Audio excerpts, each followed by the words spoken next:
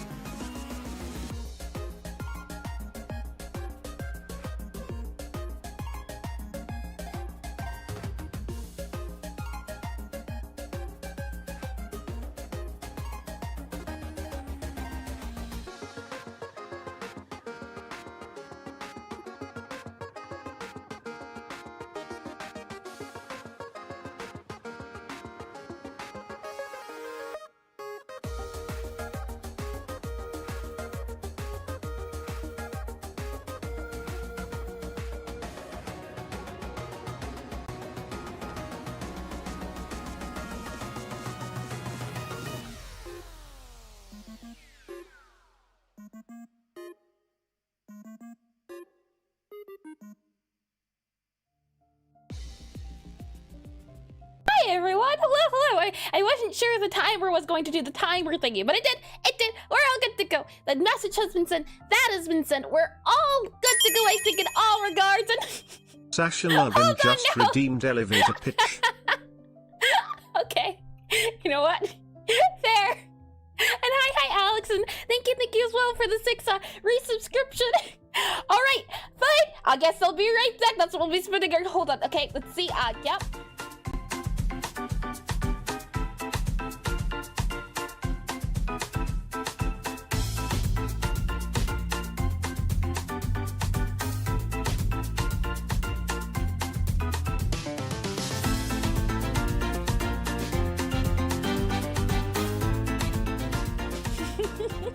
Hi. So, it seems to be the case that we're here a little bit ahead of schedule. Might even say it happens twice, but you're in this elevator-y place. You've already clicked the elevator, and for one reason or another, there's no doors, there's no stairs, there's no exit. Really, it's just you, the elevators, as well as it's also me here. So why don't I go ahead and make myself visible here? Oh boy.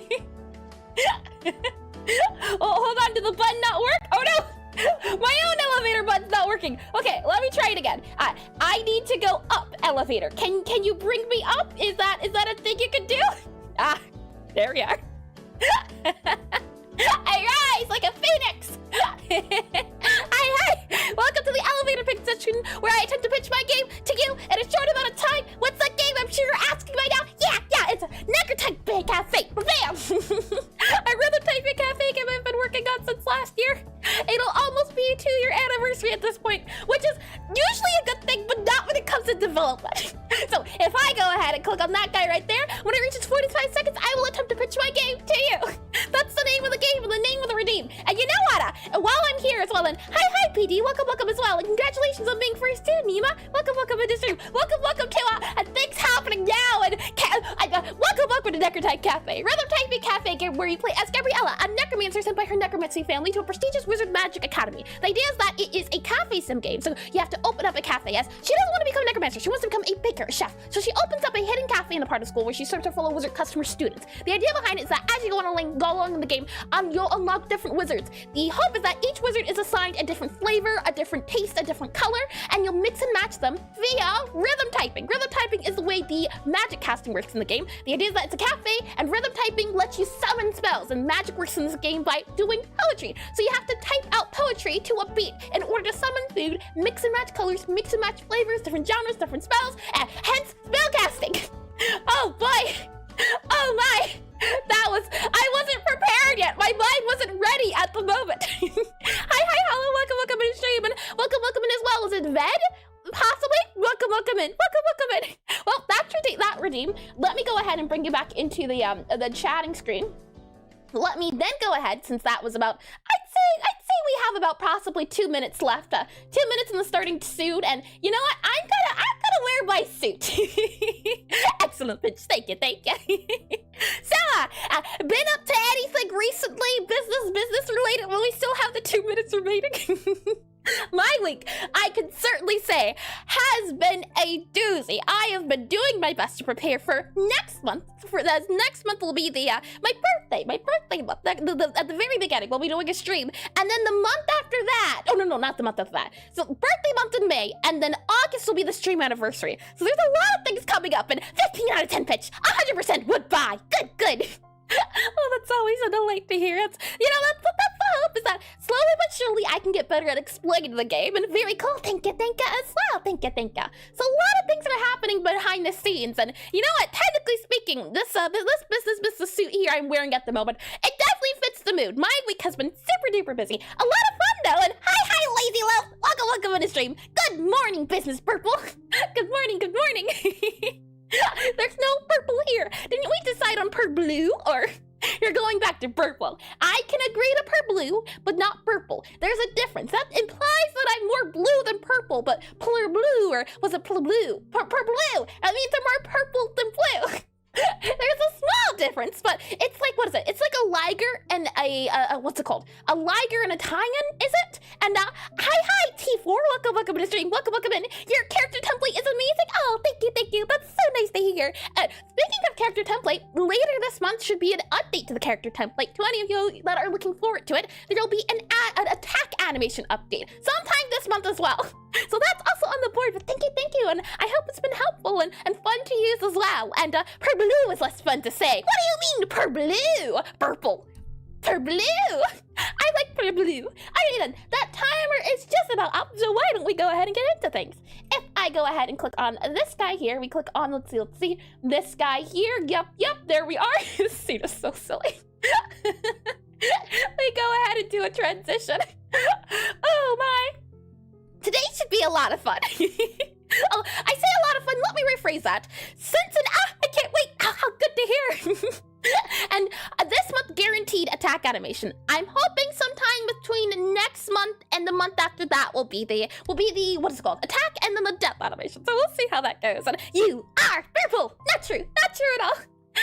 Usually, or the idea behind doing these game development streams is that it at least gives me a bare minimum of working on my game once a week. This week I didn't get to work on it, so anything that we finished last week is where we left off at, unfortunately. But I'm hoping that the things I'm doing behind the scenes currently this month will allow me to start working on the development of the game much quicker. With that said, today we'll be working on the tutorial. I've made a tutorial in the past for my game, but from the feedback I've seen from watching people play the game, and that sounds like papyrus.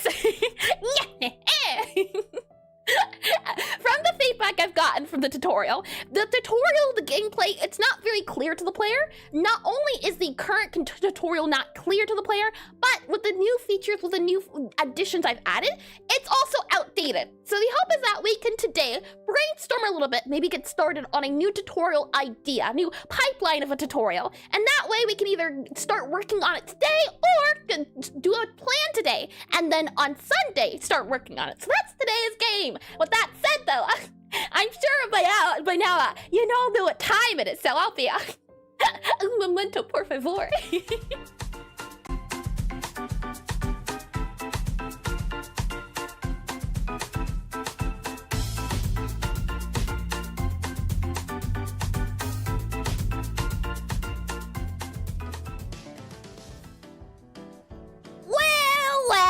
Well. Seems to be the case that we are here now X2 times. You find yourself in this business office. No! And hi 4C, welcome to the stream. 4C696556C, and thank you for the redeem. Breathe. We surely can. We can, definitely. Bad, purple, bad. It's not up to me. You're not stuck per se, you're just trapped here for a moment in time. There's no windows, there's no stairs, there's no exit ways. You've already pressed the elevator button. The only way out of here is through the elevator. And the elevator it'll be here in, I'd say, maybe about a minute or so. And since you've got some time on your hands, clearly, my favorite elevator. That's what I like to hear. Since you have some time on your hands, and what if there's a fire? Well, there would be no fire. This is a magical environment where you are 100% safe. You don't need food, you don't need water, you're just here for a certain amount of time and there's no way of getting out of this. Unfortunately for you. However, fortunately for me. Hi again. Since you clearly have some time on your hands and there's no service in the elevator works, it's just not working at the moment. For some reason, it's just not functional and there's no service in the elevator. You're not 100% safe, right? Yeah. Welcome to the elevator pitch, a section I like to do at the beginning of my game development streams where I attempt to pitch my game to you. I am sure right now you're wondering, what is that, gamers? Might I be asking? And what I would say is, bam! It is Necrotype Cafe, a rhythm typing cafe game I've been working on for almost 2 years now. The hope is that this will be my first ever Steam release development, and it'll be the second game I've ever made. The first game I made in 24 hours, so this one definitely still very much a beginner mode. I'm scared. Help! There is no hope. With that said, once that timer reaches 45 seconds, I will attempt the pitch, and we'll see how things go. It's a way for me to get better at explaining the game in a short amount of time, and also a concise way, as well as if you haven't been here before, it gets you up to date, and if you haven't been here in a second or two, also gets you up to date. So it gives everyone a free, welcome to Necrotype Cafe, a rhythm typing cafe game where you play as Gabriella, a necromancer sent by her necromancy family to a prestigious wizard magic academy. The idea behind the game is that you don't want to become a necromancer, no, you want to become a baker, a chef. So you open up a hidden cafe in a part of the school where you serve your fellow wizard customer students. Not only is it a cafe game, it is a rhythm typing game, and the rhythm typing comes into play in spell casting. In this world, magic is done via poetry and saying it aloud, so you have to type out poems to the beat in order to serve your fellow customers. The idea is that each wizard house is represented by a different flavor, a different spell, a different color, different aspects that you have to combine, mix and match to serve the customers to their need. And the hope is that by the end of the semester, you'll be able to show everyone that you don't have to be a necromancer to be successful. You can be you can follow your dreams, and it's not a face bomb. There we go. But worse work, don't think it's up there. I'd give this one a solid 8 out of 10. Bobby isn't here to contain her. Wait, hey, Bobby! He's always watching. Can't you see him back there? Oh my, with that said though, if, for whatever reason, that pitch didn't quite sell you, that's okay, that's alright, I have my ways. And Bobby is Employee of the Month. Exactly! He loves it here! He gets sunshine and breaks and tea and coffee. He gets everything he needs. If for whatever reason, speaking of Bobby as well, why don't we go ahead and grab him? So I'll go ahead and get off my business suit since we're no longer talking business, and let me get on the business Bobby, or programming associate representative Bobby here. And let me go ahead and bring you into, hold on, if I can do this properly. Let me mute that. Let me click on this guy here. Let me drag it over. The current prototype is out on itch if you'd like to give it a shot. And if I click on this guy here, you should be able to hear it. And then if I go ahead and click on, since Twitch doesn't seem to be allowing me to do the music properly, so hold on. Let me go ahead and do exclamation and then Necrotype, like that. I believe he encourages the pitches. He loves them. He enjoys listening and doing the timer. In fact, he controls the timers. He controls pressing the button when the button blinks red. That is his assigned job and task, and he does it well, which is why he is Employee of the Month. Let me go ahead and lower this guy just down a little bit here.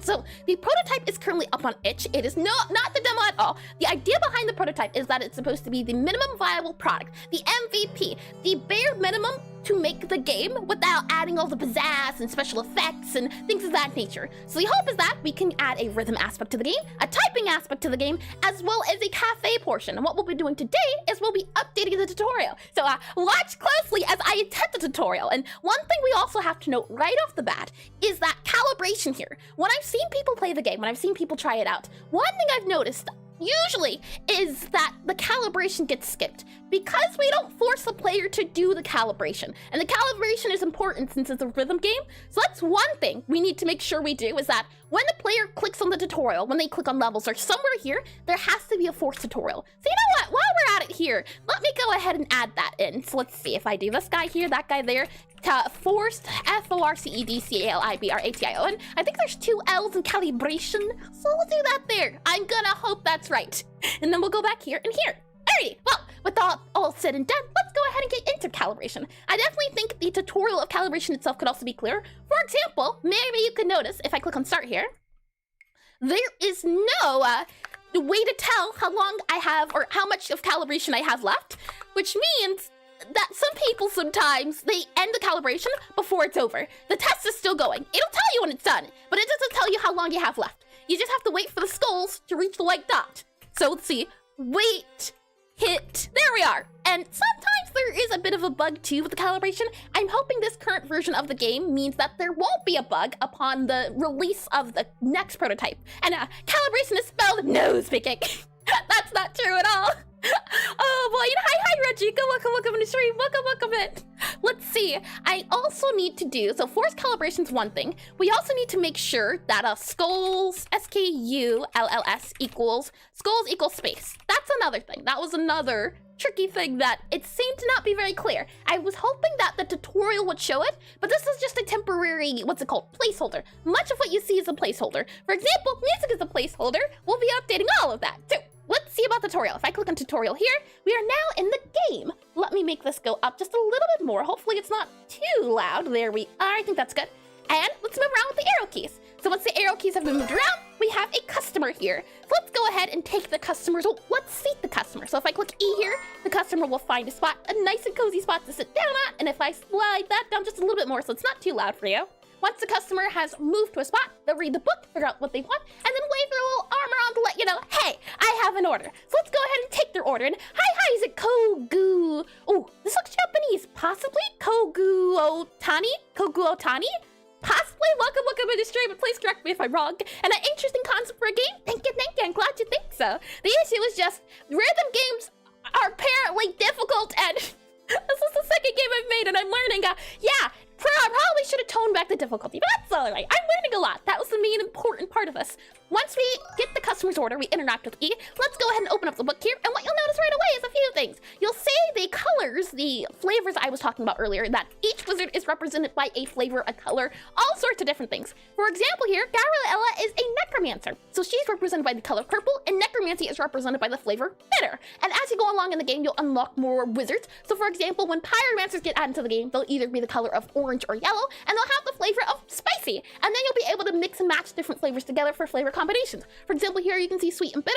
Another one will be sweet and spicy, or spicy and bitter. And the hope is that these different combinations will allow you to get different music types, different difficulties when it comes to mixing. So let's go ahead and mix, shall we? As we need a sweet bitter cake. So pink, purple, and then a little cake icon. So let's go ahead and follow the skull here all the way to the back. With that said, once we go here, you'll be able to see we need 2 flavors and a product. So if we go ahead and grab our sweet flavor here, we grab a bitter flavor here, and put it down, and then we grab a cake and we put it down.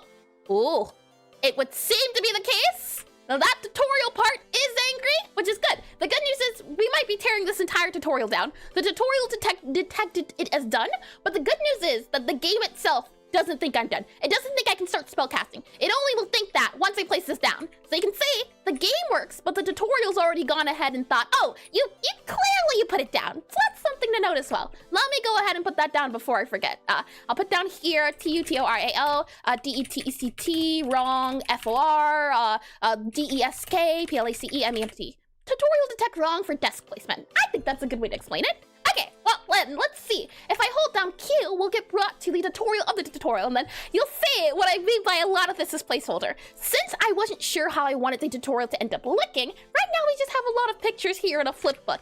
So the idea is that once the letters or whatever icons reach the center here or reach the white circle, you click them. Onto here, you can see here is that when this guy fills up, you're done. You have completed the spell successfully. However, if that guy fills up, you have completed the spell incorrectly. You have failed. Your tongue has been tied. So hopefully, as the maker of this game, I can get a decent score. What I can guarantee is that if there is a bug, terrible score. If there's no bug and it's just skill issue, you've been warned. So let's see, shall we? If I go ahead and click on close here, let's see. WITH space T H R EADS space OF space T. Okay, this is fine. W. This is okay. Okay. ILIGH. Oh boy. Okay, that's fine. T space AND. Okay, this is where it gets hard. Space GOATSKIN space. Yep. You're doing great. The words you see here will also be replaced. SOCK KS comma. There we are. 52. I think that's the worst I've ever gotten. And again, I have gotten fails before, but oh boy. So once you have completed the spell, the cake will appear. You will take the cake or whatever delicious dish it is, and then you'll serve it. And second game, and you chose rhythm game. That's pretty cool that you're tackling it. We need more interesting rhythm games.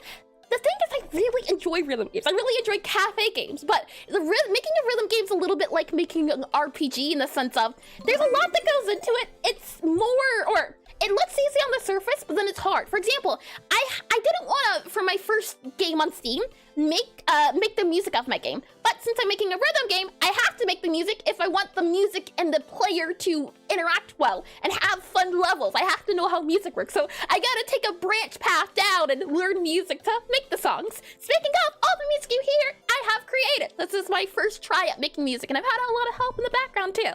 And hi, Disco, welcome into the stream, welcome in. And don't lose at your own tutorial. It worked, we're good and good to go. And hold on, let me just double check. The chat's working, right? Just double checking here. Are we good to go? Okay, good. Lovely. Well, once the customer has finished wiping them out, they're all good to go, and they're all good to go to leave. Okie dokie. And with all that said and done, that's the game in a nutshell. Look at the ghost leave, or customer leave. Speaking of ghosts, you'll notice that there's ghosts in the game. Ghosts act as a antagonist in the game, in the sense that our main character, Gabby, she is deathly afraid of ghosts, despite being a necromancer. Being afraid of ghosts is one of the reasons why she doesn't want to get into the necromancy business. She just wants ghosts are terrifying to her. And what you'll notice here in levels is that this little exclamation guy is because the ghosts have not also been added to the tutorial. Ghosts play a different factor, a different feature in the game, so the hope is that this new tutorial that we make will also include the ghost factor of the game. And I'm thinking almost that maybe we should have 2 tutorials. For example, one tutorial for the base game, and then another tutorial for the ghost, possibly? Maybe that could work out. So maybe today we focus not on the ghost, but just on the regular game loop. The thing is, sometimes ghosts will appear in certain levels, sometimes not. And necromancy would be perfect for her then. She would make her less ghosts to be scared of. You would think, but it's an irrational fear. The thing is, she's too good at her job. So the ghosts, they just love her, but she doesn't love them. So they follow her around the cafe, and she has no clue what to do with herself because they don't know the meaning of personal space. Let me go ahead and click on the music here, and woo! Let me click on that guy there and that guy there. Okie dokie. So now that I'm the same way with bees, oh, that's so, the bees are cute, but man, and they love you and they just want to be friends with you. They don't even want to hurt you, but the idea of them, the very idea, and wasp, I can understand wasp. Wasp is an acceptable hesitance, and they love me too much.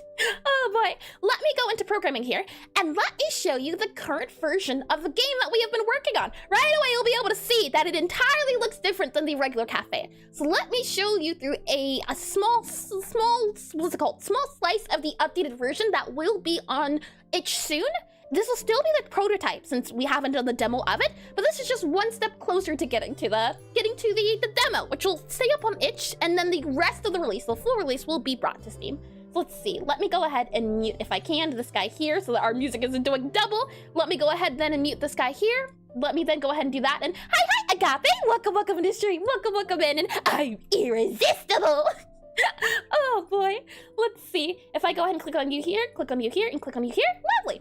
Okie dokie. So right now the tutorial is broken, so I can't show you that version of it because we need to break it down and build it back up. But let me show you the current version of the game. So if I click onto here, for example, into the game itself, you'll notice right away a few things. While a lot of it's still work in progress, the idea now is that the cafe is a lot smaller. There used to be 6 tables, now there are a total of 4 tables. You're a lot more zoomed in, so you can see more of the screen now, and the timer has been moved to the center back here. Another thing you'll notice is that now the tables have flowers on them, and the hope of the tables is that it helps the player know which table assigns to what. And the biggest thing, the thing I've been working on for the past 2 months, almost 3, but thankfully it was only like 2.5, so you know what, I'm saying 2 months. The book, look at it, feast your eyes upon it, I'm very proud of it. And hi, Jake Bob Cube, welcome in the stream, welcome back in. The book here, you'll notice it has had a big improvement since noticing it a few minutes ago, technically speaking. And you'll see the pink flower up here represents that pink flower. We have yellow here, which represents that, so on and so forth. And you'll also notice in the top corner right above that yellow flower, there's a symbol of ghost. And the hope is that now when you're in the game, you'll be able to know, okay, a ghost is here because it's got a little ghost icon. And when a ghost gets banished, so if I just very quickly spawn this guy here, ghost leaves, ghost is gone. So the hope is that while you're in the kitchen, while you're working, is now there is a bit of a transition too, so that every space feels a little bit more, what's the word I'm looking for? Small, more bigger, I guess maybe that's the best way to say it. Funny enough, I've made it smaller, but by zooming in, it feels bigger, I think. What I was going to say, I forget, I'll be honest.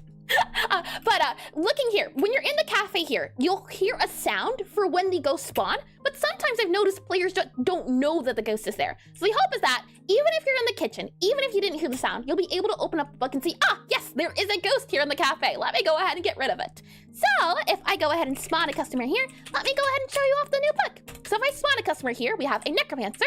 The timer that you see here is debug. They won't have anything above their head. That's just to make sure that their animations are working. As another thing we have to work on is updating the animation since they weren't too clear. And a similar thing to the book you're doing is to enter the dungeon. You can maybe take a peek at that. Funny you mentioned that, Nima. I ended up getting sick, like maybe during the time of developing the book. And hold on, let me show you. As it's funny enough, I got into Enter the Gungeon for like a good 2 weeks while I had a really bad cold. But don't you worry, I have Enter the Gungeon here as a reference right here because I like how pretty the book looks. And there's also a book inspiration from a game called Little Witch. Hold on, I believe it's Little Witch Academia. It's a really pretty pixel art book. And there's also a book here called Potion Permit from here. So I've got a few games here and there. Nice, yeah. And hi, is it Gabriel? Possibly? Welcome in the stream. Welcome in. And Space Junk Road. I haven't heard of that one before. Let me bring you back into programming here. That said, we have a customer here. That timer, as I said before, the timers won't be visible. Beforehand, you can see the timer in the book. They have been removed. They will be replaced with this candle you can see. Right now, it doesn't work as visible, but you can see the timer associated with it. So hopefully sometime between either now and Sunday, I'll fix it if I have time, or sometime next week, during the week, before stream the week afterwards, I'll be able to add the animations for the candles. For now, we have a temporary little timer above here to show us the customer's patience, and then I'll link it up a little bit later. So now, if we click on the customer, we grab their order here. Oh, I completely forgot about that. You can't even see it. Hold on. Again, this is placeholder, but since I completely forgot about it, let me spawn in another customer here. The issue is that I don't know how to do it so you'd be able to see it a lot clearer. But when a customer is ready to order, look at the animation we've also added. Right. I see. Well, Gabriel it is then. Welcome in. Or Brielle. If I go ahead and take this customer's order, look what happens. And hi, Coca Bits. Welcome in the stream. Welcome in. Look at that. What do you think? A little animation of taking the order. The hope is that it makes it clear that you're taking the customer's order. As another thing is just, I've noticed that some animations weren't clear for players. So the hope is that sometime soon the customer's animations will be updated to make them a little bit clearer. Again, placeholders, but just making sure things are good to go before they're polished. So right now, it's very rough. And hi, Toasty. Welcome in the stream. Welcome in. Hi, Iris. Hi, chat. Welcome in. And the song that was playing was like Space Junk Road from Super Mario. Oh, I see. Hold on. Was it Space Junk Road?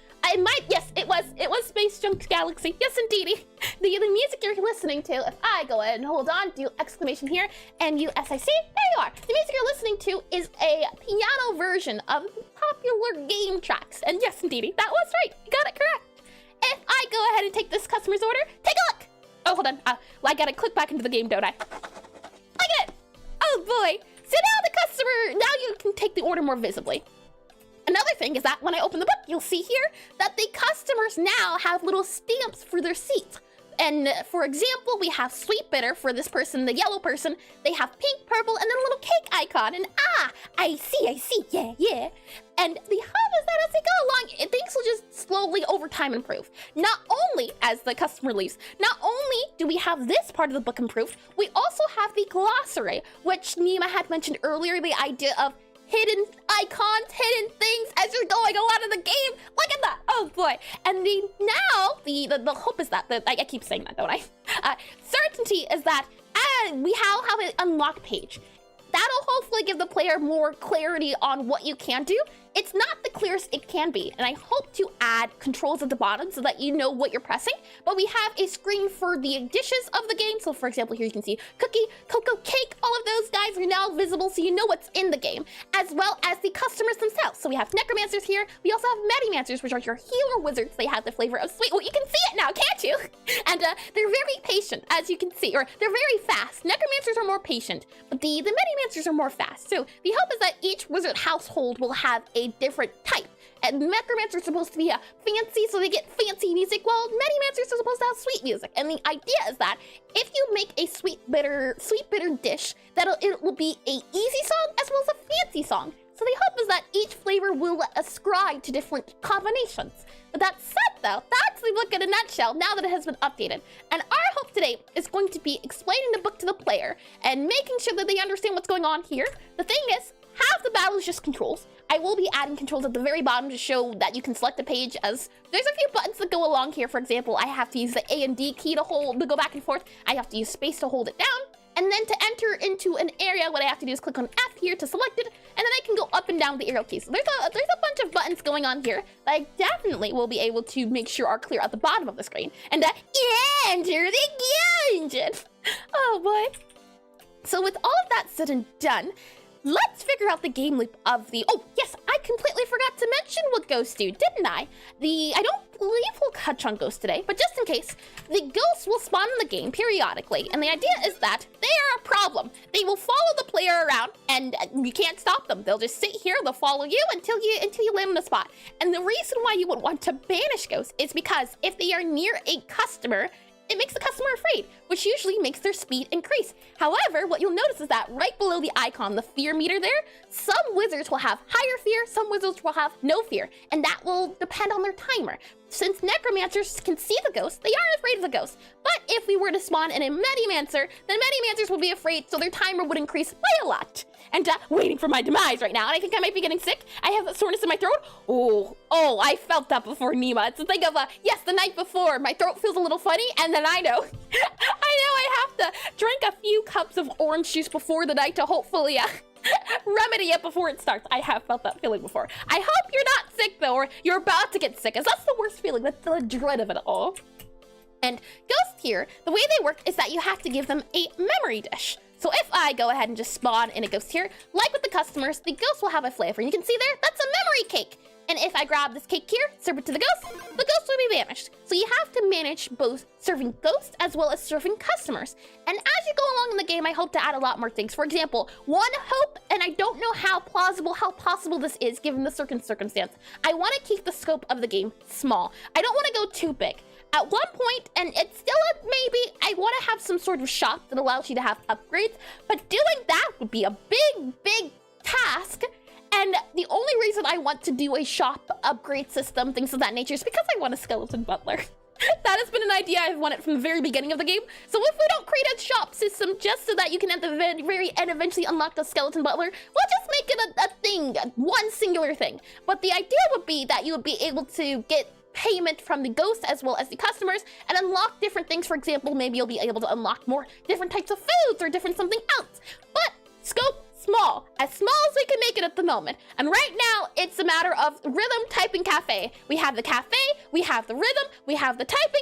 It's functional, maybe not optimal yet, but it is in a working order. And today's option, or today's name of the game here, is to make sure that we can make it what's the word I'm looking for? Make sure that we can make it understandable to the player. There we are.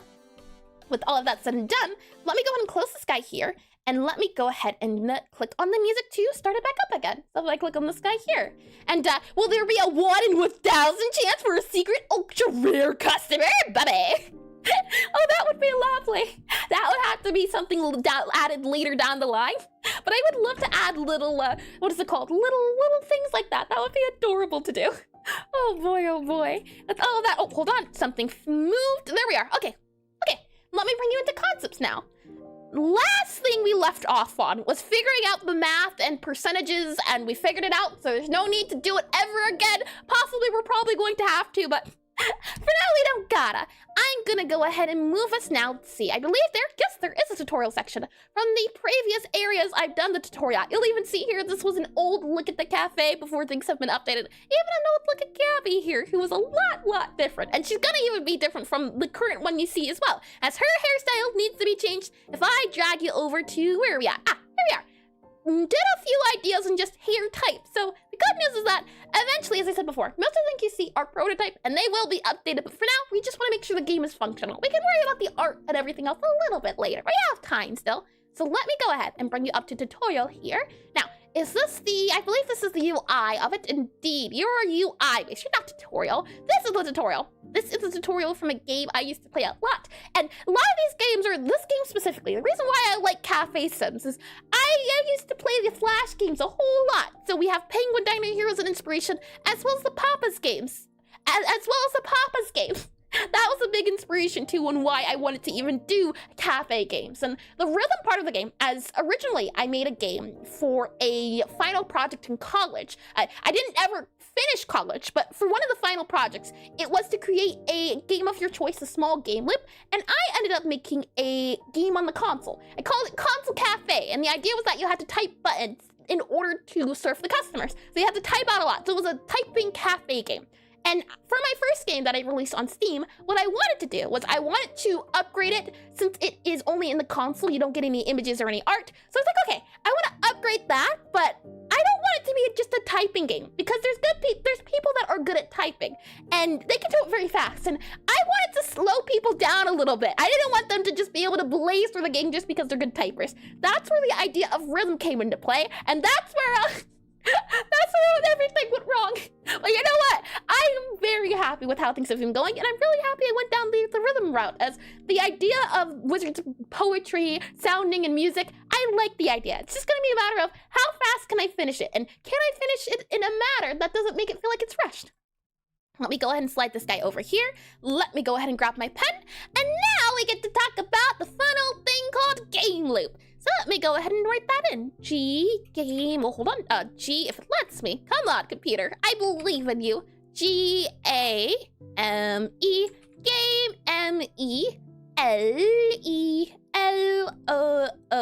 Game loop, game loop. What happens in the game? What happens in a normal run of the game?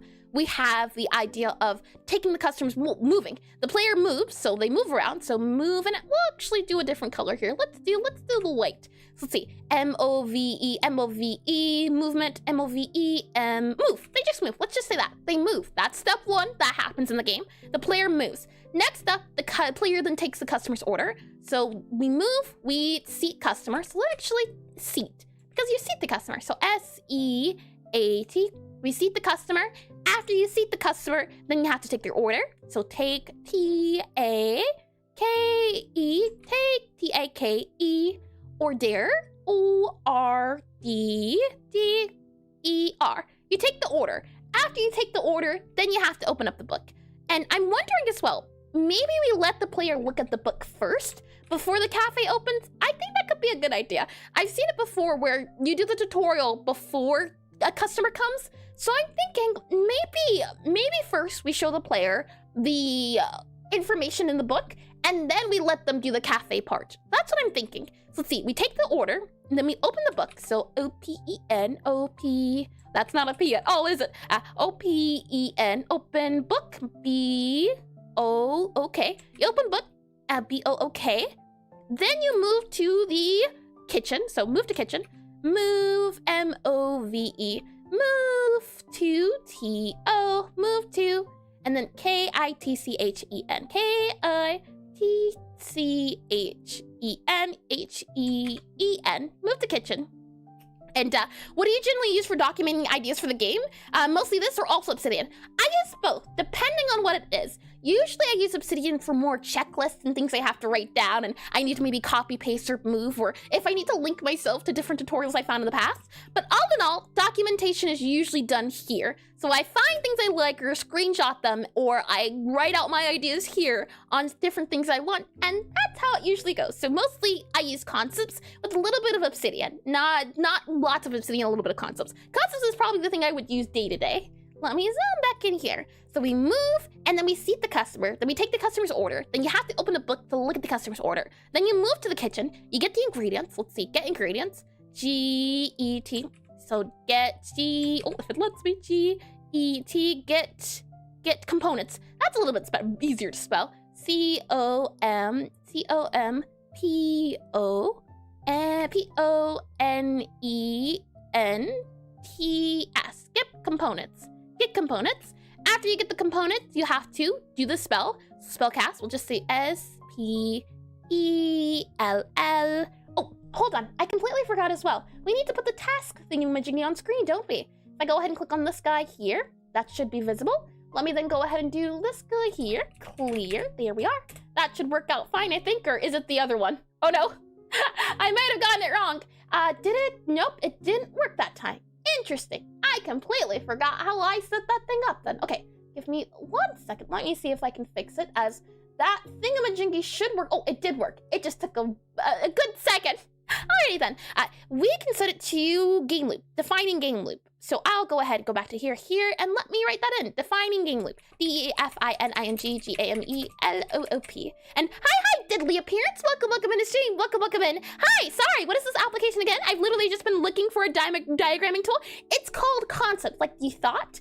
If I go ahead and do on here, exclamation FAQ, there you are. You should be able to find the link to it. The good news about this program is that there is a free version, there's a monthly version, and there's a one-time fee of it. So if you're more of a one-time fee person, as that was a big thing when I was trying to look for a product, or not product, program, when I was looking for a program. I believe it's $30 just outright for the full fee, but it has been, what's the word I'm looking for? It's been very, very helpful for designing my game. This is about 2 years of things I've been working on. And it's nice that I can just doodle things out, write it and draw it. It's been super duper handy. I hope you do find it helpful as well. Let me zoom back in here, and we need to do defining game loop. Let me just make sure defining is spelled right. D-E-F-I-N-I-N-G. Yes, indeedy. Okay, well then, we'll go ahead and do this here. Squiggly task, and do that there. Defining game loop. That is what we're doing at the moment. Okay. So let's see.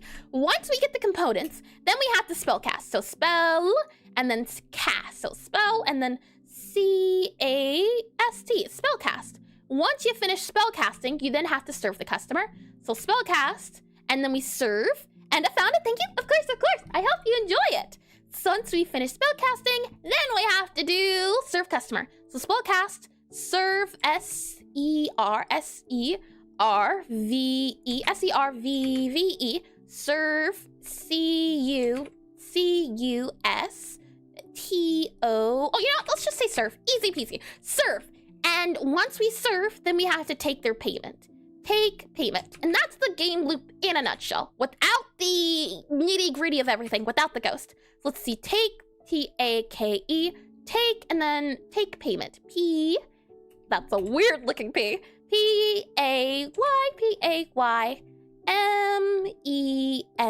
Take payment. There we are. Okay, take payment. Oh, one other thing I can recommend is that if you don't want to use Concept, there's also Excalidraw, if you've ever heard of it before. It's free, and you can use it in the browser. E-X-C-A-L-I-D-R-A-W. Hold on, let me see if I can grab it super duper quickly here. Yes, I can. Yeah. So if Concept's not the option for you, I would then suggest Excalidraw. And let me go ahead and make sure I click on here. And click on here too. That's another option too, but since I'm more of an artist, using a program like this that has more, more brushes I can use, I find to be more helpful. And I've been testing both. I see. Well then, if you're looking for something a little bit more advanced than Excalidraw, I would definitely recommend Concepts. Let's see, take payment. That is the game in a nutshell. You seat the customer, you move around, you seat the customer, you take the order, you open the book, you move to the kitchen, you get the components, you spellcast, you serve the customer, you take the customer's payment. That's the default game loop. Let's write that there too. Default. Let's see. D-E-F-A-U-L-T.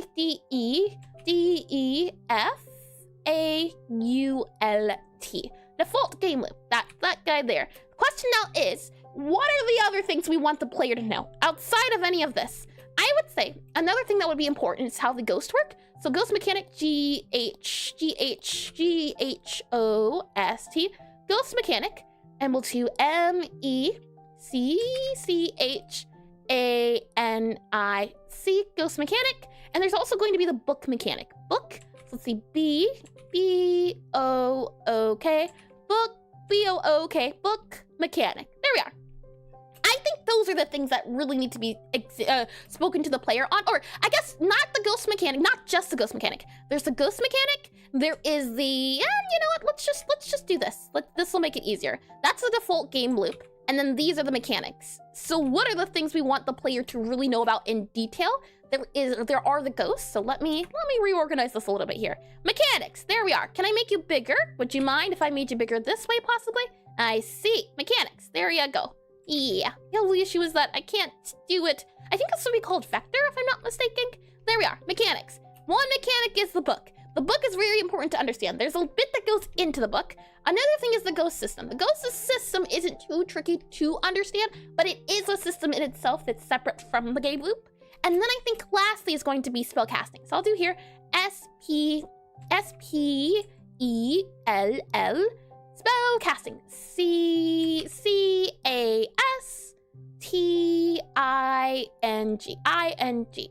Okay. These are the things I think that are important for the tutorial. This summarizes the game up in a nutshell. Don't forget, I mentioned earlier about the idea of doing a shop. And this is why I said I'm hesitant on the shop idea. It sounds like fun, and we've even talked about it before in a bit of detail. The idea around having upgrades for different parts of the game and having, let's see here if I can find it. There's the skeleton butler. Skeleton butler will be able to do a lot of fun things. There's the idea of, let's see, ghost. Yep, the ghost mechanic here. Is this it? Ideas here. You can see, ghost stuff would affect the readability of spells. That would be an idea. Not only would they affect the customers, they would also affect the spellcasting. There's also the idea of having them possess the dish, and then they would affect different things. But again, a lot. Scope creep, I want to do the bare minimum. And then, technically speaking, we could always just update the game later on, not as a paid DLC, but as this game is completed, it is made. Now let's build upon the idea. I like that idea of the idea, indeed. Oh boy, let me bring you back down to where we were at with tutorial. Here we are, I believe. Yes, indeed. Okay, so our mechanics and, oh, hold on. That's mechanics here. Where did our other guy go? Did I delete it? Undo. Where? Hold on. Is it to redo? Hold on. Ah, I see. Would you look at that? Hold on. What did I say the mechanics were of the game before? Customer, ghost, spellcasting, book player. That's how I broke it down. You know what? Fair enough. That's pretty on point. So, we'll keep here. I think I'm going to choose to call the mechanics the big mechanics. Technically speaking, I would suppose you could say the player is a mechanic, the movement idea. So you know what? Let's add that there too. Movement. There's movement. So M-O-V-E, movement. M-O-V-E, the system. That's mechanic system. I think that's the best way to describe it. So we have movement, M-E-N-T, movement. And we also have player. So movement, customer, C-U-S-T-O-M-E-R, C-U-C-U-S-T-O-T-O-M-E-R, customer. And we also have the player. So P-L-A, I guess I should be doing it straight, shouldn't I? P-L-A-Y-E-R, player. The player is also a mechanic in a sense of moving them around. I would like the idea, another one, many ideas I tell you. And the good part is that eventually, or I can just put them on a board, think about them later. And then when it's time to implement or when I'm looking for ideas, you can always just look at the board. I think it could be fun to have a, what's it called? A sprint key, a sprint button for the player, but that would be advanced mechanics. Maybe that would be an upgrade. Getting like a sprint key added or something like that could be a lot of fun to do. Let me just slowly bring these guys down so they're not all tilted from my wrist. Let me slide you up there a little bit more. Okay, so let's see. We have movement, we have spellcasting, we have ghost. I think that sums up the game loop and things behind it. I think the next thing to worry about, the thing to focus on is now, how do we implement it? What do we want the end product of the tutorial to look like? How would we like this information to be told to the player? One thing I like is I like intuitive tutorials. I like tutorials that don't feel like tutorials. Granted, sometimes there's tutorials that you really do have to know as tutorials, but as a good example on what I mean, if I scroll over here, there's, I would say 3 types of tutorials. There's the tutorials where it is a paper here, like what you saw before my placeholder. The idea of having just words on a screen with images of what the game is about, or not even that, it's just a screen of words for how the tutorial works. And hi Meowity, welcome in the stream, welcome in, welcome back. And sometimes a sprint button is a compromise when a game has been made rather boring, in which case the sprint button might be better replaced by an original movement idea. Falls outside your minimum viable product scope. Yeah, I think a sprint can be fun. I always like sprinting. I especially like games where you can sprint and not sprint, and going from regular speed to no speed. And the thing is too, is that maybe there is a mechanic we could then do off of the sprint idea, where maybe the ghost and make your sprint worse or make it better, things like that. There's a lot of different ways you could go about it. A lot of fun ideas, but scope, the fun killer. Let's see. I would say there's 3, possibly 3 types of tutorials. So you have your tutorials where it's just a screen here, it's just a screenshot of it, or it's just words on a screen. Next up, you have the step-by-step, the tutorial where it's holding your hand. It's saying, do this button, then this button, and I don't mind them, but I try, or I'm not a fan of them. It might be the only way this game can work. And the thing is as well, is that the game doesn't have to be perfect. Even if this is not my preferred method, as long as I can end up making a game, even if it doesn't get all the parts, I will count that as a success, because technically we could always work on it another time. So it's just a matter of what works for now, what can work for future, and what seems likely given my experience of game development, which is little to none. Oh boy. And the last idea, this guy here is a tutorial moving around. The last tutorial or type is called, I believe, diegetic, possibly diagenic. The idea that it exists in the world and it feels intuitive. For example, when a character puts on a jukebox and they have music recording on the record, it would play music, and it would play music for the entirety of that environment. So that's how in-world the music would work. It wouldn't just be a soundtrack the player hears, but it would also be a soundtrack the character hears, things like that. And hi Crystal, welcome in the stream, welcome in, feel like an artist. Hello. I like to call it the good old yoink and twist. I forget from where exactly I heard it about, but yeah, yoink, and then you twist. You put a new twist on it. Let me go ahead and slide that over to here, and oh, what's that? I see. Oh, that's neat. That's super neat. I don't know how to do that, but I would like my things to look like that. That's pretty cool looking. Let me go ahead and slide you back over to tutorial. Okay, let me get that word as well, so I'm saying it properly. D-I-A-G-E-T-I-C, diegetic, I believe. Yes, diegetic. And it is the idea of in-world things making sense instead of just the player. For example, GUI, having a GUI, say you're making an FPS game where you need to know how many bullets are in your gun. You could have on the screen a number in the corner that says how many you have, or you could put it onto the gun itself, and maybe it's like a futuristic game, so you could have a holographic look of numbers that are left remaining. That way the character would see that number and think, I have this many bullets left, instead of the player having a number in the bottom corner that says, I have that number left. And I've been sending my old hack games. They're a pan full of bad game nutrients to analyze. Nutrients, one way of putting it. And instead of sprinting, you have to become max level, so you can visit every type of level. And pick up hundreds to infinity of items. Trying to figure out a hidden mechanic that lets you move faster? Or you just buy a cheap scroll that makes you walk really fast. You know, that reminds me of, what is it? Security Breach. Security Breach, it is a FNAF game, and there's an update, upgrade. There's an upgrade you can get that gives you more energy, but it's way outside of somewhere that, unless you were a speedrunner, unless you know about the game, you probably wouldn't find it. And those things like that, where I want it to be intuitive. I like the idea of hidden bits, hidden Easter eggs, but I wouldn't want it to feel like, man, I would have used this from the start had I known about it. I want to make sure I give the player enough information that they can make choices that they feel matters. Let me go ahead and stir this guy here, and with all of that said and done, next up, we are going to slide this guy, and what I want to do is figure out how now we're going to give this information to the player. So let me go ahead, have the ad break run, since Bobby says it's about to run, and we'll go ahead and update our to-do list as well. So while that's running, while that's all good to go, defining game loop, I say we have successfully defined our game loop. So I'll go ahead and do a little squiggly here and do done, and we have defined the game loop. Next up, there is the task of doing, or rather, creating a way for the player, or rather mapping out, drafting tutorial. could possibly say it, drafting tutorial, finding the information to convey the tutorial, but that won't fit in the to-do. So we'll say, figuring F-I-G-U-R-I, figuring how to give info, give info to player. There we go. And yeah, I think I'm definitely sick because I feel cold, even though it's warm in my room. Whoa.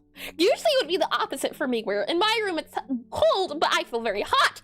That's not good if it's the other way around. That's not good at all. And the thing is, I can use this as an excuse to make some delicious honey ginger. That sounds lovely. Speaking of tea, I need to drink mine. I like red tea, so I have like I think raspberry hibiscus tea at the moment. Let me go ahead and do on here, task, and this will be the next task. There we are, figuring how to give info to player for our tutorial. And with that said, let me go ahead and stir this drink here, and let me get a little bit of tea myself.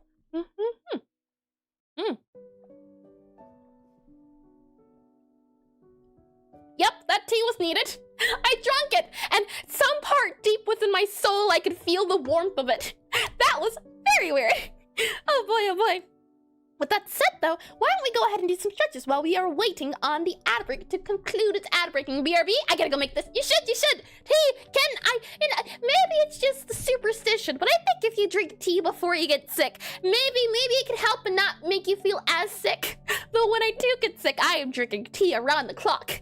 Already more than I do. Usually I have 2 cups of tea a day, 1 cup of coffee, then some, sugar, then some water and some juice, but usually 2 cups of tea, 2 cups of coffee. That's been my go-to so far. Let me go ahead and start off by sitting up a little bit, and then we'll go ahead and lean to the right a smidge for our stretches. And then we are going to go to the left a little bit here. And then we are going to go back a little bit here. Now, granted, should you break something, should you hear something crack, should something hurt, I'm not to be held liable. Call a doctor, call a lawyer, don't call me, for you do at your own transgression. We'll go back there a little bit, and then we'll go front here a little bit. There we are. Alrighty, that's back stretches all done. Next up, let's do some, and actually, give me 1 second. The back imaging I'm using, it needs to be moved. Give me 1 moment.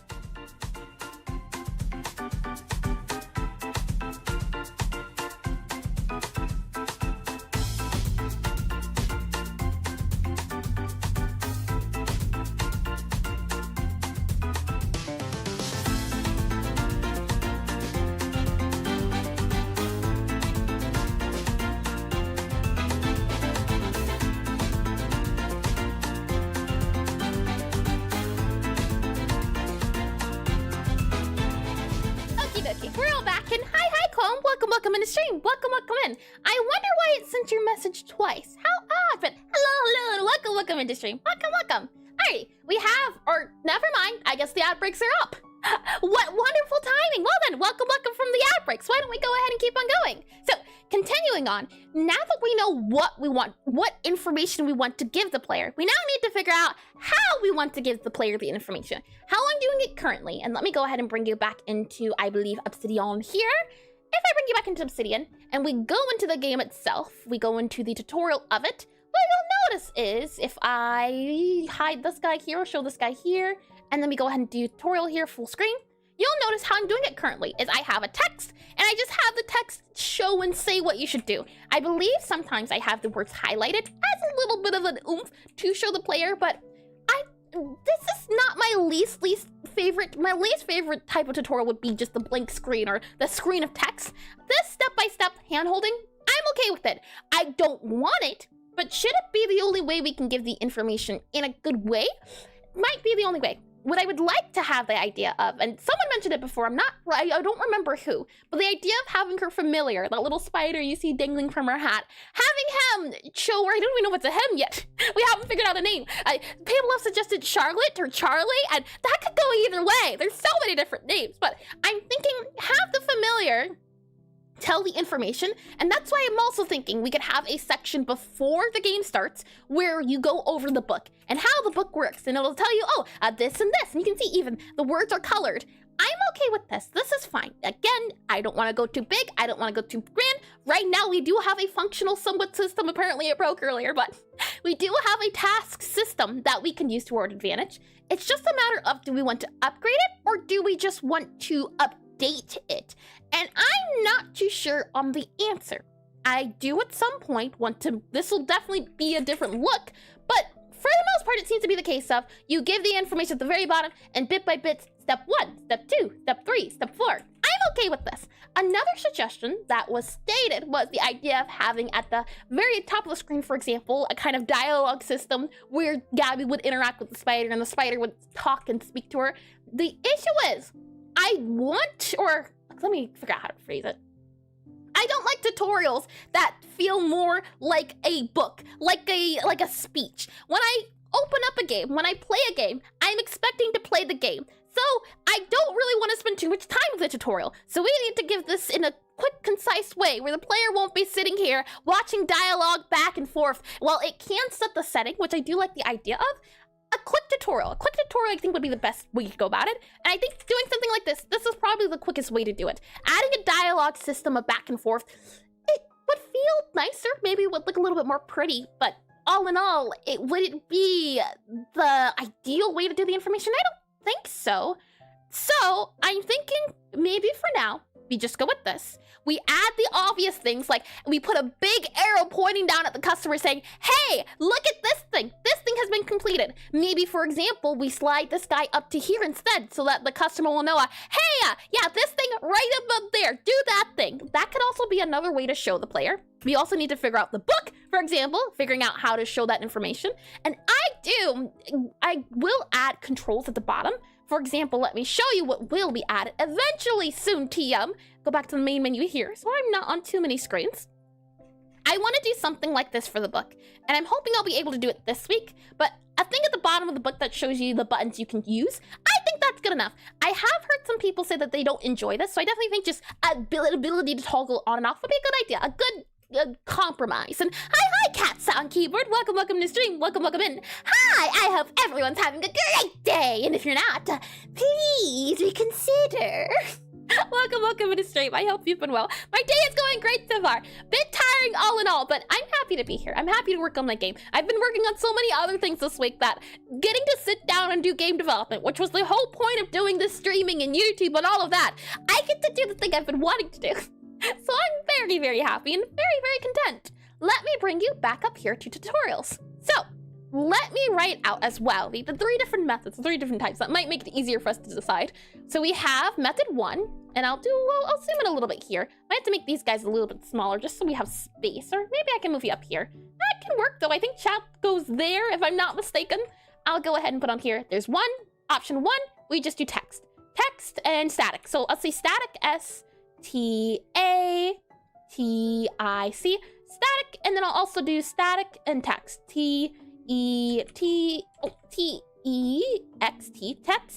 text. Well, I guess it would be better described as text wall pictures. I think that's better instead of static, so we'll do that instead, text wall / pictures. Let me see if I can make this guy a little bit smaller. So let me select all of you here and then make it a little smaller, possibly. I see. I can make it smaller, I just can't make it bigger. You know what? Fine. Have it your way. We'll slide this guy up and over, and hopefully now my rating will be a little bit better. So we have here, 1 is the idea of doing a photo. So PHOTOS, photos. There's photos. TOS. There's photos / text wall. TEXT, text wall. WALL, text wall. That's one idea. Another idea, and which is the one I'm currently doing, is step by step. So we'll do 2 and we'll do step by step. 2 is step by step. So STEP, step minus by minus BY minus STEP, step by step. That's another one. And then there's the third one, which is the one I want to do. And I will see about finding out how to pronounce or how to write the name down. It is, oh, I just had it too. Hold on. DIAGETIC, diegetic, I believe. DIEGETIC. I see. DIE,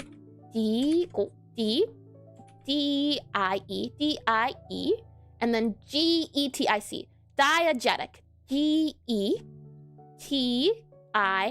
diegetic / immerse. I am Diegetic/immerse.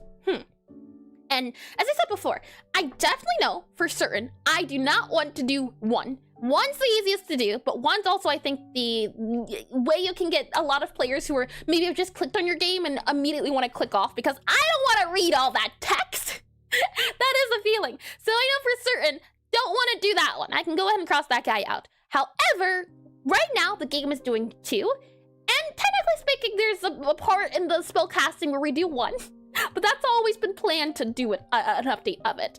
2 or 3. Right now it's 2. So we can either stay at 2 and just update the tutorial so that it's working with the newer look of it.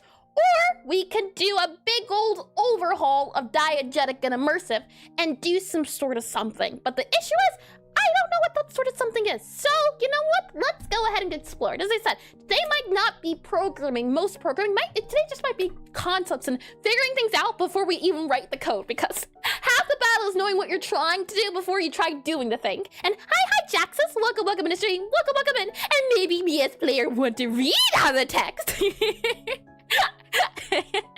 would be the very few, Jaxus. I can say that much. Funny enough, back when I was first talking about the tutorial, I played my own game. So I played the Console Cafe, the first game I made that's based, or Necrotype's based on, Necrotype Cafe is based on. And I got to the tutorial, and the tutorial's just a big wall of text, and I decided to skip it after realizing, oh, I just did the thing I was talking about. I just ended up skipping it because I didn't want to read it. Text wall I would very much try to stay away from. But the issue is, this can make you feel like a baby. That's why I don't like it. That's why I don't like the step-by-step. It can be lengthy, but it can also make you feel like a baby. If we were to do diegetic, if we were to make it a little bit more immersive, so something a little bit more complicated than step-by-step, what would that look like? One idea I had was the idea of not visual novel per se, but an idea of a conversation. Something like the spider going, hey, Gabby, are you ready for today? And she's like, I'm not sure, I'm ready for the opening. And then they go, let's just go through the basics. Yeah, I'm sure you can handle the basics. And then it'll be a thing of, right, what do you do first? First we do this and this. And that's correct, Gabby. Next up, what do we do? Then we do this and this. Something like that could work. And text tutorial is okay. The game is if the game's also text, otherwise it's an awkward fit. Yeah, that's the thing. It's awkward. It's too big. It doesn't fit the game.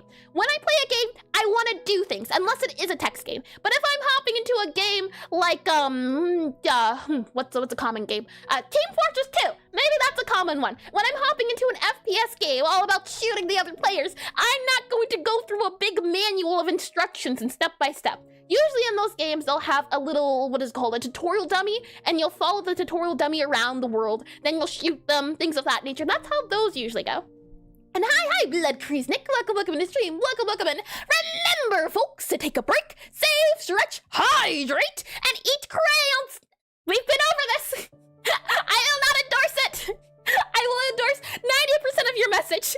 Oh boy. And how about the Dark Souls approach? No tutorial. I have yet to play Dark Souls before. The thing is that I like tutorials. I like instructions. I like rules. The only issue is if it's too many rules. If it's, I came to play a rhythm game, not a reading. I didn't come to read a novel. So one idea is to have a kind of break. I could say that step-by-step could be improved here. The idea of just 2 characters talking back and forth and her doing different things. What's another way it could be more immersive into the game? With the idea that the game loop looks like this. So the idea behind moving the player around, the player has to move, then they have to seat the customer, then they have to take the customer's order, then they have to open the book to see the customer's order, then they move to the kitchen, get the components of the order, then they have to spell. There's a lot of things they have to do. That's the thing. It's a lot of information. And do we want to give them tons of information? That's why I'm thinking we don't even talk about the ghost right now. Ghost is too much. We want to get the player playing the game. Yeah, that's it. We want to get the player playing the game with as little information as needed to get them started and let them learn along the way. So, what I'm thinking is we do very bite-sized lessons here and there. I remember playing a game. What was the game? Nope, don't remember the game. But there was this one game where there was a whole, I guess you could say Sims, something like Sims, where they had a whole glossary of different mechanics to talk about. For example, how to feed the baby, how to drive a car, how to get a job. And they were bite-sized lessons, so that if you were interested in learning more about it, you had the option. But if you wanted to get straight into the game without a tutorial, there was that option too. I think that's a good way to do it. Maybe making bite-sized lessons would be a good compromise between these two. Step by step, not too much. Maybe each level is doing that certain thing. I could see that being a thing too. So I'm thinking bite-sized lessons. I will write that down. So let's see. B-I-T-E, bite, B-I-T-E, B-I-T-E, bite, bite, B-I-T-E, S-I-Z-E-D, C-E-D. Bite-sized lessons. L-E-S-S-O-N-S. O-N-O-N-S. Bite-sized lessons. I think that's our best bet. Bite-sized lessons that show off what things are doing. And if we're going to do bite-sized lessons, how do we then separate the lessons? I'm thinking we could do possibly, okay, different mechanics. We can separate the lesson into the mechanics of the game, for example. I'm thinking we could do a few things. Let me copy. Okay, so we have our spell casting. That's a mechanic. And what I'm thinking is maybe we allow the player to learn about the spell casting. We then, and actually, hold on, let me do this guy here. Oh, undo that guy there. Okay, and let me zoom out a little bit here. Slide you up there so it's not too tricky to see. I'm gonna grab the mechanics here just so we have a backup of it as I'm moving things around. I don't want to lose it, so it's gonna go off screen over there just in case.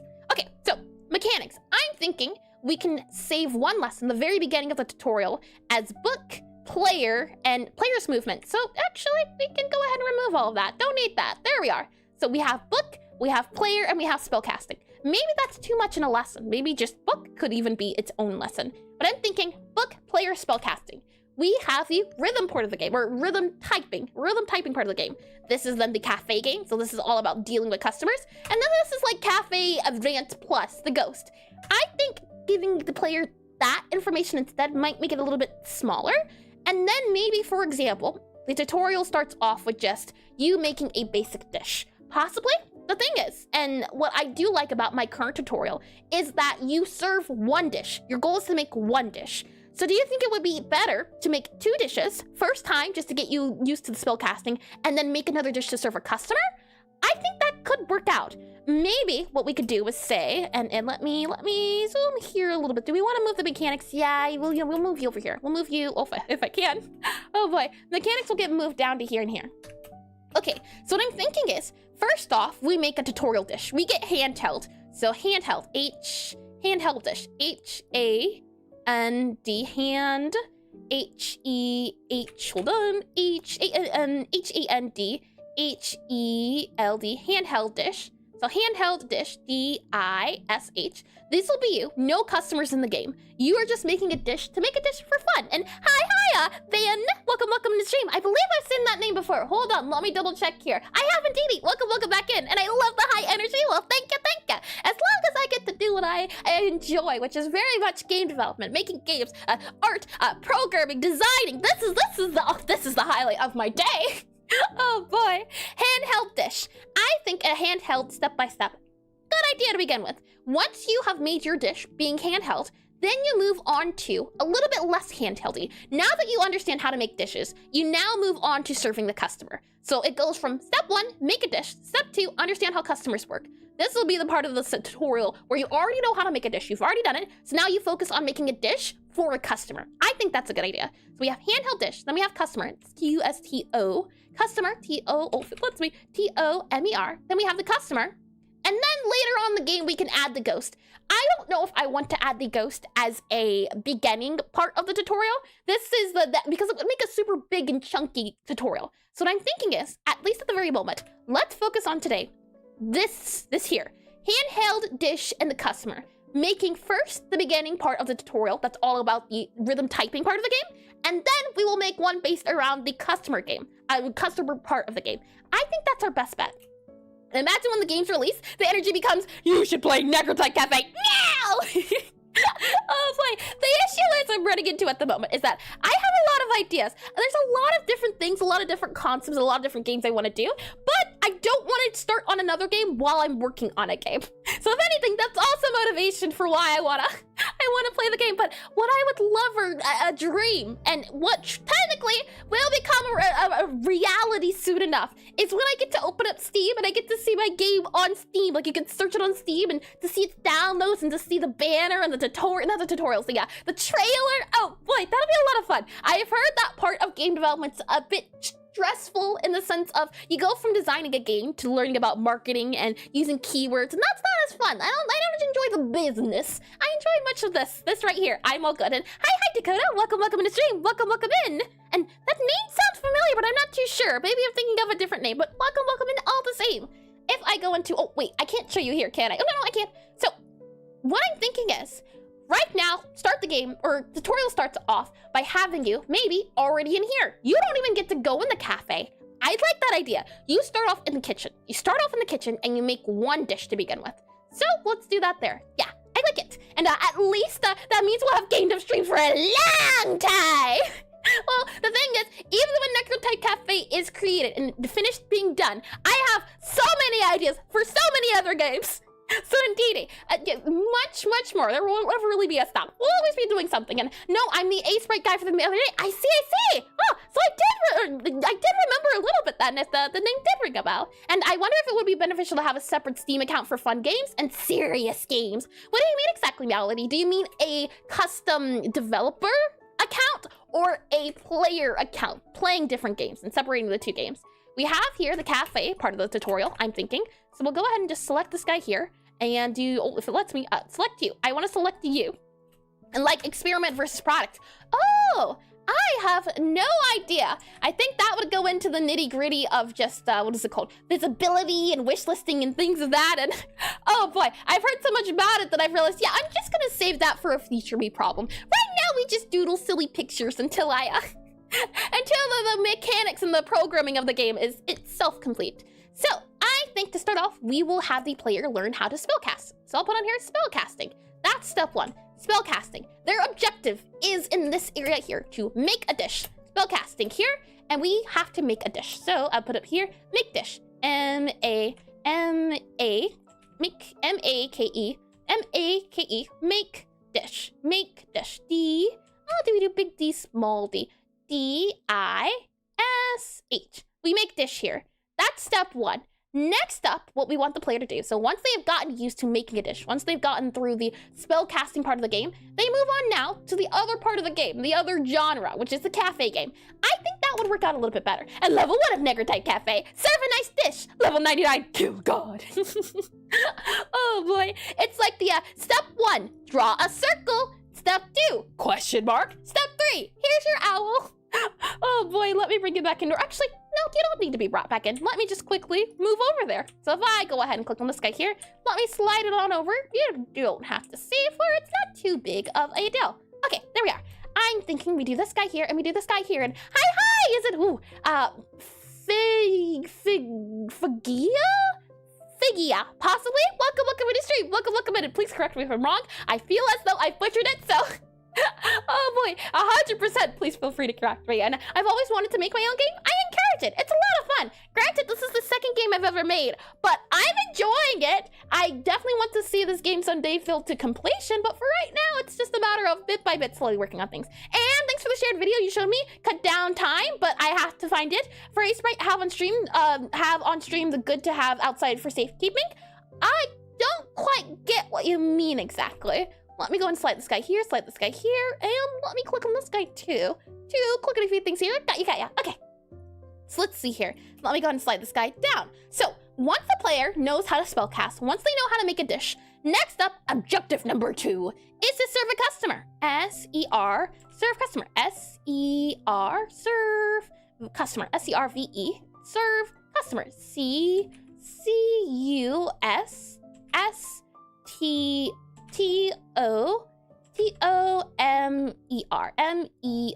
Serve customer. That's your next objective. Serve customer. So first up is the spell casting. Next up is the cafe. So let's see, cafe. C-A-F-E. C-A-F-E. Next up is the cafe. That's the next portion. I think that's a good idea. Split it up into sections, not go too big. And some kind of RPG? Oh, you want to make an RPG?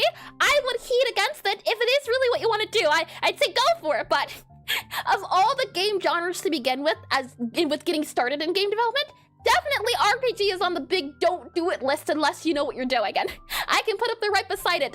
Rhythm games. Also, don't do if you don't know what you're doing. I don't know what I'm doing, so I've been here for 2 years. And to X2, no joke, you're inspiring me to learn code because of how fun you make everything look lovely. But first, I need to finish learning Blender and other affairs. Oh, that's always lovely to hear. Influence.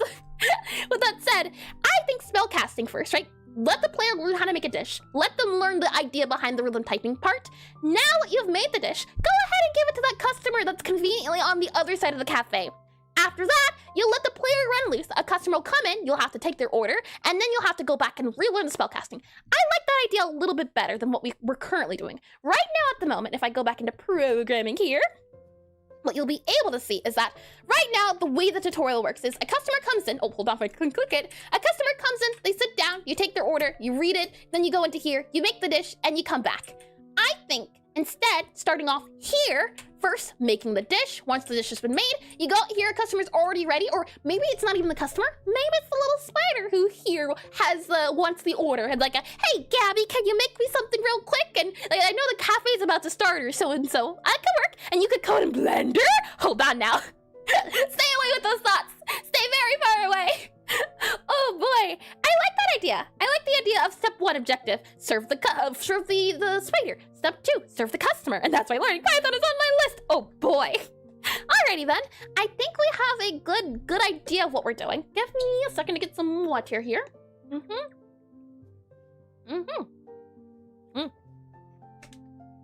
I've got flavored water, and I believe this flavor is, oh, I actually have the... You heard nothing. I have blueberry raspberry. I hope nothing broke. Where were we? Let me go into this guy here. And I heard everything. Oh boy. Spellcasting cafe. Once we do the cafe, then we deal with the ghost issue. So I'll go ahead and put on here just ghost. Ghost. Ghost will be its own thing too. Now, I don't know if I want to add the ghost to the tutorial. First tutorial, I'm thinking 2 tutorials. 2 tutorials and oh, that face, I do enjoy it. Hold on, O-S-T. Ghost, there we are. I don't know how Node work well. I know Godot has nodes. I know Blender has nodes, but I don't know how Blender works at all.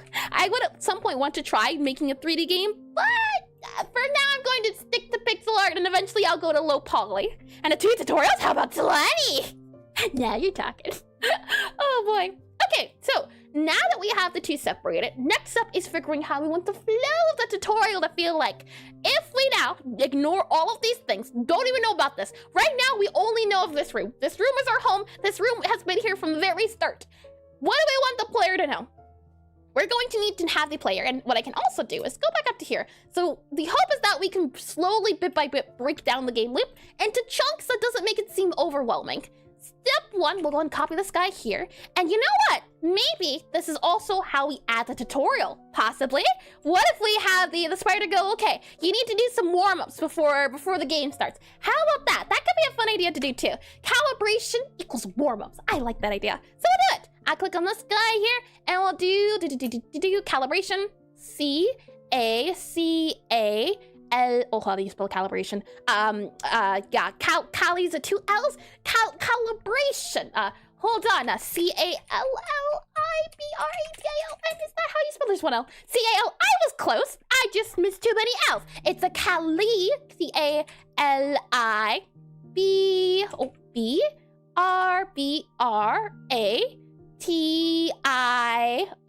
Calibration equals warm-up. I like that idea. So, step 1 is going to be that the player has to do calibration. That was a big deal, was that players were skipping the calibration. So, calibration equals warm-up. W-A-R-M, warm up, U-P. There we are, warm up. I like that idea. It gives you, right, the calibration is going to do a few things, and it's also going to be a part of the tutorial. this part of the calibration will allow you to know that, hey, yeah, you see those letters that you're about to click on the screen? These letters are going to slide by and you have to click them when they reach the white circle. That's what calibration starts off by showing. The player that, yes, in this game, when that equals that, you press it. That's step one. And hi, Shadow. Step welcome in the stream. Welcome in. And I need to do calibration. You do. It's pretty important. I don't know if you heard. And I've been learning Blender recently, and man, it feels like pure insanity. Oh, I bet. And sorry, it's out of the comment, I'm a little behind. No worries at all. Shadow Step, and welcome in the stream. That name does sound familiar, so if so, welcome in again.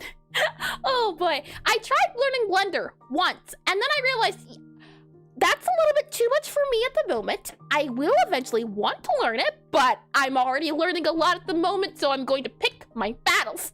Oh boy. So we start off here with a calibration and a warm-up. That's a good idea. Oh, you know what as well? Maybe we have her start, for example, here, and then have her go behind here. Yeah, maybe we have her go here, and then she does a little dance over to behind the counter. And that also lets the player know that in order to possibly stand behind the counter, you have to do the buttons or something like that. And Godot's already a lot of info to take in. It is indeed. Not only do I have to learn the pixel art for the game, the programming for the game, and Godot, I also have to learn the music and how to make music, so... Definitely, there's a lot going on.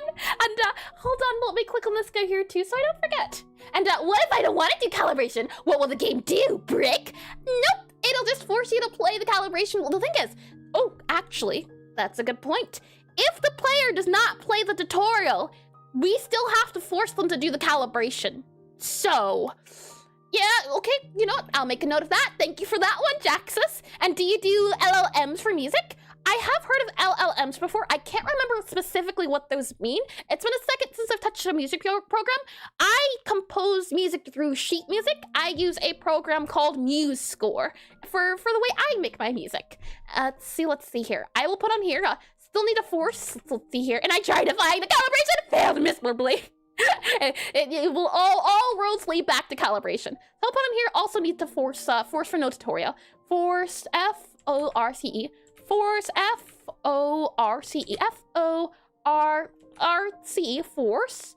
F-O-R-C-E. Force. F-O-R. For. Hold on, that's way too far. Force for. F-O-R. Force for non-tutorial. N-O-N. Non. N-O-N-T-U-T-O-R-I.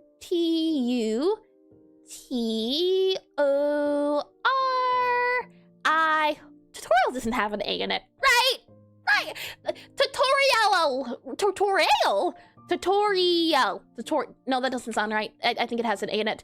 That doesn't look right either. Hold on. Hold your horses. I just need to double check here. T-U-T-O-R-I-A-L. That is how you spell tutorial. Okay, I stand corrected. And it is tutorial. T-U-T-O-R-I-A-L. Yep. It just feels off for some odd reason. Okay, so we'll have the player first off do the tutorial, do the calibration. Once the player learns the calibration, they'll learn about the idea of this thing goes to this thing. Maybe then we also have the player go through the idea of doing the different symbols or letters. Now, the issue is the more complex we make the tutorial, the more we'll have to work on adding new features outside of the game. So you could even consider it, and same here. Yep. And, oh, I did read that. Lovely. The issue is that should we add more to the tutorial? For example, the idea of having a little conversation and having the player or the customers or something else go on, that's a lot of extra. And that's what I'm worried about. Right now, the tutorial works as is. We could definitely it works in the sense of the mechanic, the idea of having a little thing pop up, and every time you do a step, it goes on. Right now, what we're doing is we're kind of making a little bit extra. It's not needed for the minimum viable, but it would be nice to make now instead of waiting a little bit later. And new features, the client fights back! Oh boy. So let's see here. We force for non-tutorial as well. Calibration. Once the player has done the calibration, they know about the beginning of how spellcasting works. Next up then, what we'll do is the spider will then, for, you know what, that could be adorable as well. Maybe we first have the spider question Gabby and ask her, or rather remind her, prompt her, or maybe she prompts herself, I need to make sure to do my warm-ups before the day starts. Once the calibration's done, that's your warm-ups. Next up, the spider then says, hey, Gabby, can you make me a little some before it starts? And she'll go, you know what, fine. And then you'll make the dish for the spider. And the spider will wander off of your hat, go into the other room here. Once you finish, then you'll have to serve the spider. That would clue you in on what's going on. The thing is, though, I think it could be a fun idea to have to force a player to look through the book in order to find the answer. I like that idea. And what I mean by that is that if I go ahead and click into this here into our programming, what if we were to say, it's to the player, right now, when you open this guy up, I think it's broken. Yeah, it's broken. The names at least. Right now, you're able to see the names of whatever sprite it is. So for example, this is the bitter flavor. This is the sweet flavor. This is the memory flavor. I think it could be a fun idea to hide the names. And that way the player would have to look through the book to find the answers. I think that's a good idea, where you would see the cookie flavor and then you would see here the different colors representing things, and kung fu, battle, and cheers. Oh boy, I think that could be a fun idea. That would mean the player would have to learn how to navigate through the book and know what looks like what. I think that's a good idea. The only issue is just, right now, it's very easy to tell, and that would mean the player would probably skip what that dish is or what's going on here, and we want the player to at least know that this exists. So if they want to use it later, they can. They don't have to know about scrolling through all of these, but I do like the idea of hiding the bookshelf information to make it so that the player has to look through the book. And then once the actual game starts, you won't have to look through the book if you don't wanna. You can just open up here and you'll know the answer already. I like that idea. So I'll put it on here as well. We'll go back into concepts here. So with that said, we then, once you finish the calibration warm-up, the spider will prompt you to serve it. Make dish for spider. So go ahead and put on here, make M-A-K-E, make D-I-S-H, dish, and then we'll go ahead and do for F-O-R, and then we'll do S-P-O-O, spooder, S-P-O-O-D-E-R, make food for spooder. That's the next step. And the next step there is that you're going to have to use your book. So I'll go ahead and put on here, the first step here, calibration warm-up, that's step 1. Step 2 is going to be making the dish for the spooder. We'll go ahead and do the little line here for step 2.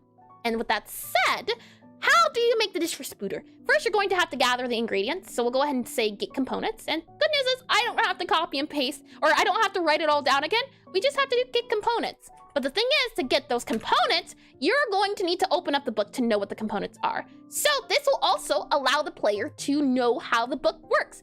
And this is what I meant by the idea of not saying step 1, step 2, step 3, step 4. The idea is that the hope is that we're slowly trying to feed the information to the player without making it too obvious. So we're teaching them parts of the game without saying, this is how you do this, this is how you do this. It's a little bit more immersive. It's not diegetic, I don't think, but it is immersive in the sense of it's in-world things going on that react to what's happening. So we have to get the components, and here in the components, we also are taught, or the player gets taught at least, how to use the book. So let's just do a little book doodle here, and then we'll do a little book here.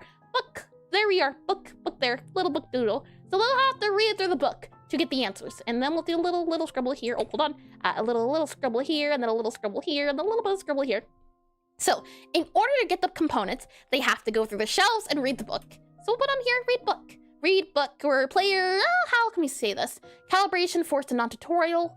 How can we say these are the things that, well, you know what, it's fine. I think it's fine. We'll just say get components here. We'll make you a purple. So grab you, make you purple. And then we'll say here, get components. And in order to do that, the player has to navigate the book. So N-A-V-I, navigate to M-A-V-I-G-A-T-E, navigate to book. N-A-V-I-G-A-T-E, B-O-O-K. Navigate book. Now, the question then becomes, for navigating the book, how exactly do we want them to navigate it? Do we want to hide information to make it easier for the player to understand what's going on? For example, in the tutorial, even though there's a lot of different flavors that happen, all I do is I say, you have 2 options. You have 2 flavors that you need to combine, And then in here, you have one product that you need to combine. So there's a tutorial, only the cake is unlocked. Even if there's other flavors, other products going on, in the tutorial, there's only one option. It's hidden to make it easier, to make it not information overwhelming. So I'm wondering, in our book case, do we want to have the player know about this? I don't know. I'm not sure. Not quite. I think it could work, possibly, maybe. We could do something around it, but I'm thinking our better bet would be to hide this at least, leave this possibly. The thing is, this shows what flavors are what. I think it could be an idea of doing Necromancer and then Medimancer here. So yeah, I think our best bet might just be to hide the order screen for now, hide it, and then as the tutorial goes on, add it back in. If that's possible with the way the game works currently, I'm not sure. And this is what I mean about being too much at the moment. And all right, I'm gonna head out, have fun with the stream. Thank you, Dakota. Thank you for stopping by and chatting for a little bit. I hope whatever you get up to is a lot of fun and it's just very enjoyable. And best of luck. Let me get some tea here. Yeah, that's at least what I'm thinking at the moment. Delicious and purple. Always trust the color purple, especially if it's a game dev in the shape of an eldritch deity. Exactly. And tea has been drunk. Yeah, or drinked. Indeed. Let me go ahead and go back into here and go back into here. So I'm thinking we navigate the book, hide extra info. I'm just gonna put here hide extra info, possibly. So we'll do here, hide extra info, do a little star, and then do hide H-I, oh, that's a big I, hide H-I-D-E, hide extra, so hide E-X-T-R-A, extra, and then info, I-N-F-O, I-N-F-O, hide extra info. There we are. Hide extra info. I think that's a good way to put it. That way we're not giving the player too much at one time. Right now, all we need them to do is to match the symbols in the book, match the book symbols to what's on the shelf. That's the goal of this. And that's a big I! Make it bigger! Hold on. You mean like this? Huh? Is that what you mean? Oh boy. Let's see here. So the goal here, calibration. Next goal is to make a dish. And I want to do a thing of showing what the lesson's supposed to be. Yeah! Oh boy. Let's see. So we gather the components, we navigate the book, we hide the extra info. What else are what's the goal? What's the goal of the step we're trying to teach the player? Goal of this, at least, is calibration. We want to calibrate the player. We also want to show the player the idea of the game, or at least get them used to the game layout of it. So I'm thinking we do layout. So let's see. We'll also do here spellcasting layout as a thing that'll be added. So spellcasting layout. So we'll do a little star here, a little yellow star, and we'll say hint, H-I-N-T-S, hints, and then we'll do hints, and then S-P-E-L-L, spell C-A-S-T-I-N-G, spellcasting, and oh, before I forget, let me also click on this guy here too. If I click on, you here and click on, if it lets me, click on the button here that should be buttoning. There we are, lovely. Okay, with that said, let me go back into this guy here. So, hint spellcasting layout. Anyway, player has calibrated. Have 5 coins for no reason. Gold star all around. Player hint spellcasting idea. I-D-E-A. Idea. I like it. We calibrate, we warm up, layout. Never mind. That's what it was. Layout. Let me go ahead and undo that guy here. L-A-Y, layout. O-U-T. We hint the spellcasting layout, what the player will see, so that when they see it again, they won't get overwhelmed. They won't think, I've never seen this before. What is this? Let me bring it back into here and hopefully give you a better idea of what I mean. In the calibration at the moment, the screen looks like this. It's very bare bones, there's not a lot going on. However, when you run the game, when you're in the spellcasting, it looks a little like this. It's a little bit different. There's a little bit going up ahead. So I'm wondering, should we, and hold on, let me go back to end spellcasting here, and where is it at? No fill, there we go. Okay, there we are. As I was saying, the idea behind having something like this more similar to what you would see in the game itself, and then after that, just to see about going from there. I think that would help. That way, when the player actually gets into this screen here, it won't be too bad. And maybe we also make the calibration, as I think I do have it already, the idea that the calibration has a spell meter, and then we can say almost done or something like that. And, oh, the calibration's almost complete. And that way you already know that that's the progress meter. That would be super, super helpful as well. So I'm gonna click on this guy here. I'm gonna click on this guy here so we can get a, oh, hold on. That's progress, there we go. And we'll do this guy here, there we go. Okay, and then we'll do this guy here. Alrighty, and the thing is as well is that you don't have to explain what everything is. I think that's okay, you don't have to. What I'm thinking is, at least at the very beginning of the game, we don't even have the fail meter on there. I think it would be easier, instead of explaining in the tutorial, this is this thing, this is this thing, this is this thing, we could make it more intuitive, or at least not say what it is. And what I'm thinking is, calibration, we start off with this screen. So if I go ahead and slide this guy on over to here, so you default game loop, you go over there. Do we already have you up there? Let me just double check here. You up there already? You are. Okay, we don't need you then. Goodbye. Goodbye. Farewell. I knew you not. And we'll go ahead and paste this guy into here. Never mind. I guess we'll just copy this guy again. Hold on. Finalize there. Start the song. Click on you here and click on you here. And I just like games that have walls as text of text as tutorials. Me too. That is one thing I certainly don't want to do, and one thing I definitely won't do. I will not agree to that. Because they're boring and they make you want to just click out of the game very quickly. It becomes a thing of, I wanted to play a game. I didn't want to read a novel. So we're doing our best to stay away from that. If I drag you back over to here, what you'll see is that photos/text walls, not happening. There's a little X here. Now, step by step, I don't want it, but I'm okay with it. And then there's diegetic and immersive, making it feel like it's in the game and not just step 1, go here, step 2, go here. I'm hoping something like this will work out a little bit more. It feels like it's more in the game. Maybe not diegetic, but the idea of just it feeling like a flow of the game. Like, it doesn't feel forced. That's the hope I'm going for. Less forced, more storytelling instead. So we'll go ahead and slide this guy all the way back up to here.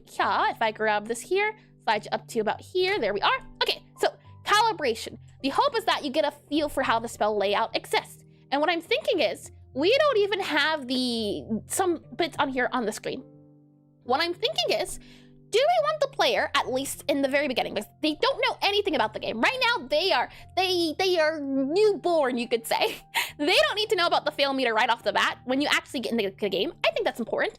I think showing this off when you're typing it, that's our inbuilt spell progression. That's our inbuilt calibration. When that guy fills up, you know it's over. I think that's good. So we don't even have to say this is the meter that fills up when the game is done. Having that just there as you're doing your calibration, I think would help the player out a lot in knowing how much left of calibration they have to do. So I think that works there. That works fine. We don't even have to say what it is. Just have this guy fill up and not fill up. And I'm wondering, do we want to have the text here? Do we want this to be right there when the game starts? I don't know. Right now it's only spaces. So technically speaking, I guess you could see the entire word thing as a space, space, space, space, space. Maybe, maybe not, maybe. I think we might be better off not doing that and maybe just have this empty. Maybe we can have the little spider doing a little dance in a bob and waving their arms around. Look at you go, you're doing it. You're doing it well. I can see that being a thing too. Let me get some tea here.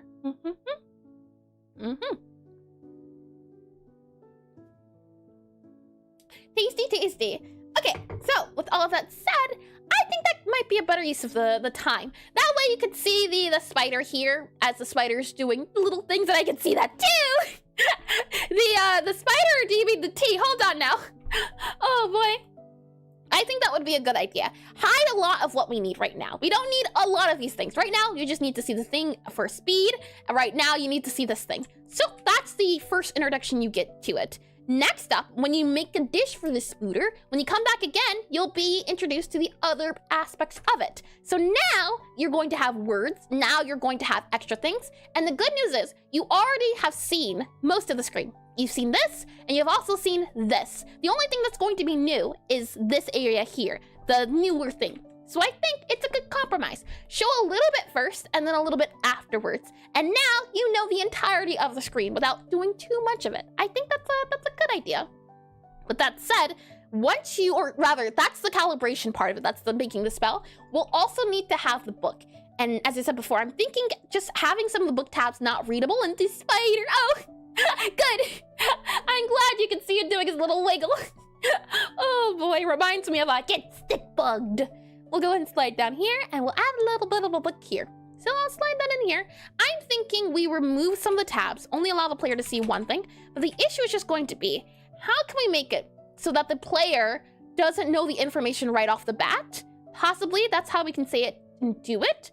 I don't know though. Some of these tabs here we won't have access to. We'll definitely have access to the cancel the options menu, for example, but the other ones, I'm not sure about. Okay, how can we force the player to read? How can we make sure they get the education? Let me slide you back into here and let me, oh, are we in the game or? No, we're not. Okay, let me go back into game here. Let me click on play for the game. Yeah, we need to figure out how to get the player to read, how to look through the book. How do we make the book important for the player to know about? The thing is that the book, technically speaking, isn't important. We already have the MVP of the book. The only thing the player's really going to be looking at in the book, unless they don't want to, unless they want to look at other things in their progress, this is the only screen that's important to the book. And making the player read?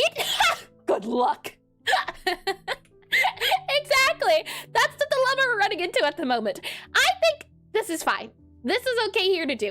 Just, we're gonna want the player to get very familiar with this, but the player doesn't have to know about this. A lot of this is just extra text and extra unlocks. The unlock screens, you don't really need them. They're not really very important.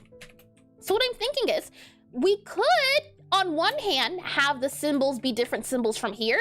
So that way you have to look at a symbol atlas to know which is which. And clicking buttons with very nice sound effects? Yes. Reading? No. Exactly. We're playing a typing game. There's gotta be a lot of clickety-clack sounds, a lot of textile stuff, but reading? Psh, no. Too busy typing. Oh boy. I'm thinking maybe that's it. The icons you see here are placeholders. The little circles, they're just there in the meantime while I'm figuring out what to put there.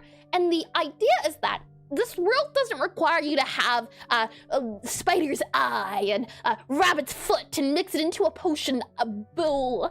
The hope is that it's done all through the mouth, through poetry. So, for example here, you'd be a very useless wizard if you had a sore throat, if you had a dry throat. If you couldn't speak, you wouldn't be able to do magic. That's the idea behind it. Your voice is your magic. And the hope is that you read poetry aloud in order to make your spells.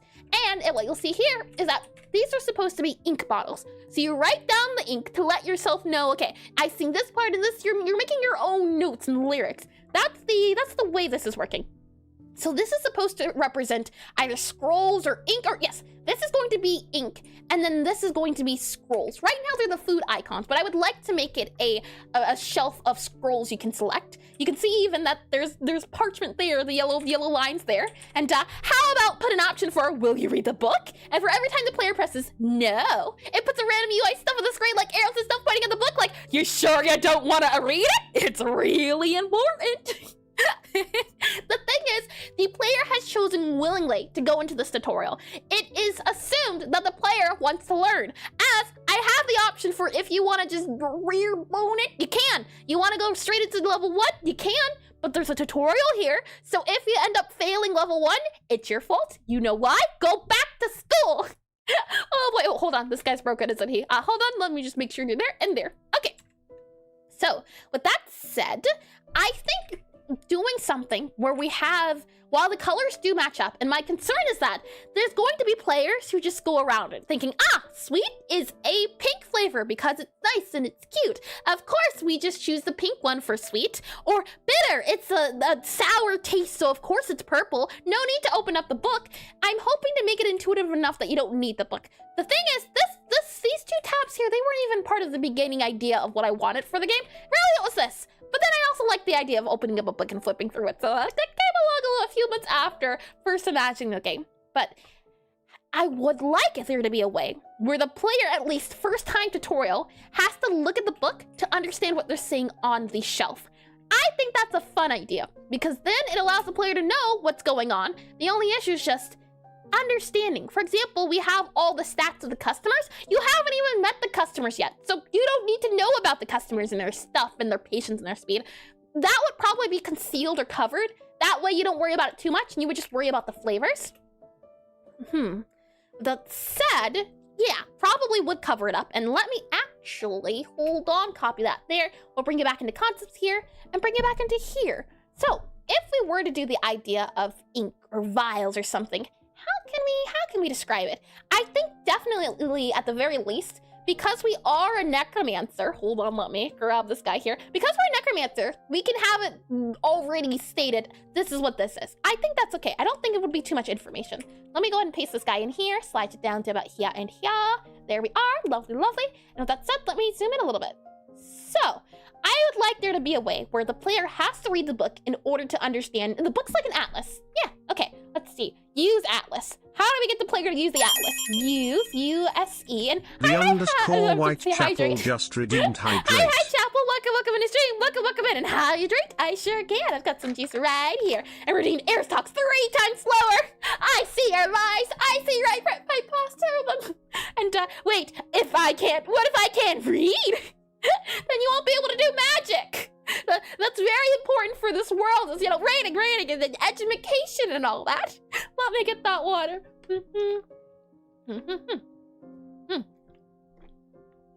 Tasty and no! Well, the good news is we're going to try to make it so the player has to read as little as possible. We don't want to turn this into a lecture, even though you are making a cafe in a lecture hall. Let's see here. I'll go ahead and put on here, how do we get the player to read, R-E-A-D, read. We need the player to read the atlas, at least once, so that they know it's an option. Read atlas. Read atlas. A-T-A-T-L-A-S. Read atlas. We want them to read the book to understand what's going on the shelves. And that text is very small and white. Can't read! Do you mean this text here? This will be changed. Right now, it's a lot of just moving around. This is placeholders. What will be released on itch, so the next the next prototype version of it will definitely be modified so that a lot of the UI here, for example, you can even see there's a box here and a number here for the page number, but it's not right. But yeah, don't you worry. I love me a good contrast and figuring out contrast when it comes to readability. And I thought, Aaron, what if I can't read? I was like, well, not playing the game would be at least one of your problems, my good sir. Good sir. Read atlas. We want them to at least know that the atlas exists. And let me go ahead and grab a screenshot of the bookshelf here. If I go ahead and click on you here, if I click on play, there we go. I want to get an image of the bookshelf. So if I go ahead and just slide on over to here, slide on over to there and there, I'd like for the player at least know, looking at the bookshelf. I would also like to add some sort of highlighty button or something else to show that you can click on it too. Now that's a thing of, do I want to do that before the update or after the update? Is it more of a slice of life thing or quality of life? QOL. And insert obligatory main character speaks out loud, built the atlas and how she should go and check it. That's the thing. We could do that, but should we do that? It's an option, it exists, and my hope is just I don't overcomplicate this. Technically speaking, we don't even have to do any of this. We could just update the tutorial as we have it with the boxes that say, go do this thing, go do this thing. But I've always laughed anytime I came across a tutorial where the person is thinking to themselves, and maybe I should do this. It always feels so cheesy. Like, yes, that's how the information is being given to me. Granted, this is still going to feel cheesy, but I at least want to make it less cheesy as much as I can. I'm not looking for grilled cheese and how many quality of life features you want. Yes. Oh boy. So with that said, read atlas. How do we get them to read the atlas? I want the player to see a problem and seek for a solution. That's why I want the bookshelf to not make any sense until we open up the book. That way they can understand, oh, I have to do this, without having to say, use the atlas to read the thing to do the thing. It'll just be, I have no understanding of this, let me go and do this thing. And what if I want grilled cheese? Well, then the pun corner's over there. And maybe I should try and combine guns with a bag of peanuts. Oh boy, we'll slide this over here too. So read atlas. We want the player to read the atlas. What I'm thinking is we do some sort of thing like the spider going pop quiz. Something like that. Maybe in the sense of a lot of it's hidden. You don't understand it quite because the spider wants you to use your mind, wants you to remember. So it'll be a thing of, what's this or what's this? The question then becomes, how can we make it into some sort of pop quiz?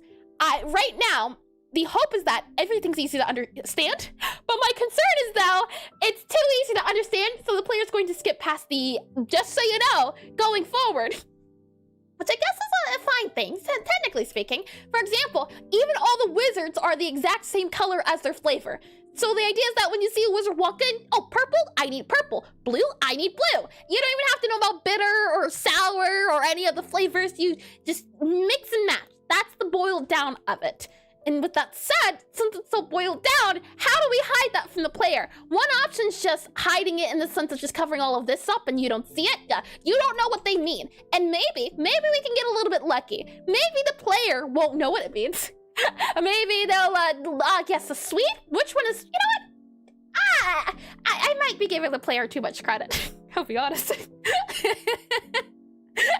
Because the thing is, from seeing people test the game, something I've realized is that every time I think something's obvious, it's not, which is good for me to know about. And it makes it easier to know, okay, I have to think about this blindly. Because you made the game, you can't think about it blindly. You just gotta figure it out or try to think, okay, if I know nothing about the game, would I see that purple as bitter? Would I see the pink as sweet? The memory's not even gonna be there. And what if a wizard says, are you judging my taste by my colors? Want this other thing from the menu? Well, the thing is, each wizard, bare minimum, has to have that one flavor. So, for example, Gabby here could have purple pink, or she could have purple purple, but it always has to be purple something. And hi, Eska, welcome to stream, welcome in. And ads already, my goodness, hold on. And always assume the player is not the brightest in the bunch in a loving way. That's a great way to put it, Chapel, yeah.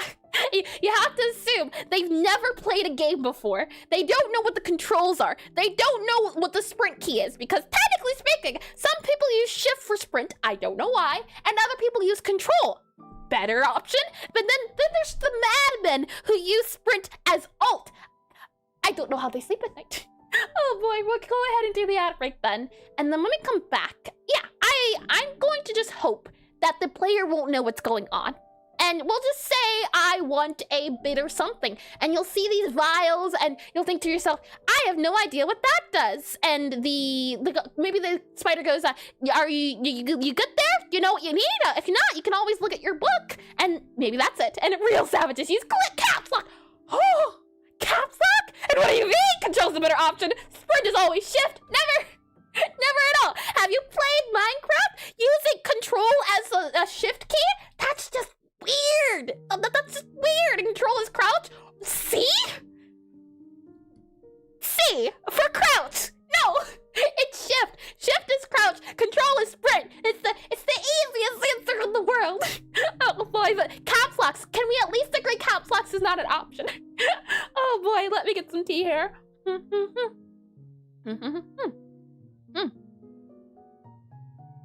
Tea's always so lovely. With that said, let's do some next stretches while we're waiting on the ad break. Oh boy, this has been fun though. The thing is I'm hoping, while I do like programming, half the battle of game development is just figuring out how the ideas should work on paper and then testing them. But another half is sometimes you get too lost in the sauce and you do too much thinking and not enough doing. So my hope is that today, enough thinking, and then we can do, and then if need be, we can modify the thinking. That way, we don't do too much of one, but we can at least have a plan when we open up Godot to know, okay, how do we attack this? What's our plan? And no, real psychos play with a number pad. Fair point. I agree to that one. I can definitely agree. That sounds horrifying. And caps locks isn't even a real button. Yeah. I agree. Oh boy. Let's do some next stretches then while we're waiting, shall we? So let's go to the left here a little bit, slowly but surely. Very slowly. If something breaks, I should not be held liable. Call a doctor, call a lawyer, but don't call me. We'll go left here, and then we'll go right here. And then we'll go back here. And then we'll go front here. A little bit here, a little bit there. And then we'll go ahead and turn to the left here. And then we'll go down a little bit here. And then we'll go ahead and call Varus. No! I specifically stated do not. Oh boy. And then we'll go to the right here. Usually you want to hold these for about a minute, but we don't have time for a minute. The outbreak's only 3 minutes. So we'll hold it here. and then we'll go down a little bit. That's another one too. See, it's been like a minute here, and then you would do a minute here, and you would also do a minute here. Life would be so much better if the uses caps locks wasn't next to the actual useful buttons. Like, imagine you could have another ultra useful button on the left. My pinky can only go so far. My pinky cannot immediately go to caps, and my ring finger can't go to caps as well. That just feels weird. Tab key though, tab key's easy, but going to caps is weird. And you can walk through using T, F, G, H. Oh, that reminds me of Q, W, O, P. And if you want to use a lot of useful buttons, oh boy. Well, welcome back to the ad break. Welcome back. Shall we continue then? Let's go ahead and I'll go down here and out, but what if you want to call for chat, huh? Not everything has to be about legal ramifications, you know, how dare you? How dare you assume? Oh boy. Oh my. Well, now that we're back, I'm thinking it'll be okay. We can just have the answers hidden or something of the sort, and then we can say, when the player exits out of the menu, the spider will go, "What's wrong? Did you forget?" Let's see, did that there, and then that there, and then that there, that, and then the hut, and then yep, and then yeah, there we go. What's wrong? Did you forget? Maybe, possibly. Let me check my book. I think that would be, would that be too much? Would that be the exact same as saying, maybe I should check my book?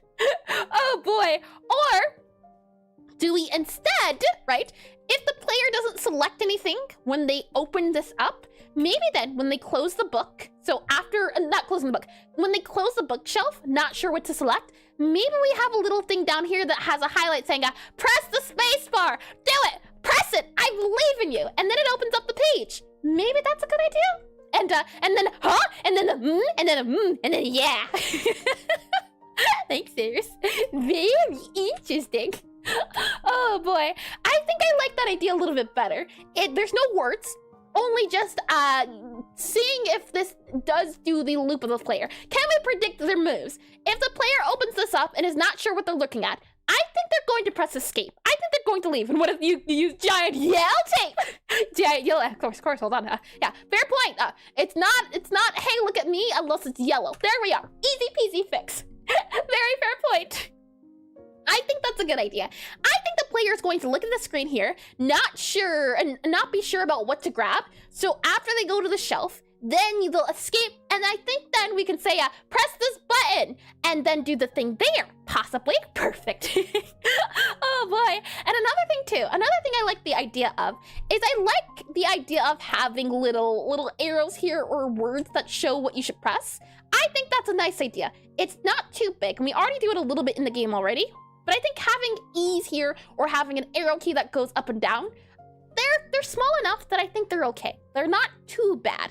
Even in the game right now, we have a little guy that walks into the cafe to show you where to go. So I'm thinking, yeah, I think this will work out. We just have the player open up the menu. Once they open up the menu, they're not sure what to do. Maybe they close the menu, or they can also just select something. That's also a thing too. Doesn't matter. All we need to do is for them to open up the menu. Once they open up the menu, then they'll be prompted to open up the book. Once they open up the book, you'll immediately be brought to this page, which should instantly tell you the differences. And whether or not you need to know about anything at all, right away, you know for certain about bitter, hold on. Right away, you know the colors, what they mean. You know about bitter, and you know about sweet bitter. That's all. That's all you need to know. And when you let go of the space, then you have the book closed. And the hope is that, and now, oh boy, I just realized. And hi, Joni. Welcome into stream. Welcome in. Hi, I hope you're good. I'm so eepy, so I think I will not stay. No worries at all. I hope you get some well-deserved rest if it is an appropriate time to go to sleep. As I know, sometimes it's been 4 p.m. and I think, man, I want to sleep. And then I do. And then now it's 7 p.m. or 8 p.m. or 9 p.m. And now the sleep schedule is ruined. So as long as it's a good thing or good time to sleep, I hope you do get some well-deserved rest. If not now, maybe later. And would you do button pop-ups when you close, or just have them always out? Could you elaborate what you mean a little bit, Chapel? I am quite curious. I do like animations that pop up and down. And open the book. It's like a 100-page contract. Regrets immediately. Now has to work forever. Welcome to Necrotype Cafe. Oh boy. The thing is, my concern now is that if the player opens up the book, what if, for example, they open it up? So, okay, hold on. Let me show you. I can already see this happening. I'm not sure if it's going to happen, but imagine the case that it says to the player, hey, press the space button. You know what some players are going to do?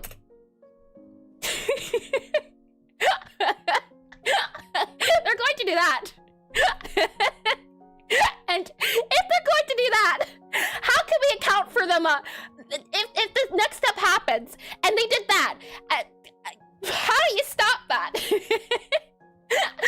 Oh boy, and when player gets close to the interactable objects, oh yeah, that's a good idea. That's a great idea. That would be a little bit tricky to input or a little bit tricky to do. Right now we have this guy here that pops up. So we have the mechanic, it does exist in the game.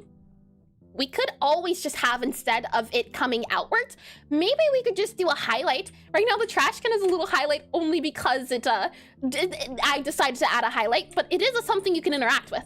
So maybe whenever you're near something, it glows. I think that might be a little bit better than having the E, though you make a fair point, because when we get to the customers, how will you know you can interact with them? How will you know how close you can get to the customers? I definitely think one option is having the word above it when you can do it, or we could also just have a little highlight around them possibly as well. And yes, the classic press E to interact.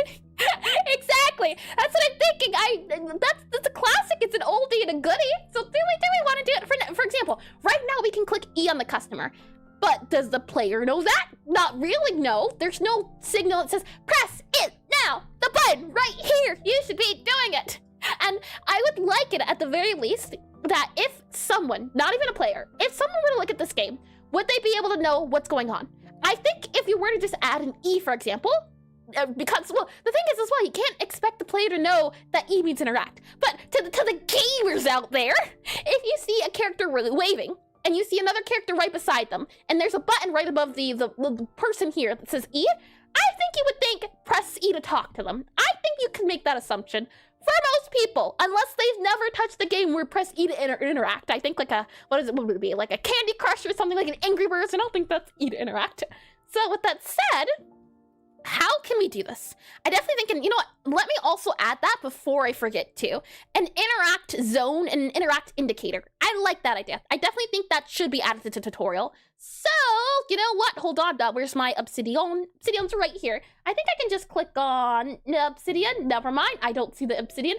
Let me go ahead and grab it. So if I just go back to here, I go back to here, copy, we go back into concepts. I go ahead and paste this guy here, enable you here. Should work. Oh, that's in front of me. Now it's way too behind. There we go. Alrighty. I wanted to add to here not only the tutorial, force calibration, skulls equal space. I just want to also add here just so that I can remember. And oh, can you see it? I don't think you can. Hold on. Now you can see it. And press E to hold Eris legally accountable for her crimes. That would assume I have crimes to be held accountable to. And you know what? Should I commit any crime? Sure, holds me accountable. But there's never going to be a time when I do commit the crime, since technically speaking, as the high rating princess here, I can do no wrong.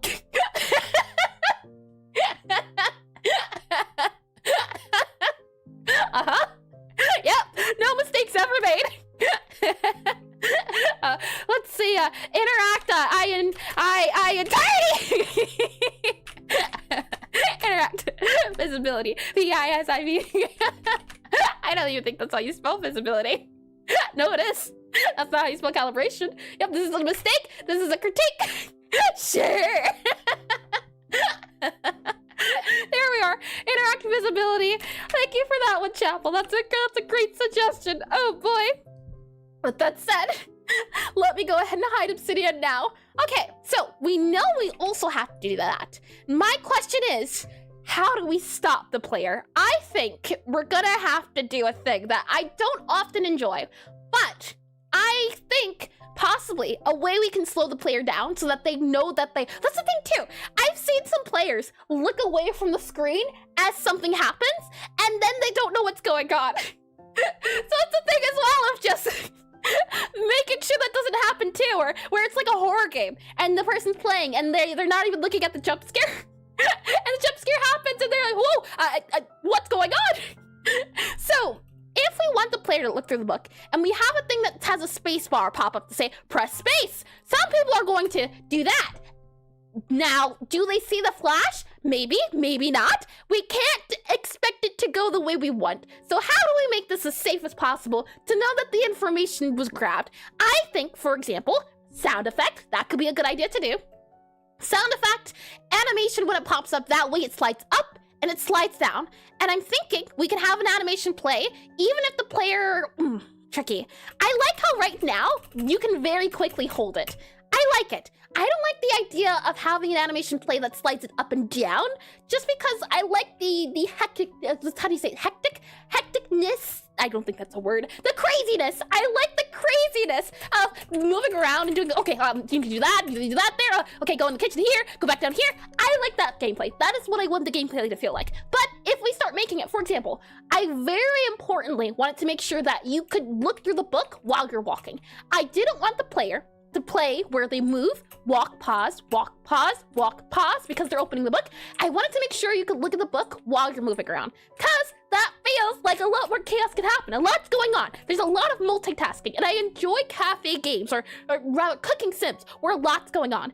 So if we take that fast-paced gameplay and we slow it down by book slide up, book slide down, book slide up, book slide down. It slows it a little bit, and I don't like the idea. Maybe we can make it fast enough that it doesn't do that, but off of just the thought, it's not a pretty thought. But we need to stop the player from doing this, so that they at least know that that exists, at least as a tutorial. Maybe for the tutorial, we do a special one-time animation. That could be a compromise.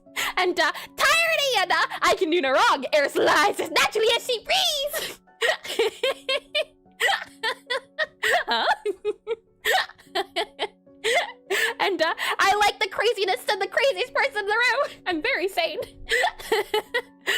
Oh boy, you know, dumb player here. Me, not gonna lie, I wouldn't know if I could even walk with the book open. Fair point. That's a fair point too. Yeah, very fair point. That might just be a thing of, oh, look at the new tech. Or it would even be, oh, look at the new tech. Or, oh, did the game developer forget that you gotta freeze the thing? But that's a fair point too. I'm okay with leaving that out of the game for now, or at least not letting the player know that you can move, at least for now. That way, maybe it's a nice surprise. The thing is, funny enough, I've seen people look through the book as they're walking. They've had no problem looking through the book as they're walking around. Most people do tend to do it.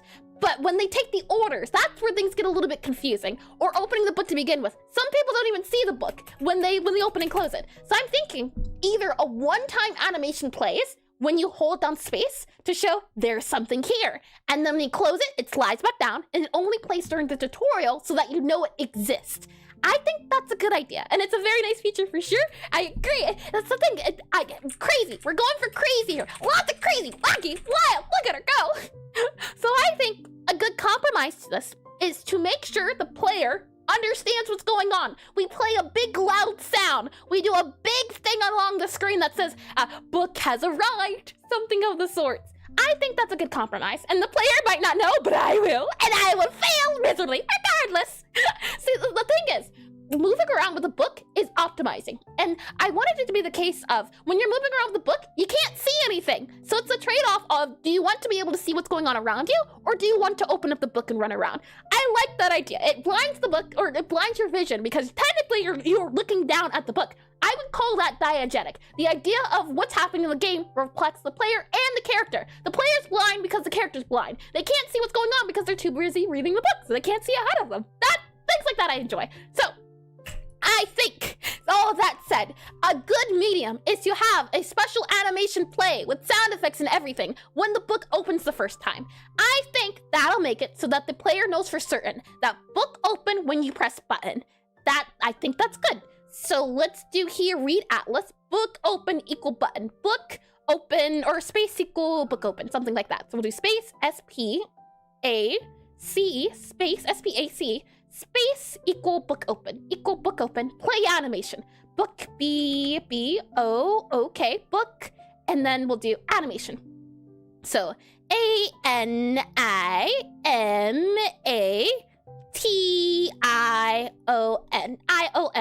space equals book animation. That way, you get a sound cue, you get a visual cue, you know the book's opening for the first time. And I must spam the book so I can both see the book and the rest of the game. Hoi, hoi, hoi, hoi, hoi. Let's see, that's what you call advanced speedrunner tech. The thing is, if you can get in the habit, and I do want to play the game like that, where you are running around the cafe, and it's very brief sounds of opening the book, of just running around slowly, or not even slowly, you're going fast. That's why I think a sprint button could be a lot of fun. But slowly running around, having the book open and close, doing all those things, I think that's a lot of fun. I like games like that. And also, since difficulty from what I see is a pretty big issue, maybe you could scale difficulty not only with speed, but how many keys are included. Like the lower level spells could just do hums of 3 or 4 letters. Well, that's the thing. Right now, the tutorial game, or the tutorial level, is very difficult. So what I'm hoping is to not only just make the tutorial level easier, but I also want to bring down the difficulty of the game in general. Right now, we even have specifically a flavor, which makes the songs easier on purpose. So anytime you use this flavor in your flavor combination, it's going to be easier. So that's one thing I'm also going to do. So for example, the earlier levels will have more sweet flavor or more sweet customers. That way you do more sweet, and then as you go along, maybe there's less sweet customers because the sweet flavor gives songs or makes songs easier. But I want to make sure that this game isn't too easy, but I also don't want to make it hard like Osu. I don't want to make it granny easy too though. I want people not to look down at the keyboard while they're typing. They've got to look up, but it's not a thing of you gotta have a good what is it called, WPM, words per minute possibly, or is it keys per minute? Let me bring you back into concepts here and add a difficulty slider. Definitely don't think difficulty slider is possible. You have to remember we're making a rhythm or a typing game and a rhythm game, so each map has to be different. And tweaking I have heard some people say to do key speed, so how fast the key arrives. But that's a little bit out of my ballpark because again, rhythm games, calibration, input, that's a lot of things I don't know, and I still don't know how to do. I don't even know how I got here to begin with, truth be told. But I'm fine with not even doing that. It's a second thought. Having key speed, second thought. That's more so optimization, more so making the game feel nicer, but it's not a priority. Something I would like to add maybe later, once maybe I understand a little bit more. But the idea of having the keys either speed up or slow down depending on a timer, definitely not in the future at the moment. So let's see, space equals book animation. Also, we have a little bit of sparkle. So I'll go ahead and add a sparkle into here. Sparkle here, oh, hold on. Sparkle here, a little sparkle here. A little sparkle will happen. Little visual effects, VFX and SFX. There we are, space, book animation. And in Taiko, they reduced the key window for good and okay. That's an interesting one. Now, I can't say at the very least, it would be very easy to change the window. I can do that. I can do that very easily. Let's see, key listener here. For how my game is made, the way it works is that I have these little guys here. So you have your okay, your difficulty, and your fail. And if I ever want to change the window, I just change the node's position here. So for example here, if I want to make it easier to get a perfect, I would just slide this guy, if it lets me, I would just slide this guy here. And now it's easier to get a perfect. That's easy to do. I could definitely do that. But working on making a system and doing the math and the calculations, definitely not. Oh boy, but changing the distance and the positions depending on, yeah, I could definitely, that's possible. That's possible. That's definitely within scope. Let me go ahead and hide these guys here, and here, and then let me bring you back into concepts. So with that said, and I also do here on the ideas, let me grab this guy here and put it here. Thank you for that suggestion. I'll do that there. And also, since difficulty is a pretty big issue, since difficulty from what I see is a pretty big issue, 3 to 4 letters, and the hardest spells would include the whole keyboard. Oh, that's a good, well, the thing is, right, it would depend on the spell. Right now, there's placeholders for the poems, but I can definitely see some spells having easier poems than other spells. For example, the sweet spells, or there's different, what's the word I'm looking for? I'll show you. Give me one old second here while I bring this idea to our idea board right here. Then I'm gonna put it right there. There we are. Yeah, difficulty can definitely be changed depending on what you choose.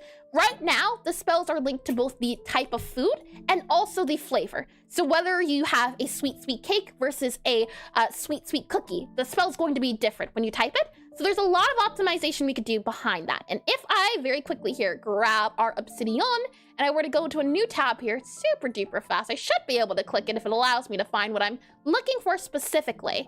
If I click on you here, yep, and then I go to here, nope, hold on, go to here, nope, spell list, here we are, lovely. I can show you this here, Obsidian show, here we are. This is how all of the spells are being kept. So in the future, if I want to change sweet stuff or cake stuff or whatever, I can just update the spell here. Right now, placeholders, but I will definitely get into modifying the specific spells and doing different words. And yep, that'll be something that can be easily tweaked depending on what is needed, which is good. And a lot of games do have a bigger window of opportunity to land hits or connect with stuff so that the game feels better to play. So maybe the added edge of perfect might be nice in general.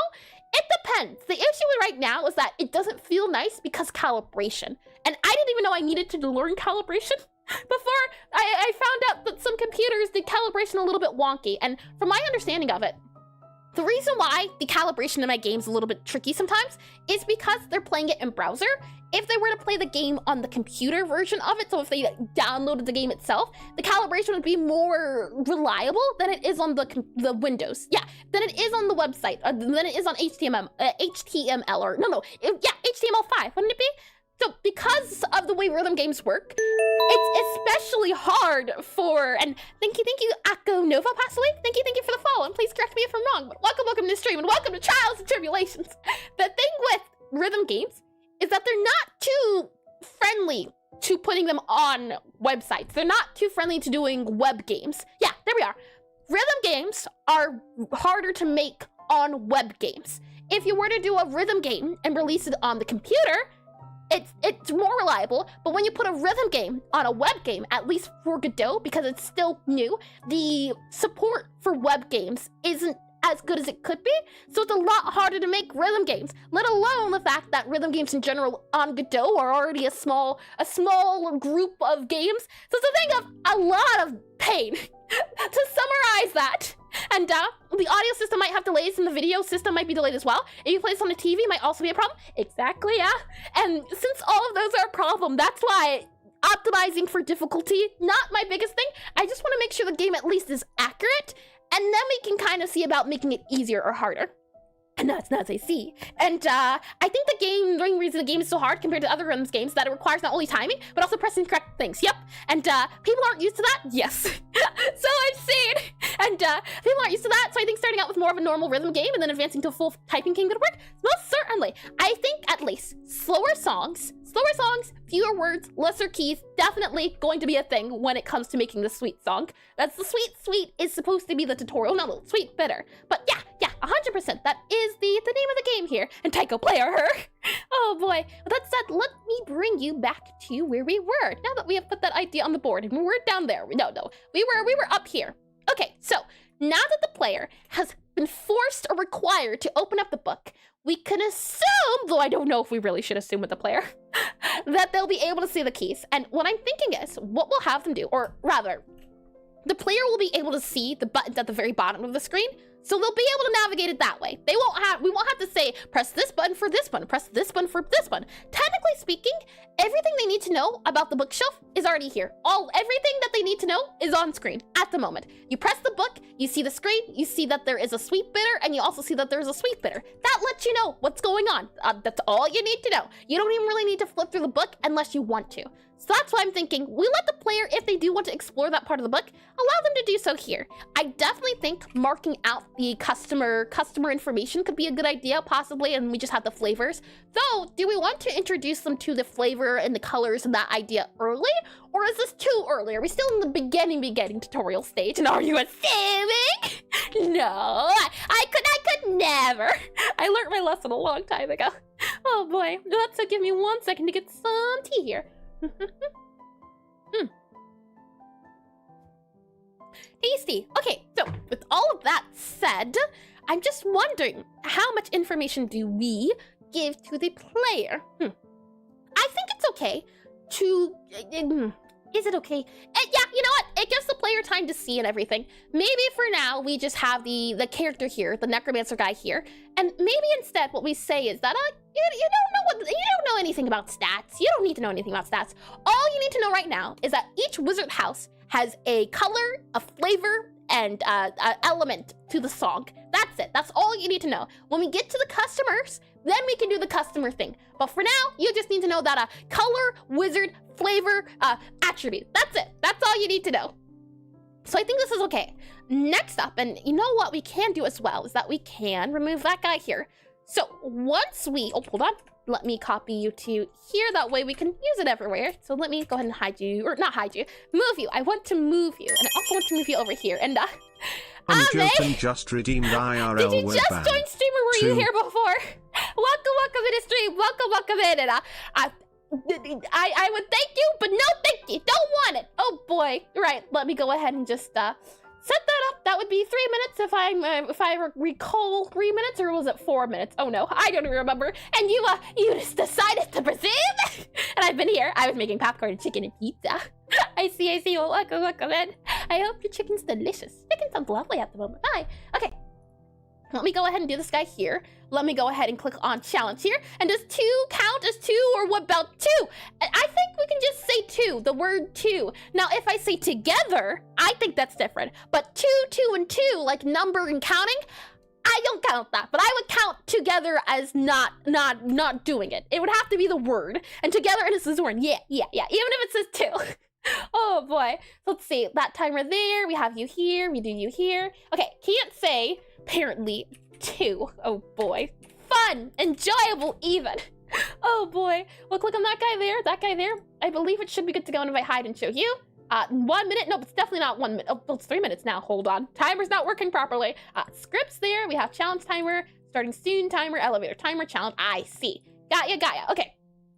You challenge timer are going to be set to 3 minutes here, and then you're going to be a different timer here. You can be the, yeah, sure, be that timer.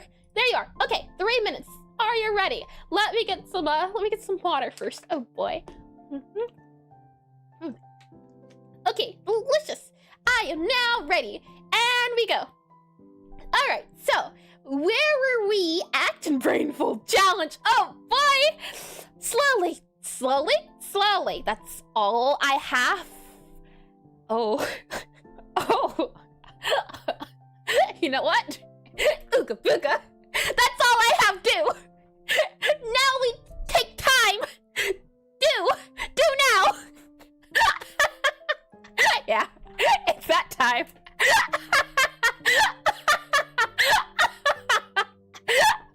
Okay. Well then.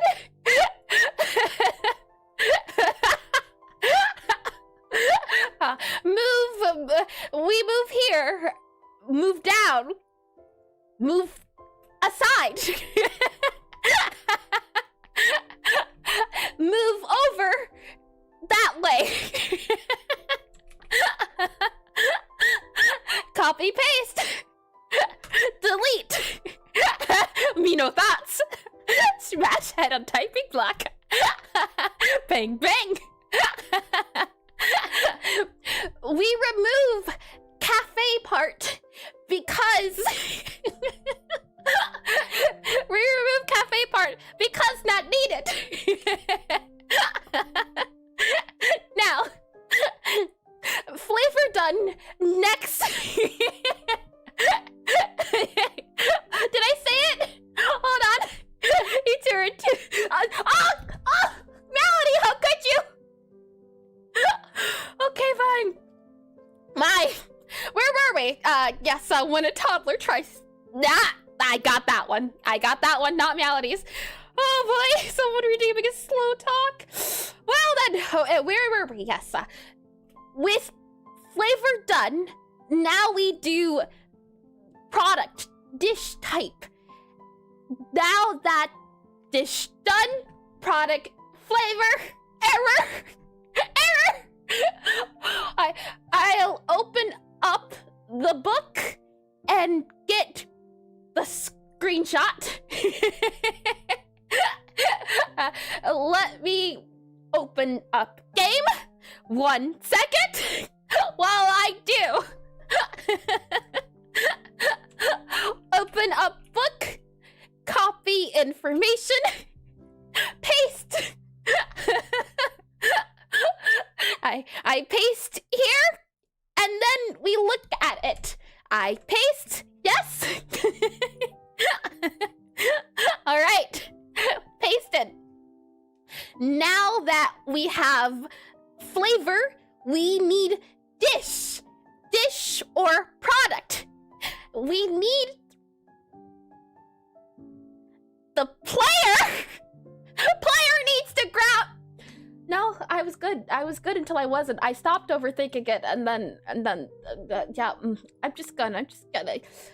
Okay, we do it a different way. Yeah, player needs dish. I can't reduce my mind enough. Player needs dish. Dish to. I was about to say dish to mouth. Okay,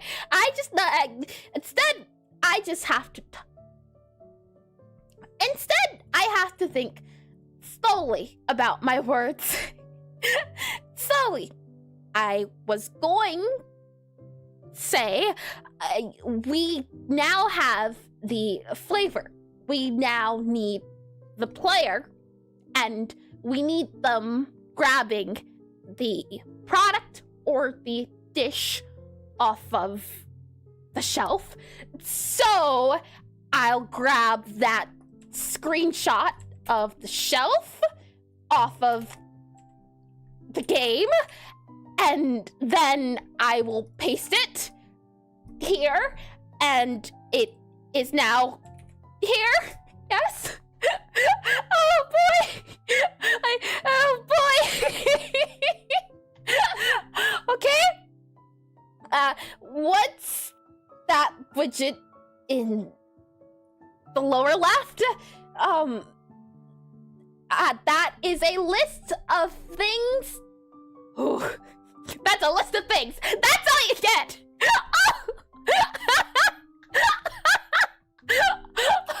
You're all evil. I just want you knowing that.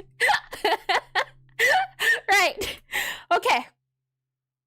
We need them doing the same thing they just did. So, hi, Rhapsody. Thank you for the follow. Welcome in stream. Great stream. Struggled much, very much. Correct me if I'm wrong. Okay, this is okay. Next up, player will do this twice. X, and then, yep, X, there we go. Okay. It's hard. It hurt very much. X2 on opening. Welcome, eternal guilt. Welcome in. In, out. Very much so, yes. Okay. Now, product open. I didn't say it. I know I didn't. I was careful. The player will do the same thing. Oh no. The player will dish. Yes. Grab flavors and then dish and then put on grab. They need to know grab. They need to.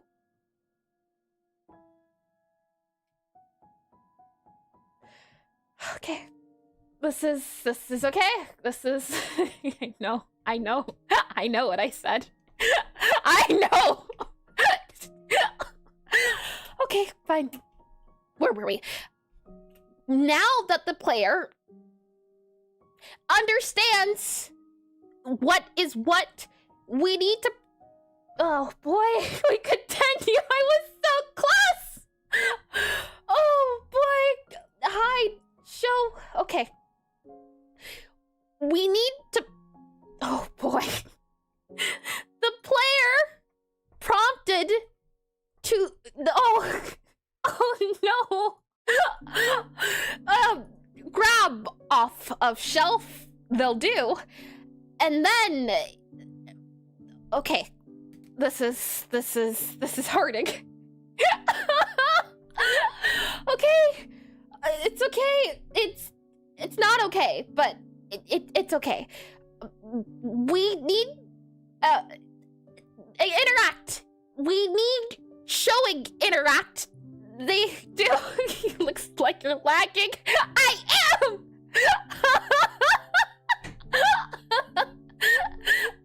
Oh boy. Once they know what it means, everything. Hi, Mr. Cheesy Waffles. Welcome in. Yes, indeedy. Link exists. Discord. There you go. Okay. Now that the player knows what everything means, we now need them interacting with the icons. Okay, it's fine. Icons are interacted. We can have an E or a select. And they'll select. Now that select is done.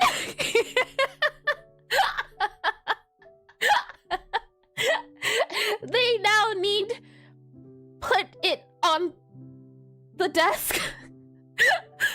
And that there, I said put it on desk, did I? Right?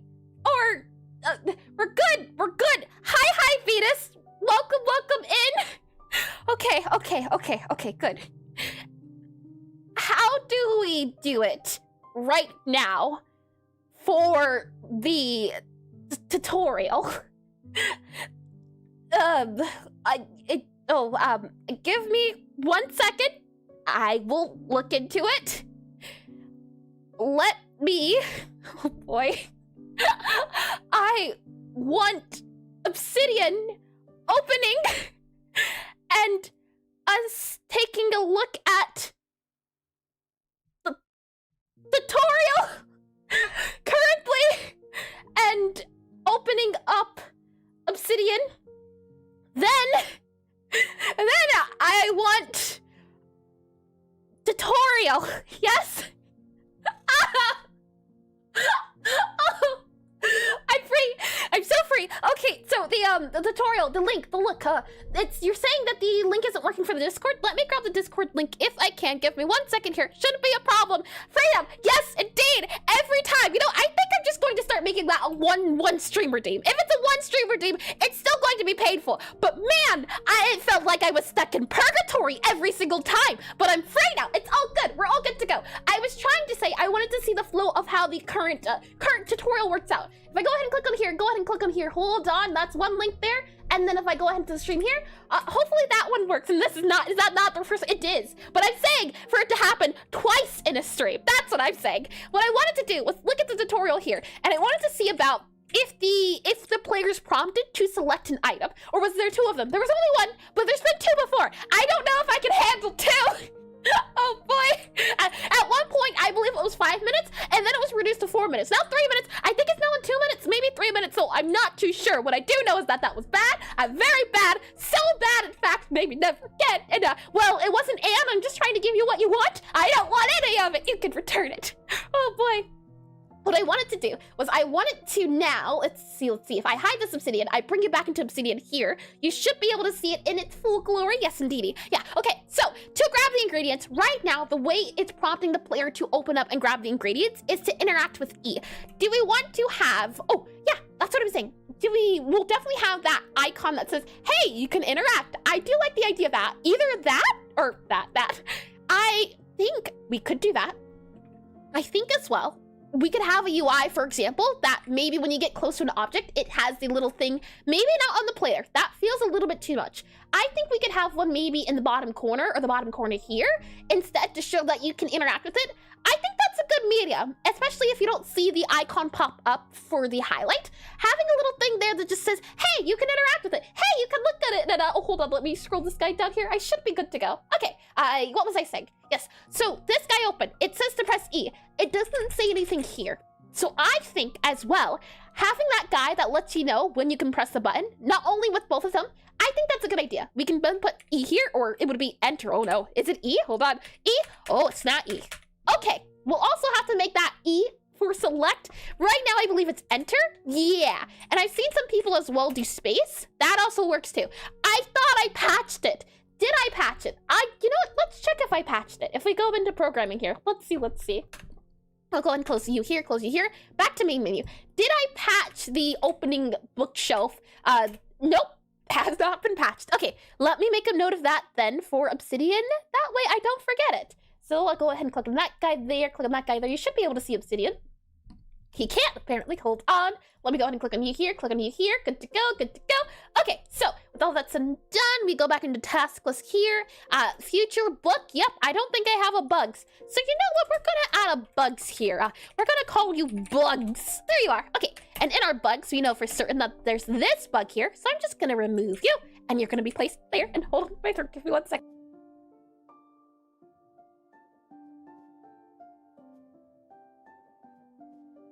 We're all good to go.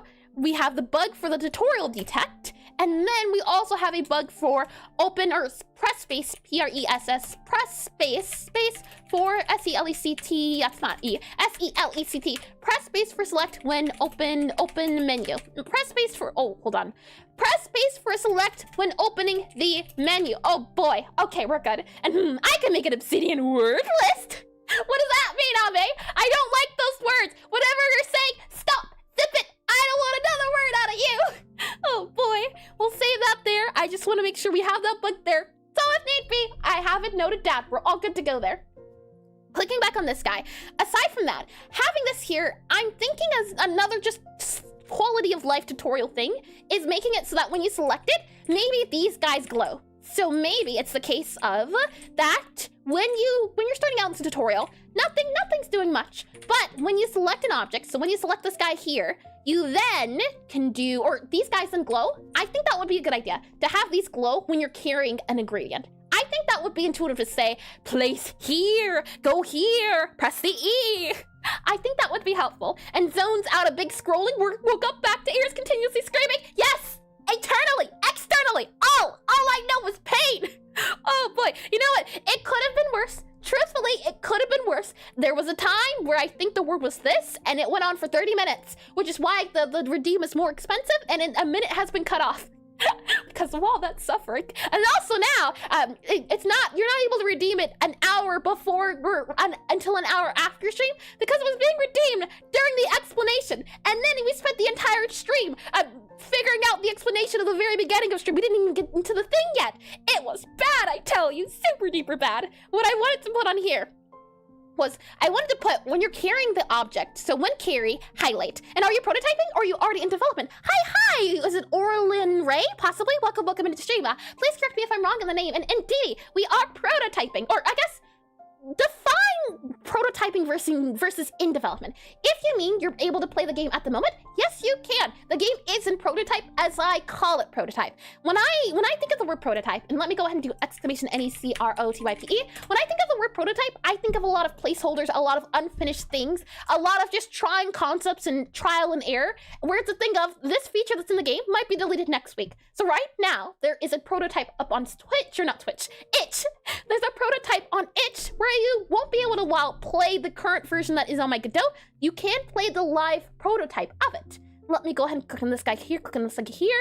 The hope is that we'll be able to release the version I'm working on, the prototype, when we do the tutorial. Because at the moment, there's a lot of new things added that the player won't understand, and already the the tutorial I have that's live is already very flawed. I've seen some people play it, and they get very confused, so the hope is that not only can we update the tutorial for the new features, but also improve the tutorial for the old features.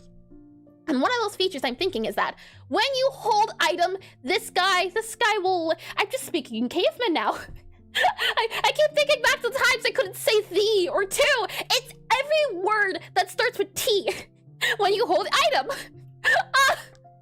My literacy. Oh boy. When you hold the item. Oh boy, just getting flashbacks. I've been scarred. When you hold the item, when you hold the item, when the item is held, when component COM, when the component the component, and let's go back to monkey, and when to hold the item, I'm overstimulated. Me too. And it is having more flashbacks. Yes, indeed. Oh my! So when the item's held, so when component is held, when the component is held, when the THE, the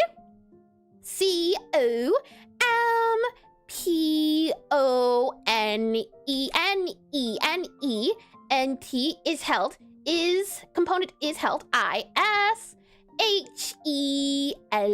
when the component is held, HELD, comma, and then we can say highlight plate. HIGHLIGHT,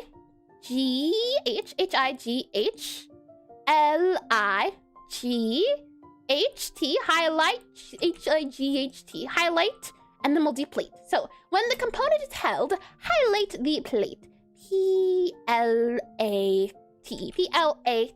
highlight the plate. I think that's a good guy. That's good to go. Highlight plate. When the component is held, highlight the plate. And help or held.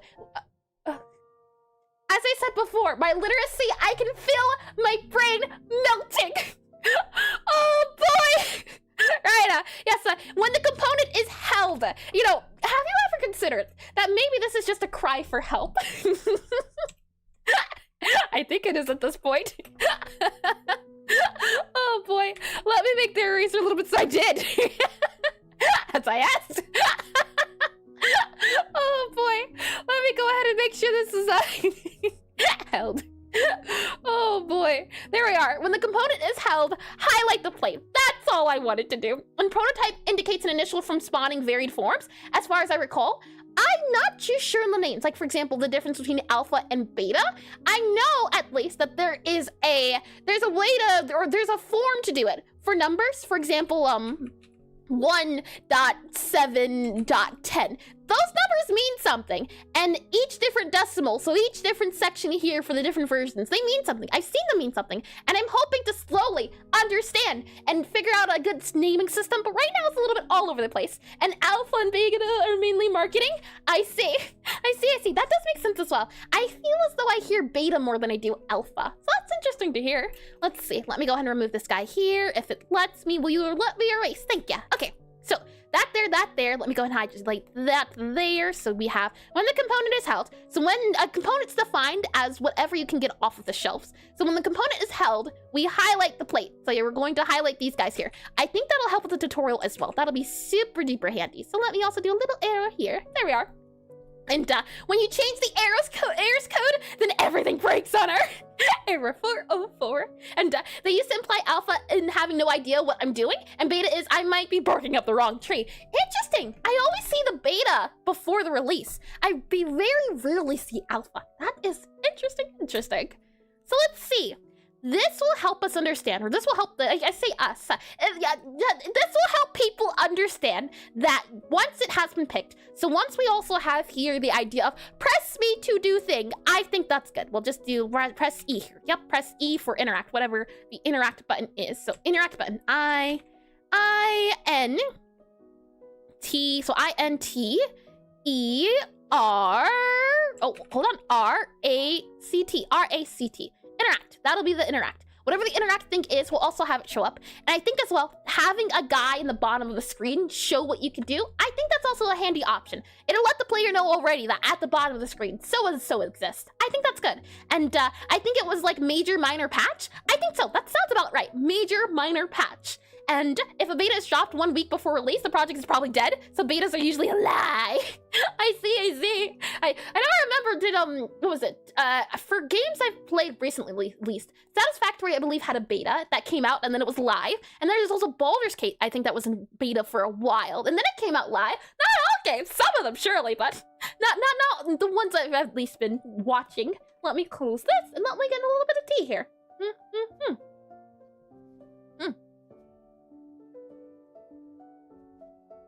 Okay, maybe that was a little bit too much steak, but it's been had and it's been delicious. And Boris Gate is a lie. The cake is a lie. We'll slide this fire back up. Okay, so as a recap, I think we've gone through everything that the player will need to do here. We have, at least up until the spell casting point, we have taught the player the calibration, so the very beginning of how the game works. From the calibration, we then say to the player, all right, you now need to open up the book. Or you don't have to, but you're probably gonna want to. We're gonna make it so that the player, we're gonna use mental manipulation. Or how do you say it? What would it be, the idea of subtly showing something without doing it and making the person, I forget what it's called. And did you just reference Portal? How dare you? Is that a gun I see? Hold on now. That's just a threat. And I never heard a game do a beta test and be like, nah, we'll be back in 3 years.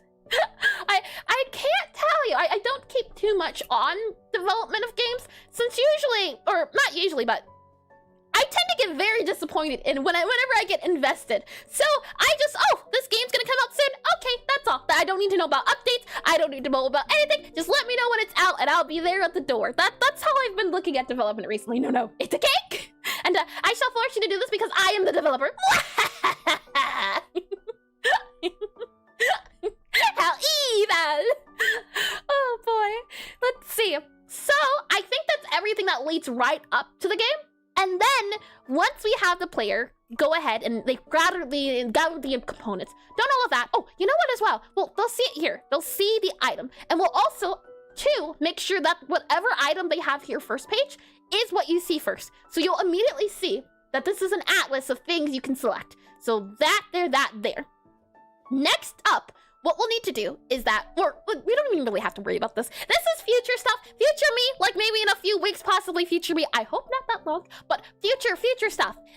After we have the player, they're gonna do the spell. We'll do the spell. See, the thing is as well, it's a tutorial. So as long as we just make sure that the spell is easy. The spell is easy. We make sure that there's fewer words. Right now, there's one and only one tutorial, tutorial map. We were initially working on another song that was super duper easy, but then we ran into the issue of the book and a few other things came up that we had to address, so we stopped working on a new song. And future Eris will take care of it. Future Eris, this is pain. I regret everything. Yes, that's future Eris, but this is present Eris, and this is fun. I regret nothing. Oh boy. Once you do these guys here, you'll then spellcast, and I think we're good to go. Spellcast done. So I'll go ahead and do here, spellcast done. S-P-S-P-P-E-L-L, spell cast, C-A-S-T, spellcast, C-A-S-T, spellcast done. D-O-N-E, D-O, D-O-O, and then N, and then E, D-O-N-E, spellcast done. You know what? Let's make it green, because green is done, or complete, or... have I ever seen a green that means not incomplete? I guess if you're using green like a toxic color, possibly. Okay, so this is the game plan right now. We know sometime in the future, we're going to have to then work on the customer and having the customer introduced and all of that, but that's a lot future talk, and we don't need future talk. We don't even really need to worry about the ghost for now. For now, we focus on the singular room and making sure, you know what? This is our chance to also figure out how to show the player what these guys are, because that's not known. That's just there. And if you don't know how to use it, that would be important too. So, how can we do that? I think what we could say is maybe we have the what is it called? The spider. Maybe we have the spider go, I want this and I want sweet and sweet. Actually, you know what? I changed my mind. I want sweet and bitter. So she has to throw the thing away because the spider's mind has been changed. I think that's a good idea. Mid-order change for the spider would be a way to show it. So I'll put on here trash can. So the trash can is the thing, but it's not obvious. Sometimes it is, it depends. The thing is, I've seen a lot of games have a trash can. Sometimes a trash can's included into the tutorial, but it depends on the person. So I'll go ahead and put on here, spider can change mind, or rather, spooder, S-P-O-O, S-P-O-O, or hold on, S-P-O-O, spooder, S-P-O-O-D-E-R, spooder, changes mind, that's not a spooday, spooder, C-H-A-N-G-E-S, C-H-A-N, changes, changes, changes mind, M-I-N-D, mind, M-I-N-D, equals trash can, equals trash can, T-R-A-S-H, trash can. Oh, hold on, trash can, C-A-N, trash can, there we are, trash can. Spooter changes mind and equals trash can. And then, after that, right, after the dish is complete, we can say, you know what? I'm not hungry anymore. Can you save my dish for later? And then you can put the dish here. I think that's a good idea. And, yes, the French spaghetti. Let me go ahead and do the ad breaks while the ad breaks are running, but I think this is a good idea. Having the spider change its mind during the order, that lets you know about the trash can, and then also knowing about the idea of you can save it for later. And our maker drop the item, get forced to throw it away. Gabby's not clumsy. She's very proficient. There was one time, I don't remember if I did draw her, but I can imagine her being one of those servers that goes around on roller skates and has a platter. I can see it. I can definitely see her doing that. And maker, I did read that, and I did read that as well. Lovely, lovely. And trash can is spelt together. Trash. Oh, hold on. Yeah, they do belong together, don't they? Hold on. Hold on. Yep. Hold on, there we go, and there you go, trash can. So she's going to be at one of those burger shacks. It's a fancy burger shack. You see, what was it, Ratatouille? If any of you remember that. At the end of Ratatouille, the guy, he serves instead of becoming a chef, so he serves around on roller skates. He has a fancy bow tie, it's a fancy establishment, but he still uses roller skates. And root beer float, now I want a milkshake. Ooh, milkshake does sound good. And root beer float, milkshake sounds good. Let's see. So spooter equals trash can, and then we'll have the spider also want to save it for later. So I'll save that for the ad break since the ad break is ready. I'll go ahead and have some drink.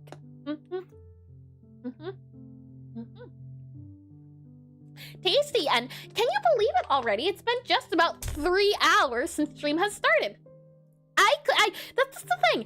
I never know if streams mostly about talking and yapping and discussing and figuring out concepts are going to last this long or if we're ever going to get to the programming, but it's good to know. At the very least, I don't need bugs and error codes in order to make it longer.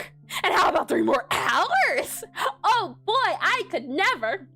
The issue is that would require lots and lots of energy, and the longest amount of time I've done something for, with a lot of chatting, is 4 hours. 4 hours has been my limit. 5 hours? You're pushing it. And 6 hours?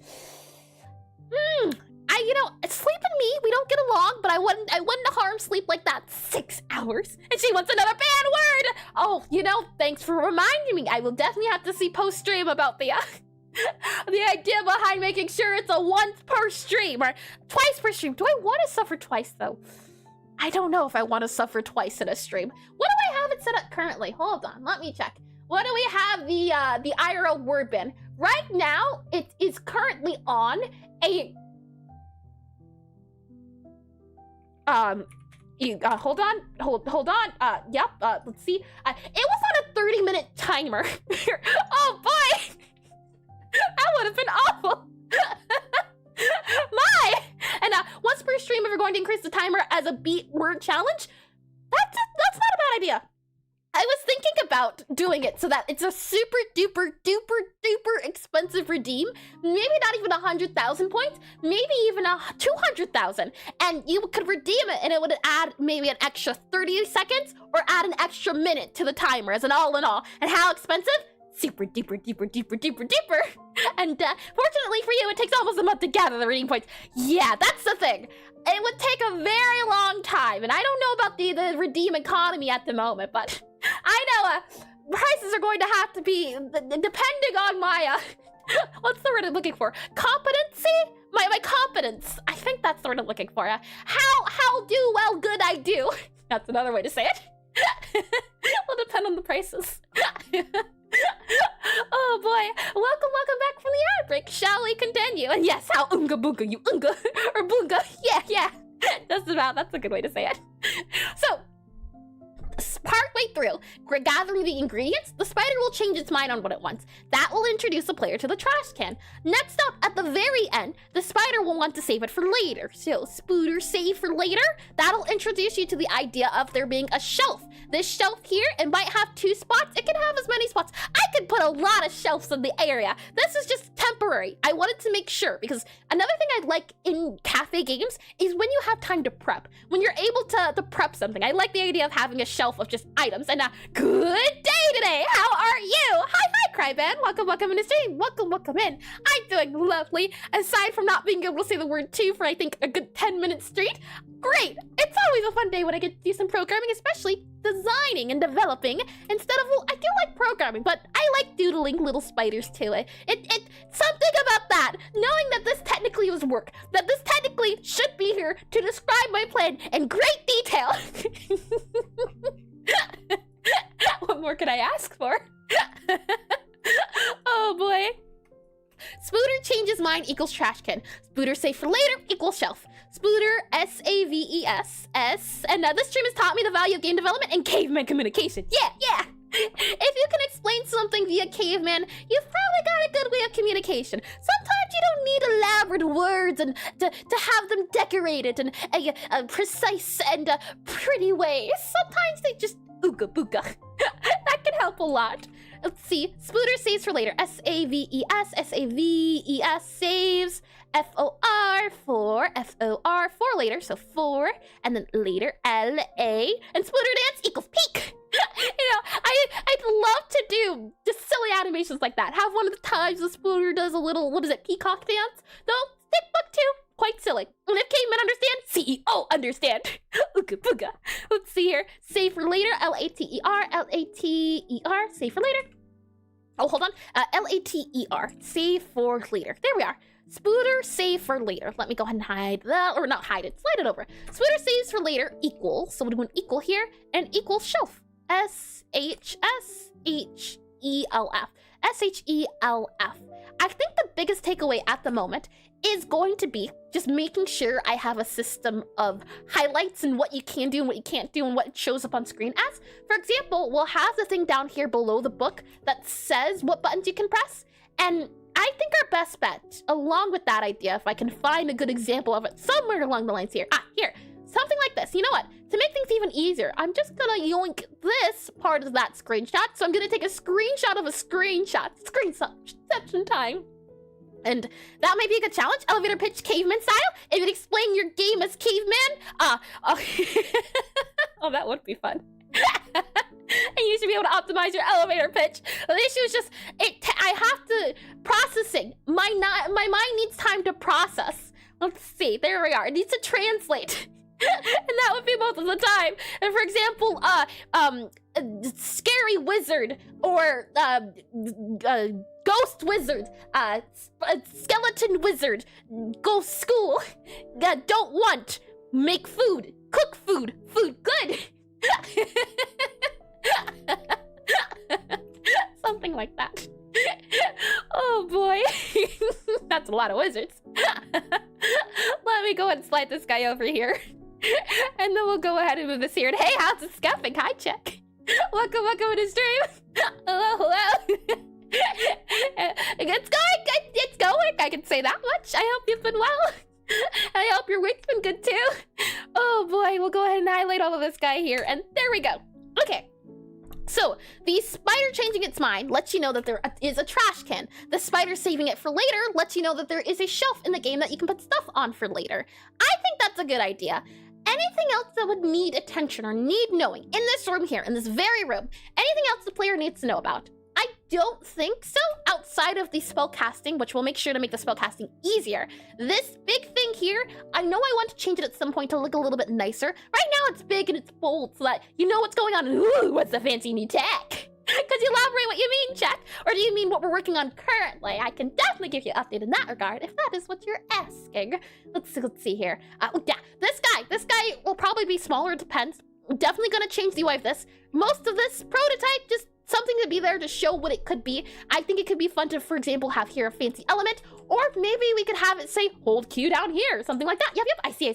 Well, the issue we're running into at the moment, or rather, I wanted to see, or did I want to upgrade the tutorial, or did I want to just update the tutorial? The tutorial! So the way it works right now, where you would have the bit at the bottom tell you what next step to do I just want to keep going step 1, step 2, step 3, step 4, or do I want to go a little bit fancy with it? I know for certain that I don't want the tutorial to look like this, where it's just a slideshow. Not happening. So we've came up with the idea of, picture this, you're in the tutorial. You start off here in the kitchen, and the spider says to you, either the spider says to you, or you say to the spider, I need to warm up my voice, or I need to make sure I am warmed up. And warming up makes you do the calibration. So the calibration gives you warm up. It also gives you a good idea of how the game just initially starts. So it's a little something like this.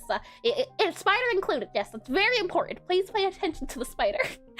Once the calibration has been completed, you now need to make the dish for the spider. So the player will be guided and directed to the bookshelf here. They'll have a thing that says either press E or have a hover button. And once they're there, hopefully the player will open up the key.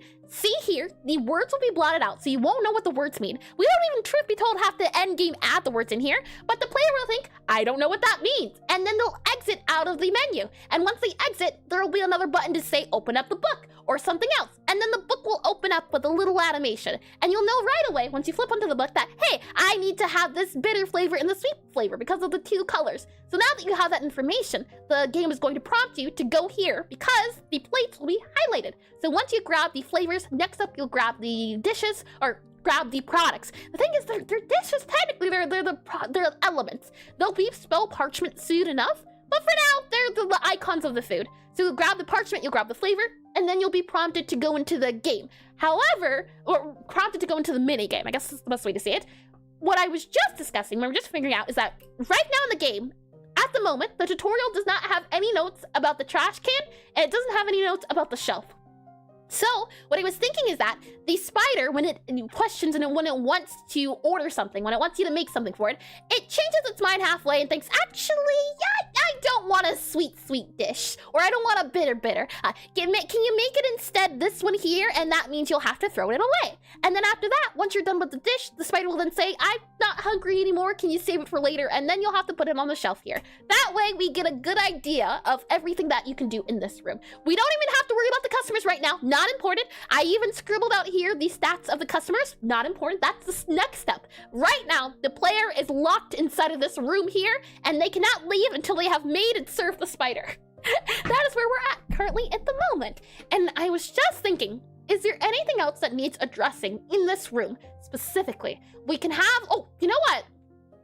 Player movement will have to be addressed. So I guess that will be in a player. Let me out! Let me out! Let me out! Oh boy.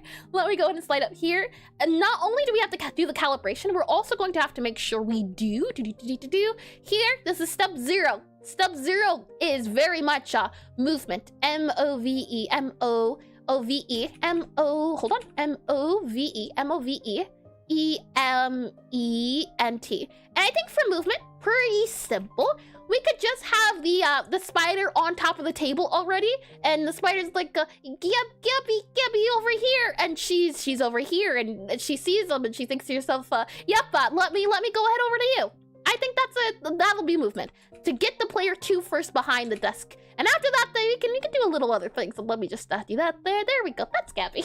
And customer is never important. Got it! The customers aren't in the game yet, or they're not in the level at the moment. This is the very early morning, or maybe even midnight when this happens. So the customers haven't arrived yet. You still have some time to prep. And welcome into stream, Preston. Welcome in. I think you were here earlier. If so, welcome back. And if not, welcome in again. Let me get some drink here. Tasty. Okay, so we'll just have Gabby start one spot and have the spider go into the other spot. And what I can't do as well is if I just very quickly go and I'll delete this guy here, and then I'll do a little screenshot, and that way we can get the spider. So I'll grab this guy here, and then so much welcome. It's so fun to say. If any chance I can get to say it, I certainly am. Look, welcome doesn't feel the same as goodbye. But welcome. Hi, hello. They're fun. Let's see here. I'll go ahead and grab you here very quickly, and I know you can't see it. I want to go ahead and just do this guy, little here, little guy there, and then a little leg here, a little leg here, and then a little wave here, and then we'll do that there. Yep, we'll just do blue. Sure. Yep. There we go. Okay.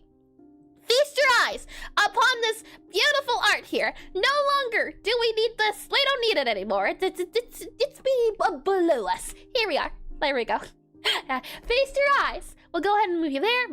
So movement, and then we'll have Gabby go to the area here, and it's beautiful. Yeah! Oh boy. We'll go ahead and have a little guy here to show that you would go to this direction here. That'll be your movement. Once you know the up, down, left, right, or at least one button, you should be able to figure out the rest. So we're good to go there. I think as well, what we could have here at least is have buttons. So instead of saying move button to here, move button to here, no longer. I think in this specific scenario, we can just have the bits up here highlighted to show what you can do. I think this would work out nicer. I think it would look nicer for showing the arrow keys. And goodbye sounds oddly threatening. Goodbye. And when a customer comes in, the character can say, welcome to our hospitality. Here at Necrotype Cafe, you'll be served all the finest, what's the word, luxury, finest commodities. Oh boy, let's slide you down here and slide you down here. Okay, I think we covered everything. Movement's all good to go. Calibration's good to go. That tells this player how to move. Then they have to make the dish. The dish will show you not only the spell casting or the preparation to make the dish. We'll show you all of those things and have to go already? No worries at all. Check, thanks for stopping by even just for a little bit and checking in.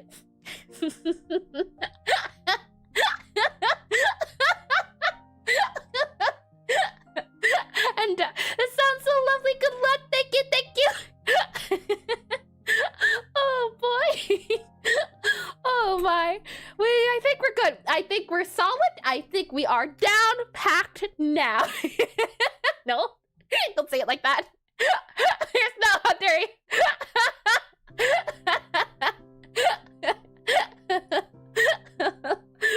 Oh boy. Comedian? No, I just saw an opportune moment. It's called business. Oh boy. Okay, so now that we have all of this on the table, we have a few options. I definitely don't want to go forward with looking at the other parts since we don't even know about the other parts, and you did that one already. I did, didn't I? I get one once a stream. Only one once a stream. Not, or maybe every other stream. I don't think I did last stream, but it's just so similar. It's easy. I picked the low-hanging fruit, didn't I? You think you're so funny, Eris? You are, but how dare you? No thanks. Oh boy. With all of this set out, I will hold off on mapping out the cafe part of the tutorial because we're not there yet. No need to plan something when we haven't even completed step 1002. Or no, we have to be step 5. So now that we have all of this on board, the question now in fair. See ya. Thank you, pixel artist, VTuber, game designer, and comedian. Ha-cha-cha. Oh boy. I'll go ahead and move this guy here. So now that we have an idea, bit by bit, for how the tutorial plays out, and I would say it's more Pixar artist, VTuber, game designer, and then hold on now. You hold your horses. That's not in my job description. Oh my. The tutorial, now that it's mapped out, now that we know what's going to happen, we now need to figure out what tools are available to us at the moment to make it happen. And what I can say is that it's gonna be a little bit tricky. We might just have to all in all abandon the current tutorial system I have and build it from the ground up. I think that might work out a little bit better. If I bring you into this guy here and bring you into this guy here, let me show you how the current tutorial system works. Right now, the tutorial system works off of signals. So anytime something gets done, the tutorial goes, yes, you're done. Let me move on to the next guy. And if you know what I just realized? Do we even have the tutorial? Is the tutorial working or... Hold on, let me just double check. I think the tutorial was linked to the book, if I'm not mistaken.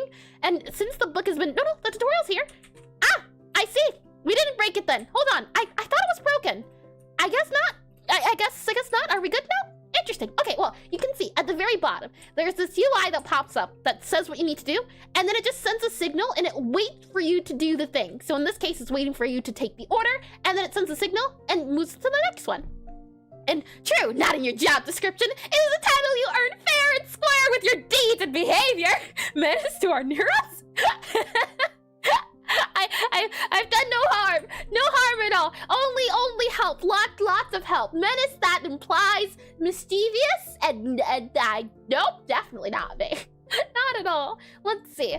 So the way the system works, if I type in here task, you'll see I have a guy here. Yes. Okay, so I didn't link it to the book. Lovely. We have here a task screen and a task system. And along here we have the little task. And you'll see that it is linked into an action. And I'm not sure. It's been a while since I've looked at this guy, I'll be honest. You there? Are you? The actions are done via an enum. So the task system works by first. No, you're kind of blocking the task system. Could you slide over a little bit? Hold on. Let me move you here, and you're gonna go there. There you are. You're now floating in space. And I tell people to lose brain cells, but we don't talk about that.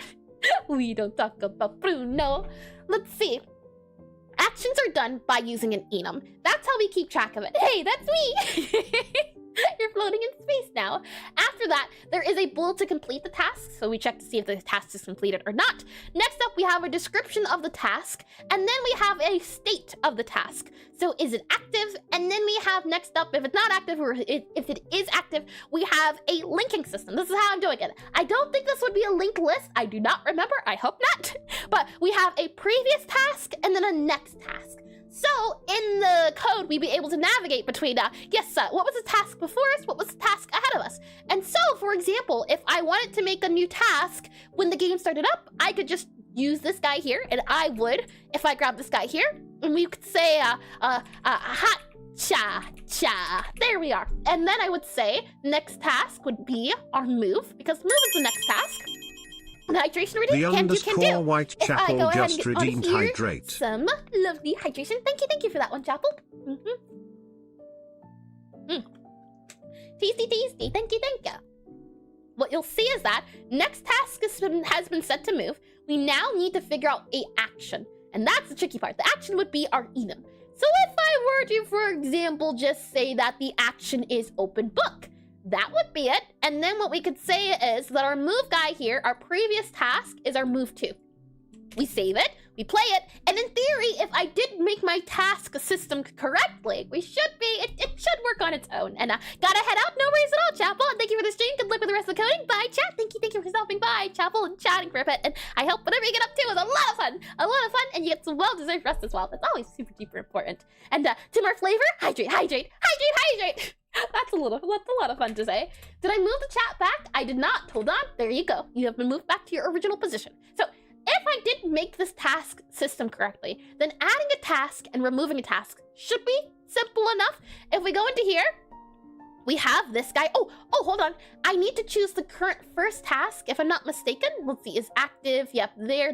Okay, first task. If previous task, previous task name, all of you guys here, next task. And we have, there, and task action done. Interesting. Who chooses who the first action is? I wonder. It's been a really long second. But the good news is this is refactored, so it's all clean and good to go. Oh, I know. We have, Smart passed me an A. EA Sports. I just have to choose the next task to choose for our first task. And now, interesting. You know, it's pretty clean. It's pretty neat. I give myself credit, and now we have to either delete everything or break it all down and start again. Here we are with our task. Ha-cha-cha. And I set it to change the next task once we had the book open. So, does it work just off the bat? Oh, hold on. I forgot. I locked myself out of opening the book. Oh, okay, then hold on. Yep, you there? We can't open the book yet. We would have to have the customer seated in order for the book to be enabled. So, just testing things. If we go ahead and let them read and do all of that, go there. Yep. Okay, now that we have written it down, open up the book. I see. Well, the signals are off, but it's good to know that the first task and everything is working. Okay, so closing this guy, undoing everything we just did in hopes of not breaking it. Our move guy here, you're now set to back to our first one, which is good to go. And our first task here, move. The issue is, I really like this task system, and you know what? Technically speaking, I could just save it. I could save it and use it in another product program, another game. But the issue is I don't really enjoy these tutorial types, but technically speaking, I could just save this as a product or what product? I could save this as a, what's the word I'm looking for? A component? Possibly. I can save this as a component to use in future projects for when I'm at the early stage of doing a tutorial. And then later on, we can flesh it out to whatever the tutorial needs to be. But for a tutorial system, I could just have this in my back pocket. For example, if we did a game jam, I could have this guy here as a really already ready to go task system. And the more I program, the more I'm grateful for studying physics. The game feels so much nicer when you use physically accurate behavior. Interesting. I've never been much of a physics person. I like chemistry. Chemistry's pretty fun. Biology too, but never physics. And can you put a tutorial? Can you put the tutorial like a part of the game, like Cuphead? Yep, that's what we're gonna hopefully do at the moment. If I bring you back into concepts super duper quickly. Oh, well, truth be told, what I want to spend the rest of the stream doing, so we only have 40 minutes left. I want to spend it making a UI for, oh boy. I'm just thinking about UIs. Let me show you what we're doing, or hope to do right now. I wanna make this thing here. Or actually, I can save that for post-stream, since finding the look of this will probably be a bit, but I want to make it so that we have at least the background, even if the task isn't on screen. I would like to have a thing of player must go here and have the task completed. So while the player won't see the step-by-step, I like the idea of having a debugger for the current task and the next task. I think that's good. So there certainly is a way we can just scrap the task and go from there. If I bring you back into this guy here. So step 1 is going to be to have the player, and I guess we'll also have to figure out how to start the game too and block that off. Okay. There are definitely a few things we can do. And I do that. Yep. So the hope is that you'll have things pop up and there'll be maybe a little bit of a speech bubble here, and the words will appear in the game itself instead of at the very bottom. That's the thing I want to change. So we'll go back into programming here. And then from there, what I'll go ahead and do is I wanted to make sure that our task screen is set properly to move. Yes, okay. Everything should be good to go. It shouldn't be modified. And I think I just want to slap in your game, for example, is making a little spider on the hat actually attached to on a spring. Oh, that would be adorable, actually having physics for the spider. Right now, it's just a little bit of pixel art. And I made it very, very simple because I didn't want to do too much. But, for example, if I click on play here, just super quickly, I added a little bit of physics. For example, I keep saying that, don't I? I added a bit of physics to and maybe they're not accurate physics, but I added a little bit of motion to her taking an order. So if I go ahead and spawn in a customer, for example, you'll notice that the string moves a little bit. So if they sit here and move it to here so you can see, look at the string when the order's taken. It has a little bit of a jiggle to it. There we go. A little bit of a jiggle. Not much of a jiggle. It's not good to go, but I thought that could be a fun thing of just, having the string interact as it's going back and forth. Right now, it's super simple just to have something in the game and something nice enough to look at, but not nice enough to be polished. Let me go ahead and we will click on you here. Let me make a backup save so that should we, going forward, break anything, we can always go back to this point in time when everything was fixed. So I'll go ahead and click on you here, stream there, nope. I need to go into my Godot files if it lets me. Godot games here, and then Godot prototype. I believe you're in beta, though still don't know the difference. And the small details give a lovely touch. Thank you.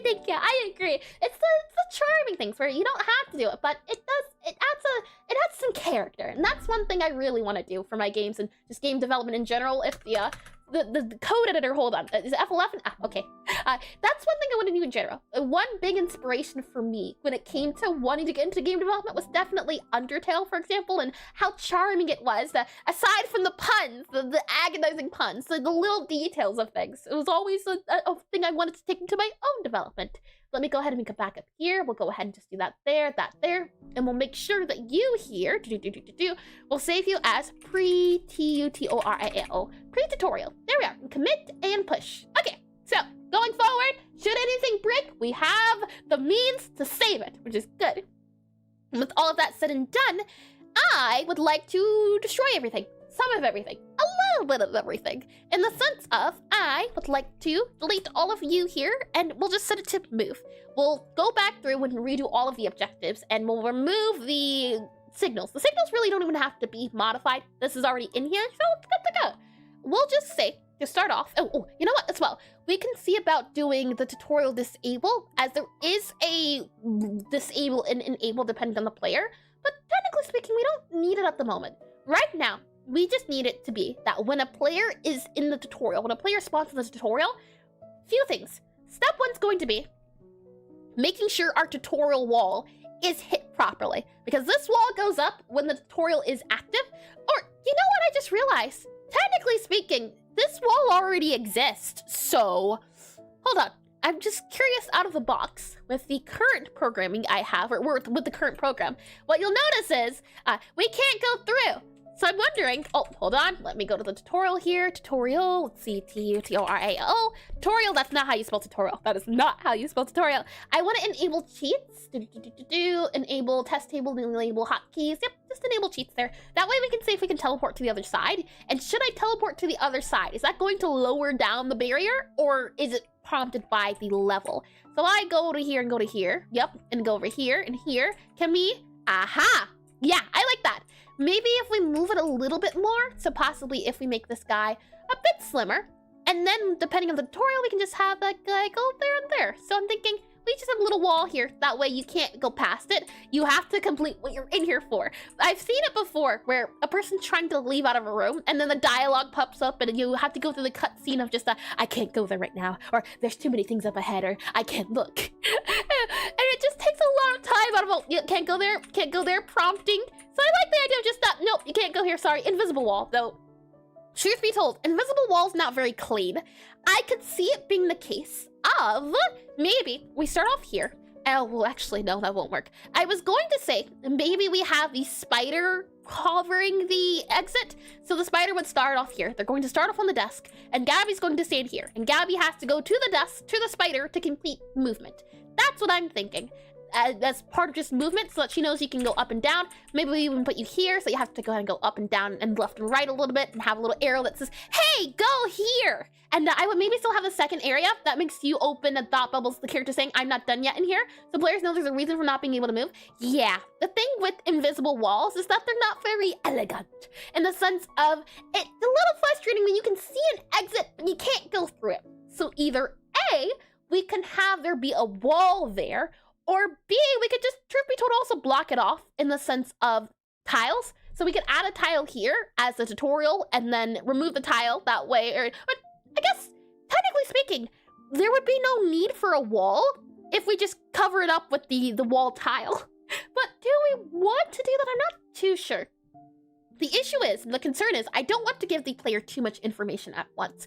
So, showing that there is an option to go here, but they can't, does it give them excitement for going forward? Or does it discourage them since, why can't I go there? And a simple way to do it is to add a marker 2D to the point you want the web to attach the hat, and then every frame apply a force. Oh, I have no idea what those words mean, but if at some point I decide to go ham on the details, I shall surely say that, Nima. Let me add it to the board of ideas. Thank you, thank you.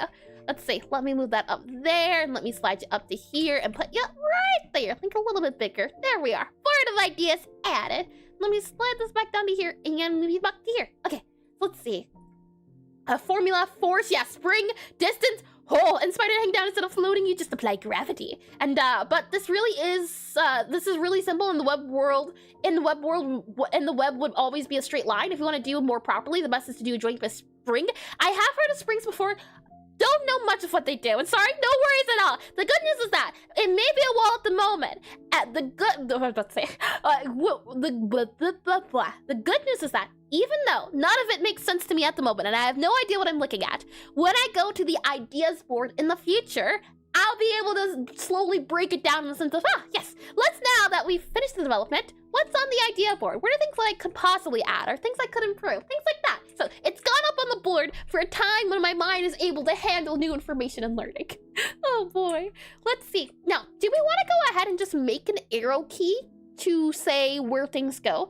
So for example here, we'll have the player here. We can then have the spider not attached to the hat. So we'll have to, either we can do a separate layer for the spider.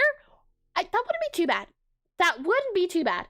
A separate layer for the spider on the sprite to show if it's hiding or showing. I don't think that would be too bad. That way it's its own guy. and the spider will be its own layer that we can hide and show depending on if it's on the string or not. Because I do like the idea of the spider walking around. So if we just hide this guy when we need to. Though, if the spider's supposed to be taking the orders and the spider's not on the hat, we just have to make sure we avoid that situation. And it sounds complicated, but when actually programming, I can assure you it's much simpler than most systems you have.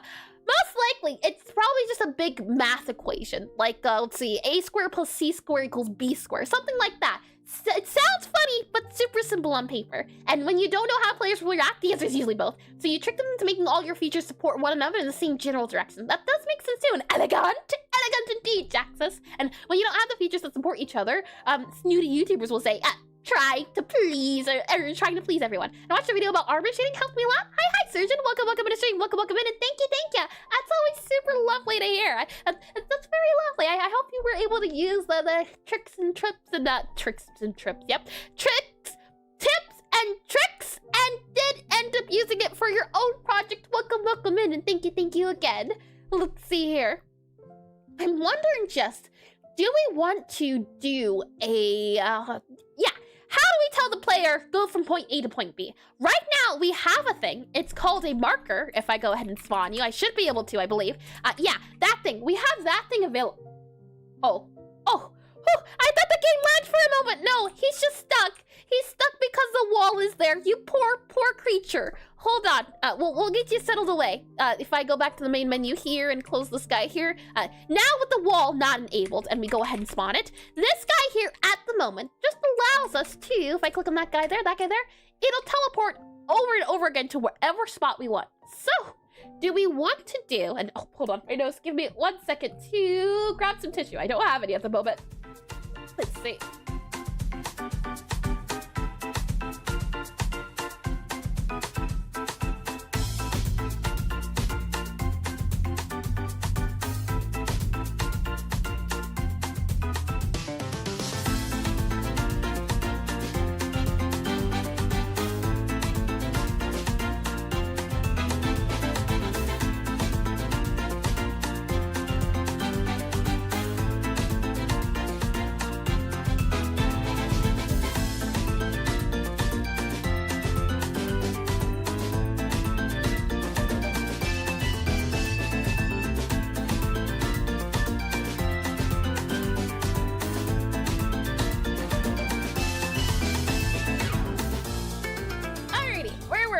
You poor creature, you're stuck in the void. The void welcomes you. It welcomes you all. It is a comforting place.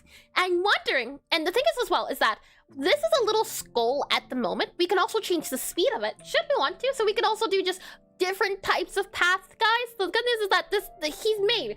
Don't have to worry about him. We can add little animations or whatever we want. Right now, this guy here will just go to a spot and teleport to it. So, in the tutorial, do we want to have a little guy that does a little line to the spot? Or do we just have the... I don't think we need to do that. That feels a little bit like overkill. So I think we're okay. I think all we need to do is have a little arrow that points to that spot. I think that would be a better use. Just having an arrow key that points to, hey, go to this position here, go to this position there. I think that would be nicer to do. The question then becomes, how do we do that?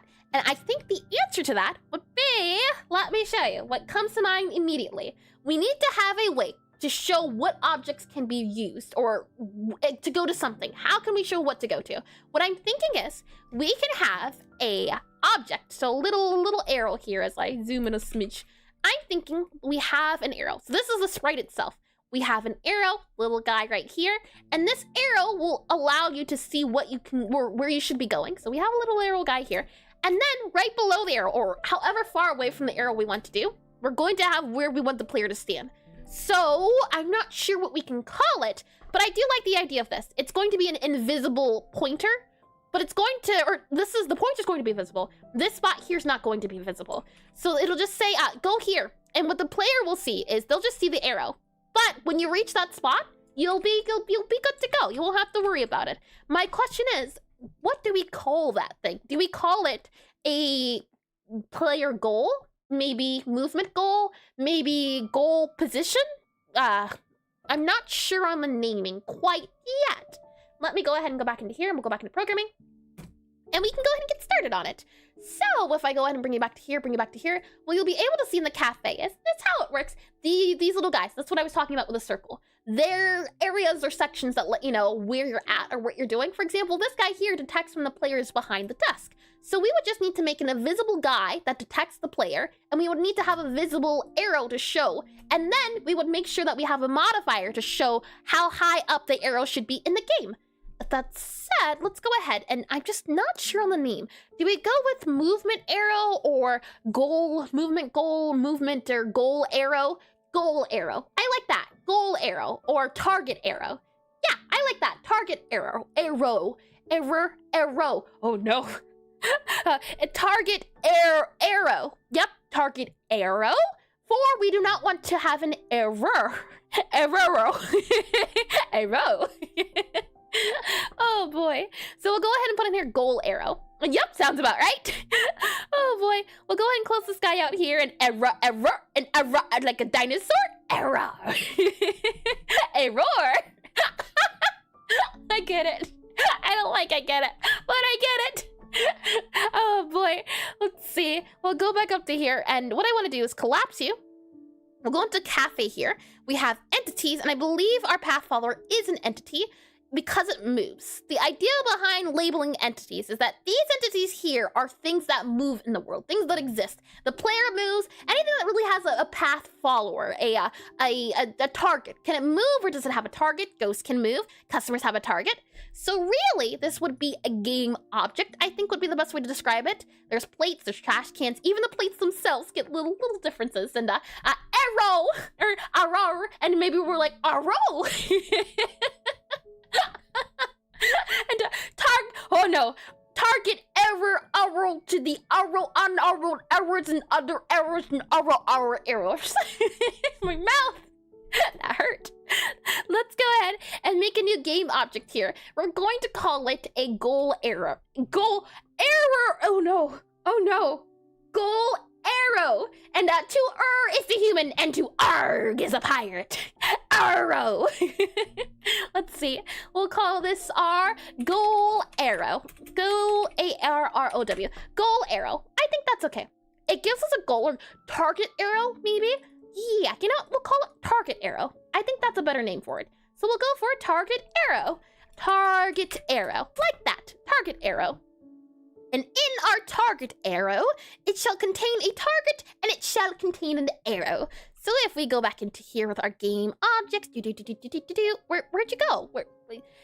It was here and now it's missing. Bookshelf, yeah. Where'd you go? Target arrow. Game objects. Are you, wait, I'm so confused. I'll be honest. You go here? Is that it? It wasn't there before. I didn't see it. And you know what? Just call it baby.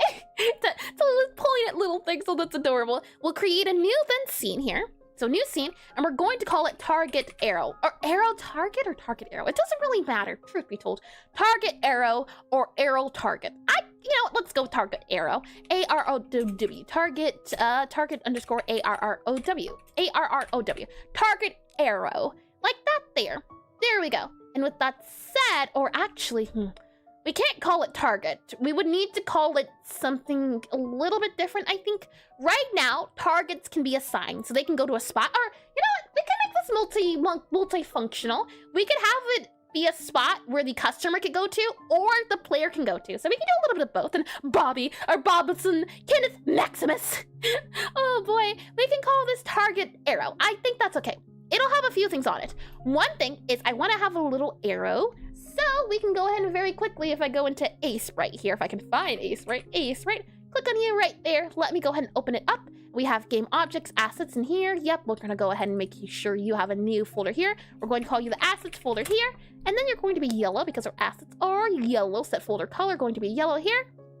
And then I'm going to go ahead and open up this folder in the file, and then I can go ahead and save an arrow.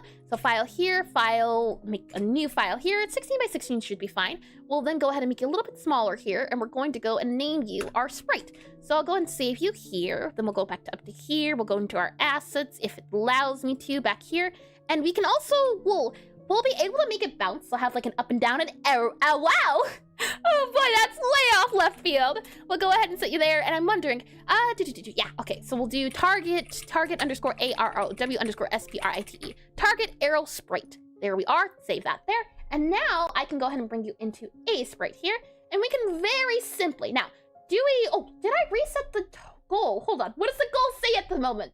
I go into, where are we at? Nope, never mind. What's the current goal? Let me check. The current goal at the moment is figuring out how to play player info. Nope, no longer do we do that. We're done with that one. Let me go ahead and do a little squiggly here. Done, and we'll do that there.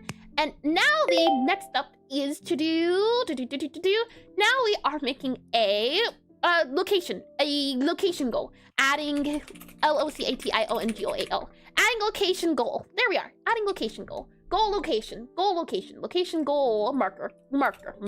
I like that. Marker. Adding location goal marker. I can't work, can I? Oh boy. We'll do or squiggly line task, and then that goes there. Lovely. Okay, so where were we? Let's now move into here. Doesn't need to be complicated. It can be super duper simple. Again, we're not doing too much at the moment. So I can just go for maybe like a creamy color here. Like that's a pretty creamy color. Maybe a little bit more cream. Yeah. A marker and maker. Oh boy. We'll go ahead and have this little guy here, and then we'll just do a little arrow. Oh no. Arrow. Yes, a little arrow. Oh boy. I want to do something that's not super duper sharp. Something here I think it works out just fine. Whoa. Oh boy. Don't remind me. I want to go a little bit sharper here and here. I'm thinking maybe we can go a little bit sharper here. It really doesn't matter too much. We can change it later anyways. But I think something like that there to show what's going on. Oh, you know what? Actually, let's go ahead and make it a little bit smaller here. We'll do a little bit smaller here, smaller there. Make it fan out a little bit more. Either go here and here. A little bit more. Add a little bit more definition there. I want to do a pure white then. Maybe we even make the marker. Yeah, okay. We'll do this guy here. I want to make it super duper obvious. I feel as though that making it in white makes it easy to see. And we can definitely make the arrow super duper sharp. Sharp arrow. Kind of like a sticker. I like that idea. And then the color we can do, how about a lime green? Yeah, let's get crazy with lime. Okay, that's a little bit too crazy. Less lime, but not too much lime. There we go. Softer lime. That's a little bit too soft. Yeah, we can do like that though. That's a little bit too soft. A little bit more yellow. Yeah, there we go. A little bit of contrast. And this stream brought to you by the letter of R. But this stream is brought to you by pirates. Arg. Let's see. We'll grab that there. We'll then go back to here. And let's go ahead and do you here. And you should make a redeem where you say, never, not ever. Do you want to have your mind cursed? Is that what you're questioning? That would be never. You know what? I need to add that to the thingamajiggy. Not happening. And keys to copyrighted Pirates of the Caribbean music. Oh boy. Let's see. Yeah, no. I have dignity. And unless it's Temmie, I guess I would technically. That wouldn't be too bad. I've done Temmie before, but just my own voice. Oh boy, that just sounds cursed. It sounds awful. Oh boy, we can do this guy here, make you a little bit bigger there. Yeah, I mean, I've done Temmie, but a redeem of that? Oh boy, that just sounds bad. We can add a little bit of a roundness there, maybe a roundness here. I'd like that a little bit better. Okay, another thing we can do to add a little bit of a pizzazz to it, we can also make it a little bit brighter in some places, make it a little bit darker. So I can go down here a little bit, slide you over just a smidge about here, and a little bit darker here, a little bit darker, like there and there. And then we can add this guy here, and if we fill this in, it can hopefully make it look like there's a little bit more of dimension going on. Not too much, don't need a lot. The hope is just to make it obvious. That's all we're doing. We're trying to make sure that this guy here says like, hey, look at me, aren't I cool? And did you just say Timmy or Temmie? Temmie, like a, hoi, I'm Temmie, from Undertale. Let's see, we'll move you here, and we'll move you actually, there we are. Okay, and then this guy here, we can also make you a little bit darker. If we go down here and here, we can possibly make you go down here and there. There we go, but I don't like the way that looks, truth be told, so possibly we just fill that into there and there. You know what? You can get away with that. You can get away with that a little bit there, and a la creature. Oh boy. Let's see. We can do kind of like that there. I think that's okay. That's pretty okay. Maybe we can even grab this guy here. Maybe we go up a little bit. I don't want to spend too much time on this, but I like like looking at pretty art. There we go. Yep, you know what? Sure. Right about now. Yeah, okay. Oh, you know what? How about we get a little bit fancy? Just a little fancy. What if we add a little bit of anti-aliasing? What if I grab you here, and then we grab you here and there? And then if we grab you here, go a little bit of 50%, and then go here, and then we add a little bit here and here. Smooth out the edges just a little bit so it doesn't look like a hard line. Would you look at that? Okay, we now then save this. We can then go ahead and do File, Export as, and feeling fancy today. Feeling fancy today, Eris, huh? Yeah, just a little bit, you know. I'm feeling like anytime I drink my tea here, pinky up, very important, refinement and all that, pish posh. Well, go ahead and export this guy then, and I'll bring you back into programming. And hi, failed doctor. Oh no, oh no. I hope in a comical sense. Welcome into stream. And please correct me if I'm wrong. And you are right, this does look better. Lovely. Anti-aliasing's definitely that things. That's kind of like sprinkles. You don't have to have them, but they can make things a little bit nicer though. I don't like sprinkles. I'm not a sprinkles fan. Not even an icing fan either. Let me get a little bit of tea here. I'll be excited for another cup of tea. I have been enjoying tea a lot more recently. All right, so now that we're in our target arrow, let's go ahead and add our target, or add our arrow. And why? Oh, never mind. Hold on. Back here and here. So you can see, add it. So the idea is that wherever this arrow is, we'll be able to adjust the height of it. So what I'll go ahead and do right away is we'll go ahead and make sure we add a script. So we can attach a script. And in this script here, we are going to do class underscore name. Oh, that's not class. Class underscore name. And we're going to call it our target arrow. And we're going to have an export var, and we're going to call this height. Height. And it's going to be a float, and we're going to equal it to whatever the default float is. Let's just do, let's see, offset transformation. Your y right now, that's y0. Let's set you just as a default to a y of, let's see, what would I do? I think about here can be okay. Let's just do here for now. And that's a y of what exactly? We have positioning, transforming, offset? Oh no. You should be transformed. Why aren't you transformed? I wanted to change its position.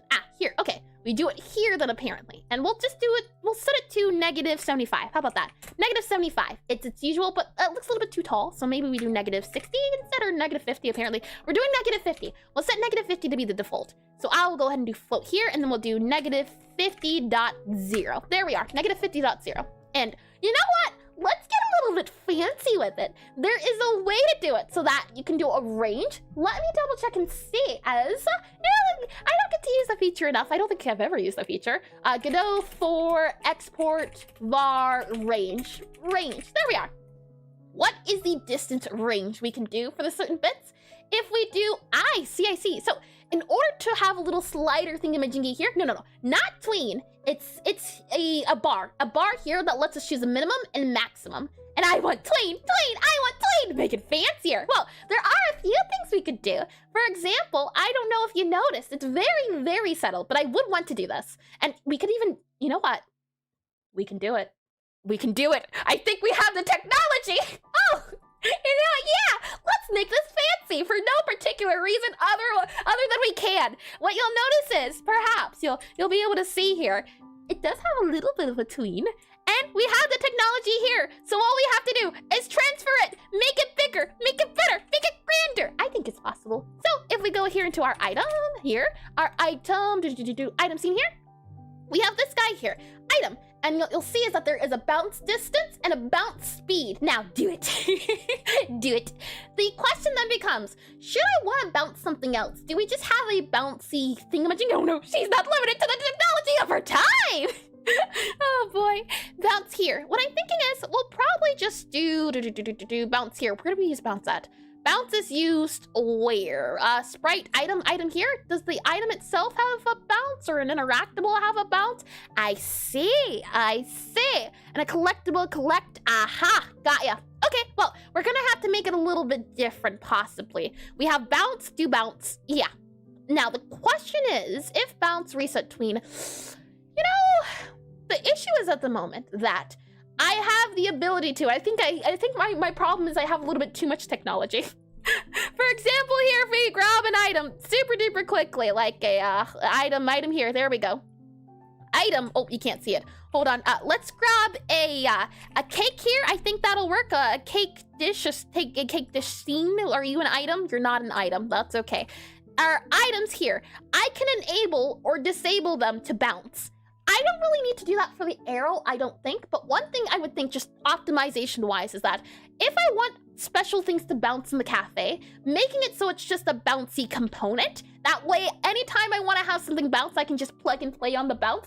That would be the easiest thing to do. And truth be told, I might spend time after stream doing that, because that could be a well-worthy investment. Instead of copying and pasting our bounce ability here, making it so that we can plug and play it into it. That way we don't have to worry about only interactables, since an interactable in my game is something that the player or something that something else can pick up. Now, granted, we could do it in the sense of, yeah, you there, you can interact with it, but you're still an interactable, and I don't like the idea of that.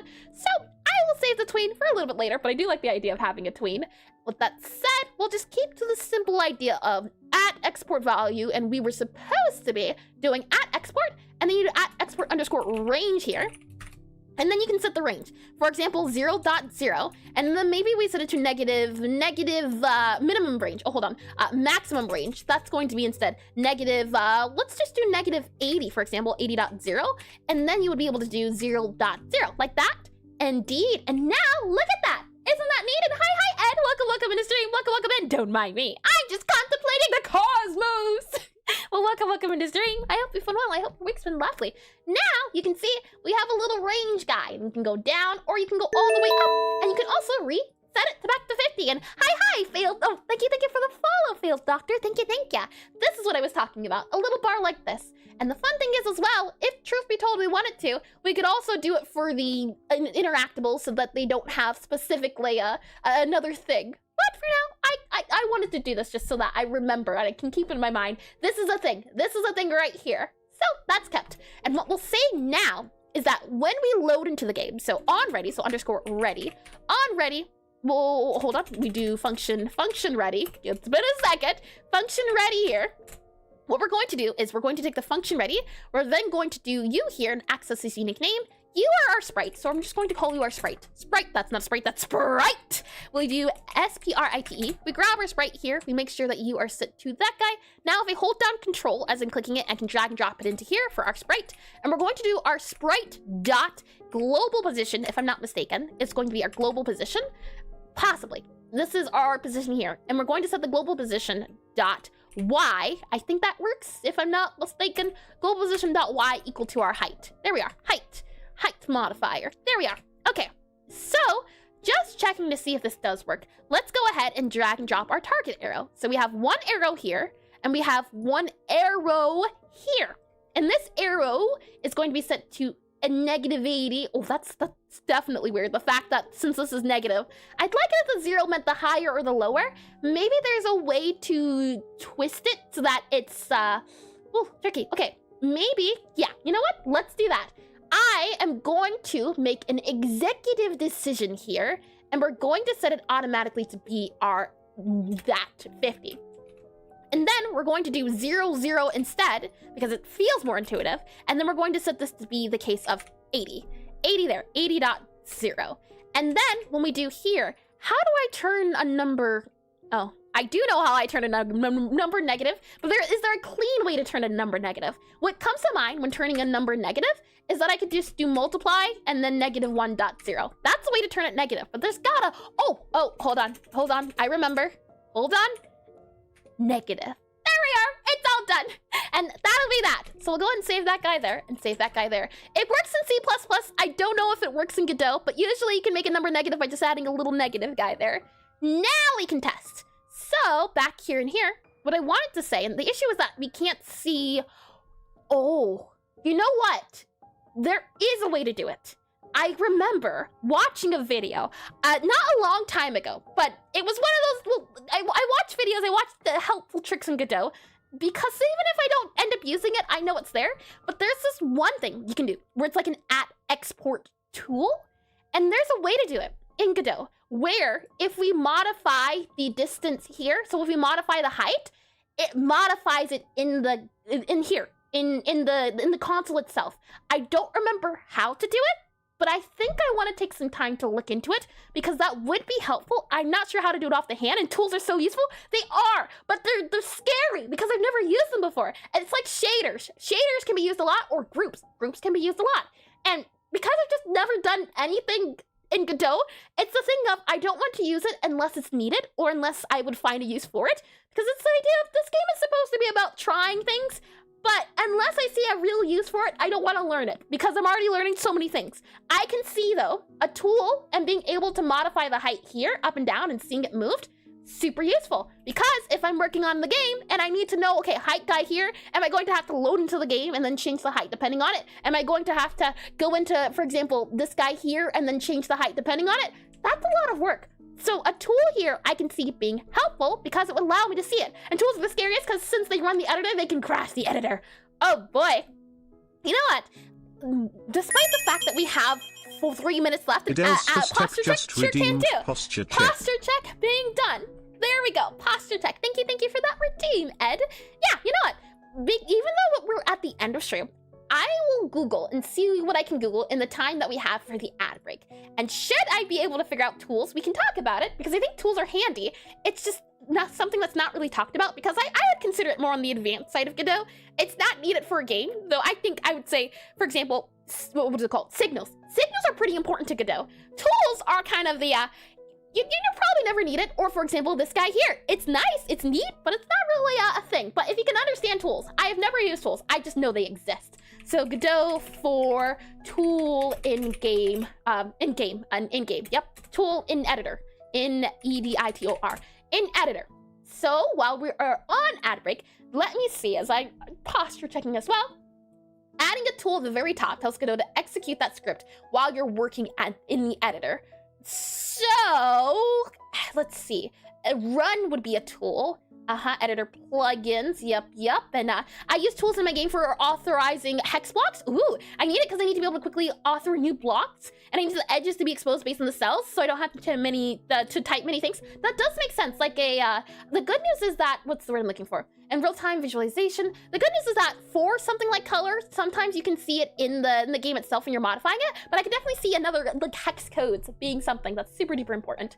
Tool scripts. How do you run a tool script? Would you know offhand, Nima, since you have dealt with tools, how you would set up a tool to change the height here? So I would want something to run in the editor here. I'm Googling, but I'm not sure if I will be able to find it in time. Oh, there's also a button you can do, a tool button. Oh, that's neat. How to run these. These do not need to be attached to a node. You write your logic in the run function and execute it by clicking Control-Shift-X or via the file run. Yeah. Isn't there a way to do, or do you have to run it? Let's see, if I just do at tool, is it done here or is this itself a tool? Yes, tool. Mark the current script as a tool script, allowing it to be loaded and executed by the editor. Interesting. And then warning, ignore all of these guys here. Interesting. There's asserts and converts. Yep, interesting indeedy. So if I do at tool here, must be at the top of the script, and before extends and class name. Yeah, okay. So just curious to see if I do that there. And then we have run it. Honestly, I did that a long time ago, no worries at all. But what I remember, it exposes stuff like making something execute when you change a value in the editor. I figured, so if we do function run or function, is it function run? No, it's what's it called? Function process, I think, right? Process, this would be in the process function. Possibly, process here, process here, maybe. We'll see. I think this is it, but just in case, I'll keep looking, and then we'll see when we come back from the ad break if I didn't get it correctly, or if I did not get it correctly, and I'll have to go watch a 20-minute tutorial. I do like watching tutorials. That's how I found out about it in the first place. Oh, there's a 5-minute tutorial. That's pretty good on time. But if not, I will definitely be able to let you know once on Sunday, since we'll also be streaming on Sunday. Let's see here. You there. We have extends and editor script. You have a run script. There's a run. Oh, Control-Shift-X. I see. So it won't run on its own? Interesting. It only runs on run? Okay, that makes sense. I think I understand it a smidge. So we'll see. We'll certainly see. That said, I will go ahead and get some tea. We'll do some stretches should we have time. And then what I did was more complicated because I had multiple tool files which communicated between each other. That does sound more complicated. Well, it's the thing of once you understand the name of the game, you can break it. You can break it entirely. Let me get some tea here. I am now out of tea. And, well, good news as well that while I am out of tea, the ad breaks are done. So welcome back from the ad breaks. Okay, so I think tool works this way. You do at tool up here, and it's either going to be a function of run or it's going to be a function of process. If I set it to the function of process and I were to just do this here, it does not modify it. Okay, in that case, if we do function for run, so function and I were to do underscore run, let's see, run, right? Run, hold on, let me grab this guy back to here.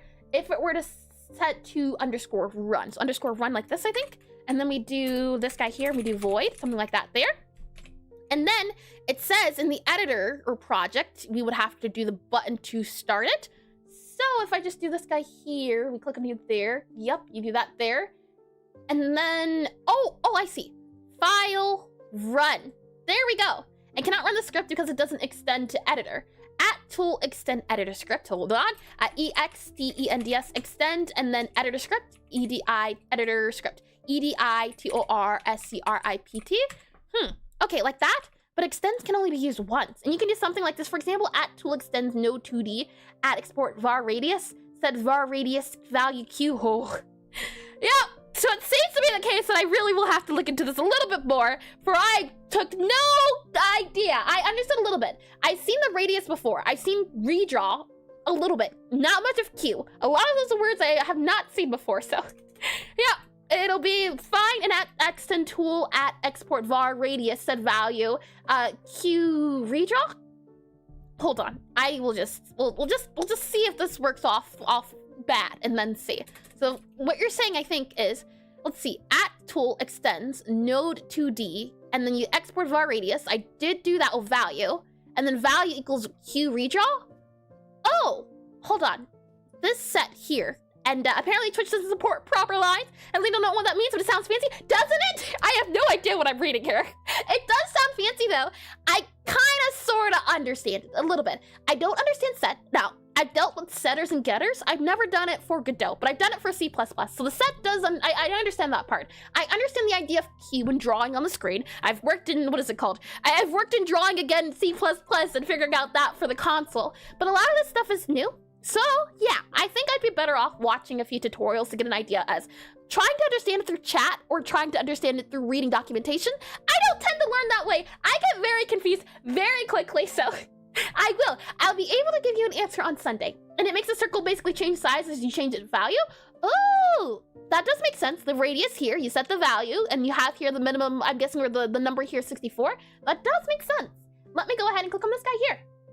So, we will be continuing, and we'll probably be working more towards on actual programming come Sunday, since today we worked on more so concepts today. And hold on, let me go ahead and hide this guy here. There we are. Since we worked today on just drawing out the plan, now that we have a plan, we're going to enact that plan and get started on that plan on Sunday. So I'll work towards that tool idea. We'll see where that goes, and it's just not formatted because Twitch dum-dum, gimme gum-gum. And I just read that as well. Yeah, that does make sense though, Nima, and thank you for writing it out as well, despite Twitch's things. We'll be working on the same thing we did on Sunday. So today, Sunday, same time, same place. If you are a pixel artist or you're interested in learning pixel art, tomorrow we will be learning about how to draw necks and collarbones and trapezoids, all of those things, as the goal, or at least for the next month. I think we'll be able to complete it in a month. We're slowly, bit by bit, breaking down how to draw pixel art portraits for characters. And once we finish our neck, we might do another study on ears, for example, and then we'll be able to draw some pixel art portraits, which should be a lot of fun as well too. So that's tomorrow, and then Sunday, and I stream from Friday to Sunday. Now, if you're on Twitch, consider sticking around. I'm going to go to the end screen, and I'm going to come back, and then we'll see if we can find a raid. Raids are always fun to see if we can find. If you're on YouTube, that'll be it for me. So I'm going to go to end screen, and then raid, come back in. And now, oh, next you say? Shoot, you stay away. Fee, stay gone. Stay gone. You stay away, Jaxus. With that said, if I don't see you on Sunday or tomorrow, I hope you have a lovely morning, afternoon, evening, or good night, and I hope to see you all soon. All right, bye-bye.